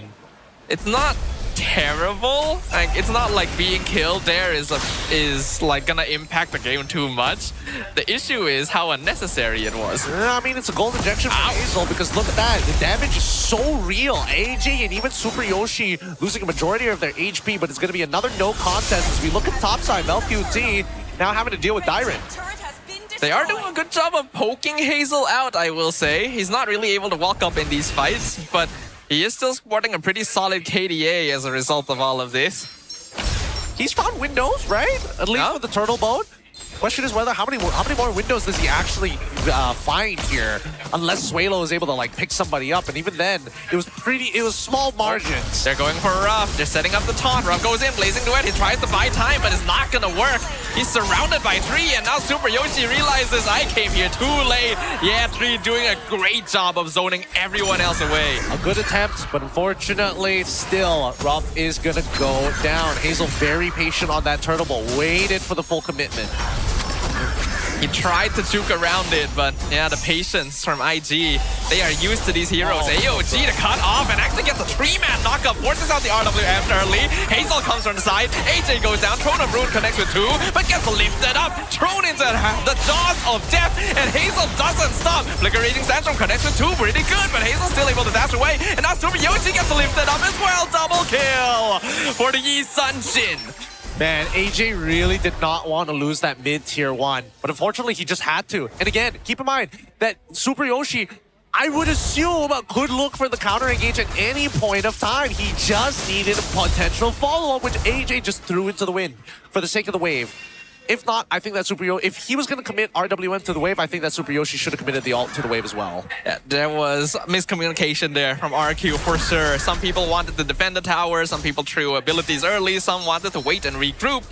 If there was still an Eve alive after that double Raging Sandstorm, RRQ could have definitely turned the fight around, but you are seeing the cracks form here. This is why the Kingdom has been having trouble in the league. Yeah, it is. It's just the synergy, right? Just making sure that they've got the right chemistry. And unfortunately, IG, they've got not only the camaraderie, but you can clearly tell they're communicating way better. Dyron, looking for an opportunity here to get in on this fight, and the dance continues. Mountain Shocker, he once again see everything. Dyron being slowed down very successfully. Great zoning from Invictus. Wow. Nova even dragging Super Yoshi forward, forcing out the Raging Sandstorm, and he just blows up. RWM gonna be used, but the backline is being timed by Year 3, and they're all flickering away from the Uranus. He's literally just standing there, and there's nothing RRQ Tora can do about it. But the Airy, no! Why would you do that? Unstoppable for Hazel. An attempt being made, and they were actually flickering away from Nova X Kobar's AOG, which then, unfortunately, still clips somebody. But they can't get away from Year 3. And Year 3 has played a strong game. Maintained, scaled up, and now he's in a position where he can kind of do whatever he wants. Suelo going for an Ice Queen's wand to be extra dangerous, to make it difficult to run away. Not that they needed the extra chasing power when they have Hazel and MLQT, but who's counting here, right? You could add on just a little bit. He knows he's a support this game. Yep. Doesn't really need the damage. Why not be more annoying? Oh, the worst case scenarios unfolding for RRQ. They lose the shielding, Lord still at full health. Yeah, they actually broke it before the Lord collided. Best case scenario. And he actually even tanks some tower hits to keep the Lord healthy a little longer. The waves are beautifully synced up for Invictus Gaming, so that means they can stay and knock on the front door. No more holy defense up top. Mid will get burnt away, so mid tower should be fine. Nice Raging Sandstorm. They found MLQT. He's gonna get punished for that one. Gary gets the execution, but the rest of them are tanky enough to survive it. Invictus gotta back out of that one. Very nice. I thought Novak Skolwar was gonna just dive under tower again like he did with the bottom tower. That's what I thought was going to happen, to try and punish this, knowing that maybe a preemptive RWM was gonna come out. Well, it's not the end of the world at the very least for Invictus. It's just a slight goal turnover. I think that's like a total of 500. They were like 6-4 just now. Now coming down to 5-9, 5-7. It's not ideal, but at least MelQT doesn't have a bounty right now. So oh, right, yeah. Could be worse, right? Hazel is obviously the one RRQ wants. But Mel was a little bit out of position there. That was a bit greedy. It was a bit greedy. As soon as he dashed forward and then the RWA came out, like, he probably was going to die no matter what. But hey, Super Yoshi ensured that. That being said, though, I am looking at the rest of the items here, and unfortunately for Dyron, he's not in a position to really take advantage. Wait, hold on a second. Does nobody have a Dom Ice on their side? Yeah, nobody's got a Dom Ice on the side. They at least have a glowing wand. They have the glowing wand coming in from Yves. I'm looking around to see... Yeah, why do they not have multiple ways of anti-heal? They've got like plenty of high healers, high sustainers. Yetri's a high sustainer, Nova's a high sustainer, even without the revitalize. Like, what are we doing here? Yeah, that is weird, actually. I would have imagined that the Chastised Pauldron probably would have wanted to come out as a third item, but considering the lead that Invictus had, they probably have to change the order so they live a little bit longer. But Super Yoshi actually prioritized Radiant first. Okay, so Silo has been a problem to him? I don't think that's worth it. I don't know. I mean, there are 3 targets for that Radiant armor. It's not the end-all, be-all, but like, now that MelQT has the Trinity, it's starting to not pay its dividends. Yeah, dominance would be a lot more... AOG comes in, gets one knockout, Grid Destruction connected to the backline, and he finds Gary. Monster kill for Hazel. Ardenland comes out defensively, but MelQT doing a lot of skewer damage. Flicker comes through. Throne of Ruin is good from Dyron, but there's no follow-up. It's a double kill for the YSS. What was that? He threw the Flowing Blood backwards and still want to engage. Just throw the darn thing forward then. What? Alright, it's okay. In the meantime, we see that they gotta defend this somehow. Is RWM off cooldown? No, it's not. It's not. He doesn't have ult as well, and Ruff doesn't have anything to throw out. Look at Hazel. He knows he can just stand there. Ruff, Yetri, and Novak Skolwar can just stand in front. Yetri can literally walk under the tower. Crystal, Ruff nearly dying just from poke damage from afar. Lenore will collide. RQ able to drag it over to the side, so it's a little easier to burn it down. And Invictus doesn't really have minions to play with, so the Crystal will survive, but the final inhibitor will fall. But they had Lord. They had Lord, and they knew that AJ didn't have his ult. I mean, they have their ults now, but it's about to get a lot worse. Oh, Throne of Ruin from Siren! Secures 2, but it's not enough! The damage is too high! Invictus Gaming! They just melt through the backline. Spirit Destruction connects with AJ. He skewers him into the Crystal. Ruff gonna get picked off. They find everything. Hazel, he's standing in front of the base. He gets shut down, but he knows that it is already the end. Invictus Gaming with the clean sweep victory. Very nicely played coming out from Invictus Gaming's side. At the end, MelQT is like, you know what? Yeah, I did deserve yesterday's Savage. Let me show you what I'm made of right at the very end. I personally think that there was an angle for them to end the game off of the Lord, but it's a lot of probing. They knew that the RWS should still be on cooldown. The question is whether the Raging Sandstorm was still up. I think they just wanted to play it a little slow. After what happened before with MelQT getting kicked off by trying to hit the tower, they're just like, we're gonna slow it down a little bit. We're so far ahead that we have the time to do so. And they got a fight into us. Yep, they did. And I think that at IG, they're much better at these kiting style of compositions, right? And don't get me wrong, RRQ, they're pretty good at team fights. In terms of coordination on the initiation, that's where they're good at. What happens afterwards, it's a give or take. And also, when they play from behind, it's just chaotic, right? A lot of calls are being made that aren't being followed by the entire team. Someone wants to engage, the rest can't, and you end up with very scattered gameplay. Yeah, we have, wow, even Indonesian fans are coming over to support RRQ Tora. But with that being said, though, Invictus Gaming, a convincing 2-0 win. We're going to throw it over to Rose to have the interview with the boys up on stage. The upper bracket dream is still very much alive. 2-0. Permainan yang sangat-sangat bersih untuk Invictus Gaming. And of course, di atas pentas bersama dengan Rose, kita ada MLBB dan juga Nova. Hello. Hello. Hi. Good game. Yeah. Alhamdulillah. Sangat-sangat clean. Happy hari ni. Happy. Okay, kita start dulu dengan tak happy. Kenapa? Apa tu? Happy jugalah, tapi tak happy lah sebab kita orang nak revenge semua yang kita orang kalah dekat leg 1. Tapi kalah dengan SRG kan. So RRQ kita orang dah revenge. Tim Ray pun dah revenge. It's okay. Masing-masing dah secure playoffs. Mungkin boleh jumpa di playoffs. Betul. Okay, now Mel, Rose nak tanya. Di game pertama tadi, ingat tak you ada moment split tu? Betul. Okay, first of all, apa idea? Kenapa you buat decision untuk split? Sebab saya rasa dorang memang tak nak defend. Dorang macam nak balik awal. So saya split lah, bagi end awal. Tapi time tu Hazel dia nak savage, so saya lama sikit. Itu yang kita recall dulu. Memang niat nak KS yang SOD tu?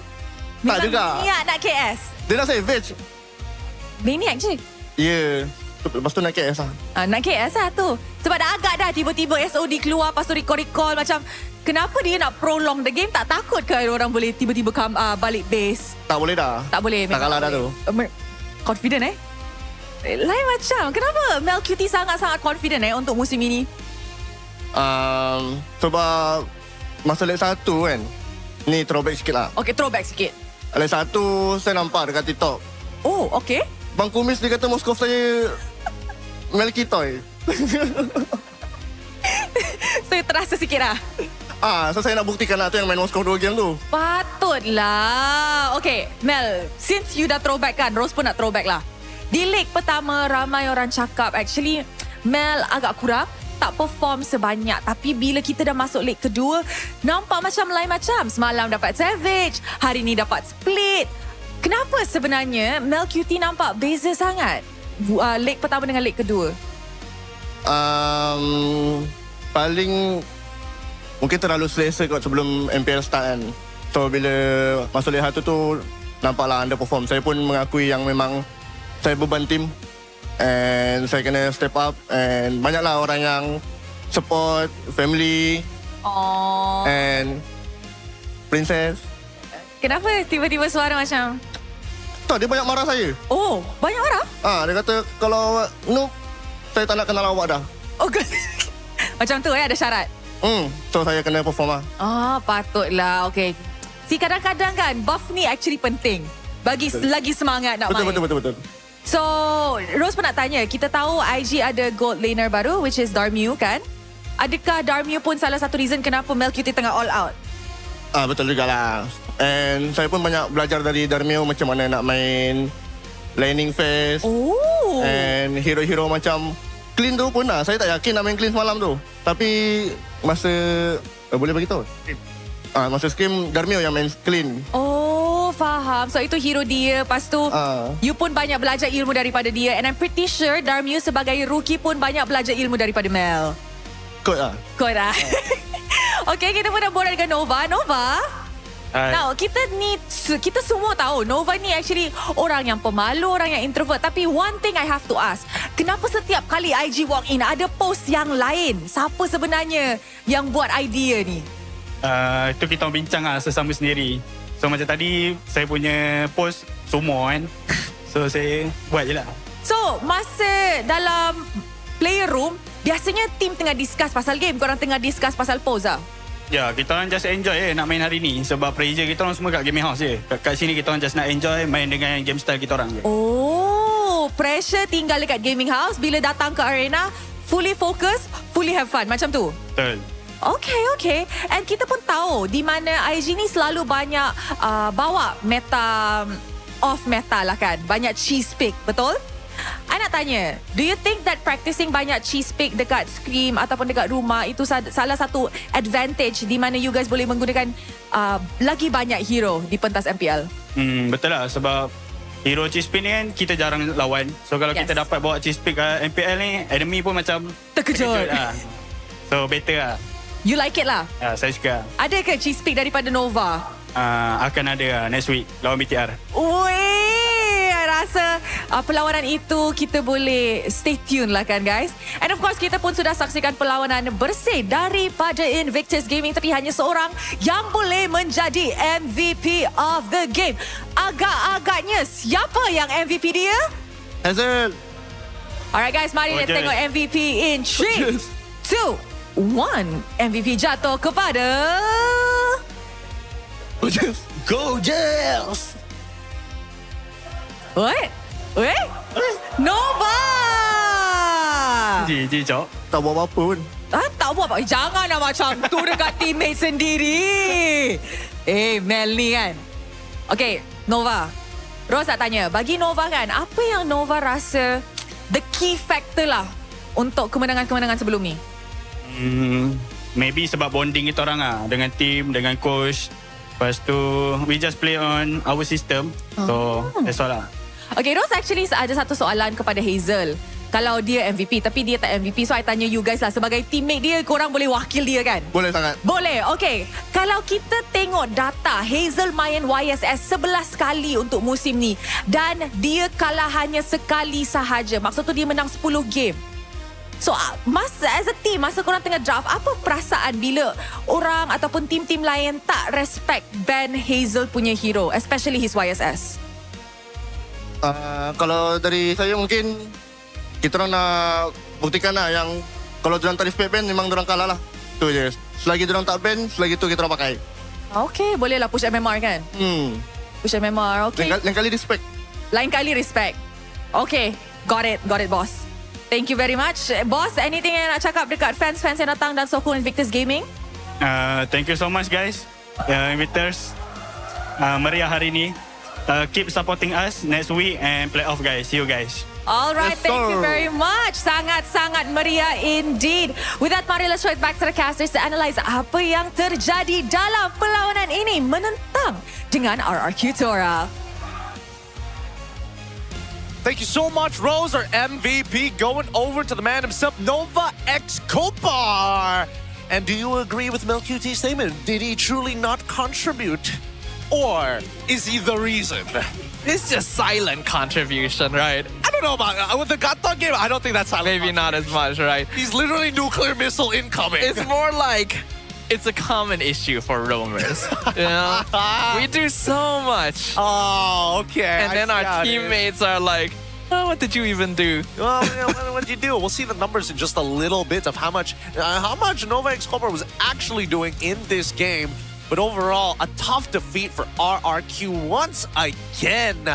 Just, man, they were getting a couple of good initiations. They just couldn't get Ruff to be in that position to join them in that final dive. Yeah, the first 1 or 2 fights from RRQ Tora were not bad, actually. They got some pickoffs, they zoned Hazel out. They even managed to get a kill on him fairly early on that second turtle. Yep. But then after that, just kind of scrambled again, right? Some players want to do this, some players want to do that. IG is, of course, causing these issues by being proactive, having the AOG cut things off. Trio again being a nuisance on that Uranus. But I really wish we got to see RRQ actually play together as a team, right? You gotta win together, you gotta lose together. It feels a bit, feels like we're dealing with like amnesia at times where they just forget they're a team. And then when they do remember, they get these great initiations, which unfortunately don't result into enough when you are this far behind. This is 13 minutes in the game, significantly shorter than the near 18-minute game, nearly 19-minute game when IG was on red side. Arguably with a slightly weaker comp, but even so, I think that RRQ really just dropped the ball. It's a lot of autopilot thing, I feel like, where once communications break down, everyone's just trying to do something on their own. Yeah. And it could be, oh, I want to fight, or no, I don't want to fight. even just those singular thoughts would already create a lot of chaos. But I imagine that it's even worse than that, right? Probably. That one moment from Dyron. I don't need to mention which one it is. Don't worry about it. The end of it all, it's going to be Rich Guy Hazel at 889. Wow. Rough the carry at 62,000 total damage. He's putting the numbers now, but they're just a little too big. Sandbag, 204k worth of damage taken by Ye 3, and Suelo as best wingman, 15 total assists. Suelo plays so good on these meta mages that it makes you wonder why Zask was a thing.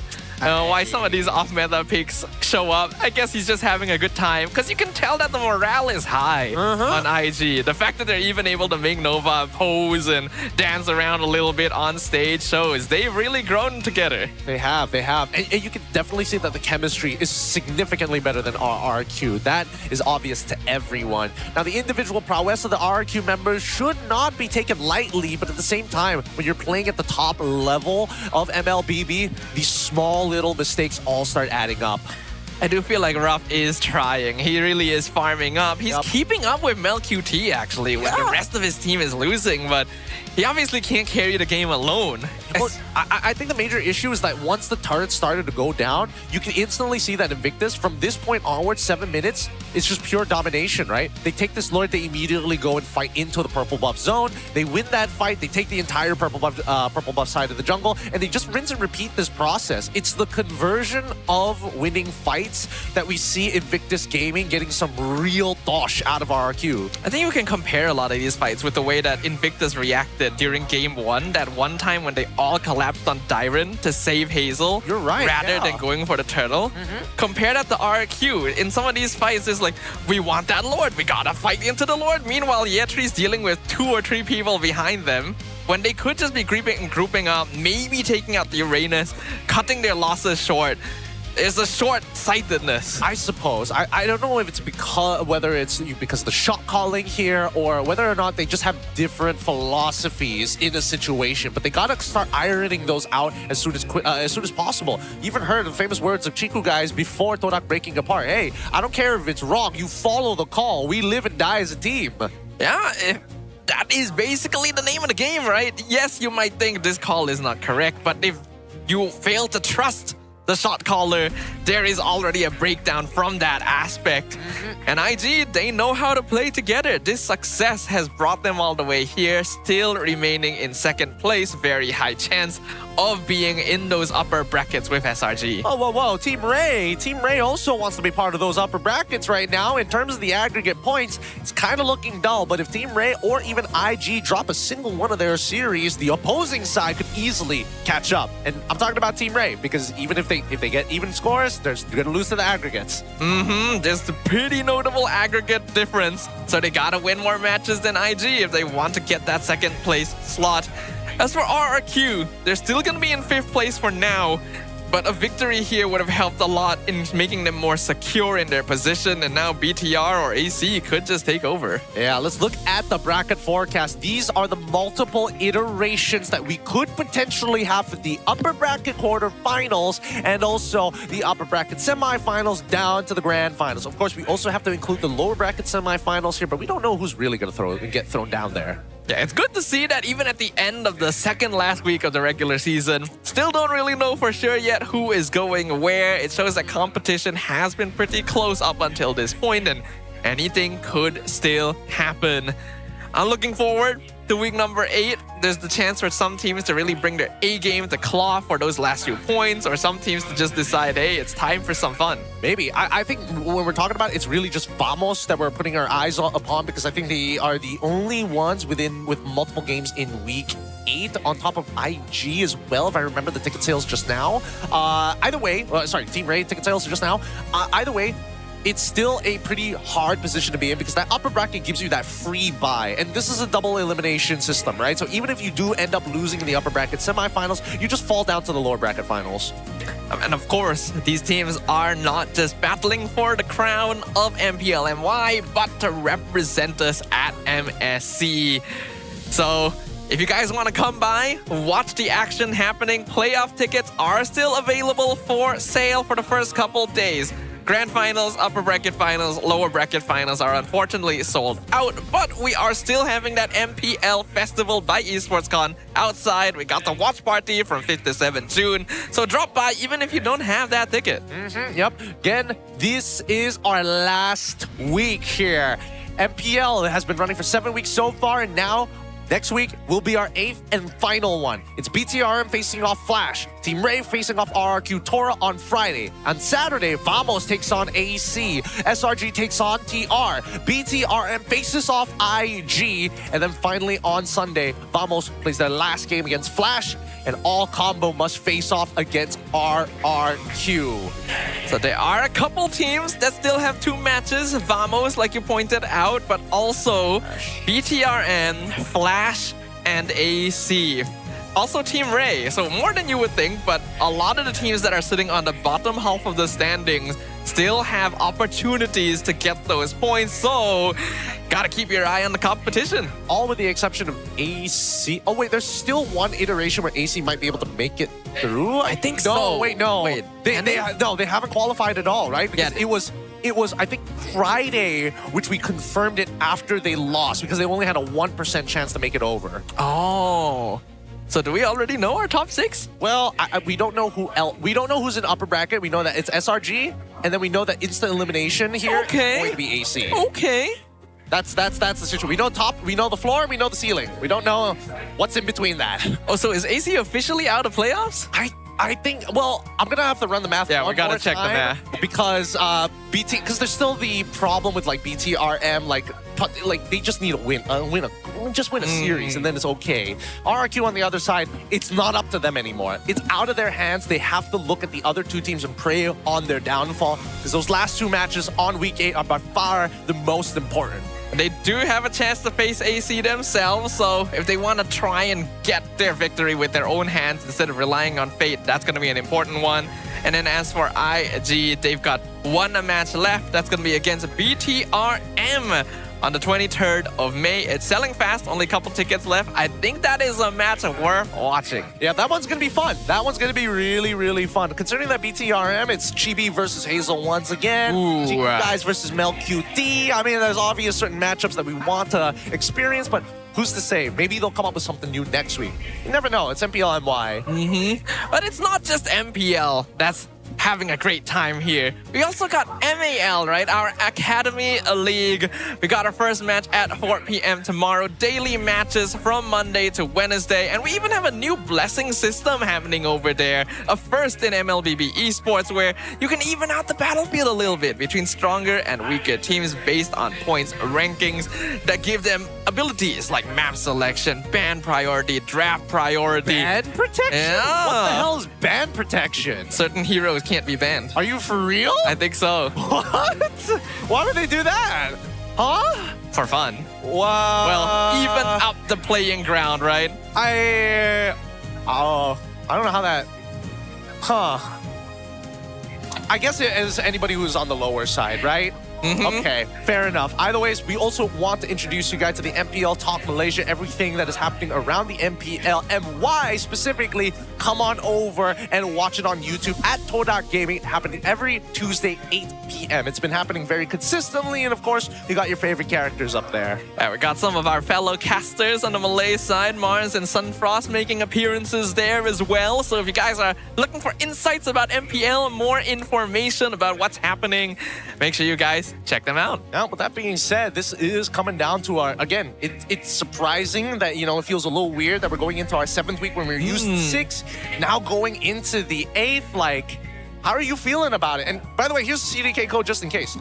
It's an interesting feeling, right? It's been a long time since we've had 8 weeks of the regular season. Yeah. We've been looking forward to this brand new era, new format of MPL NY for a long time. And now that we're reaching the tail end of it, it's like, wow, time flies. Time does fly, but at the same time, as I look back to the previous seasons of like 6 weeks every single time, I've noticed that at least with the one extra week on each leg, it gives us just a little bit more time to develop these storylines, especially when we're looking at the situation now where it's like, who knows who's gonna get eliminated alongside like Flash, you know? Like, oh boy. It does feel like there's a lot more ups and downs this season around, right? Teams going up, teams going down. I guess that's it from us for today, though, right? We're gonna finish things off here once again. See you guys next week for the final of MPL MY.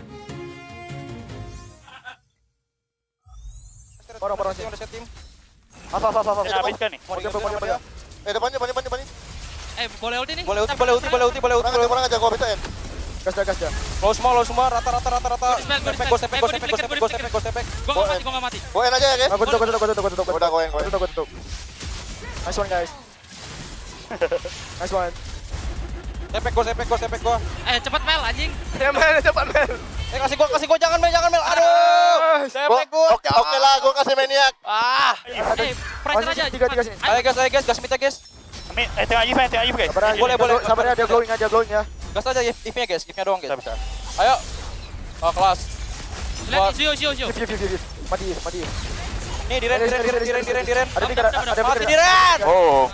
Ada pikir dah. Hey, simi, what's this? I don't have second. Okay. Wait, you see. Aku mati. Nice try guys. Lompat. Aman. Ulti kali. Masuk. Kali noti. Step back. Oke. Step ya. Lagi. Dikaya sama siapa ini, Cuk? Ini lihat gue prep. Oke, ayo. Bye Cloud. Nice one. Nice. Bye. Nice boy. Easy. Alhamdulillah.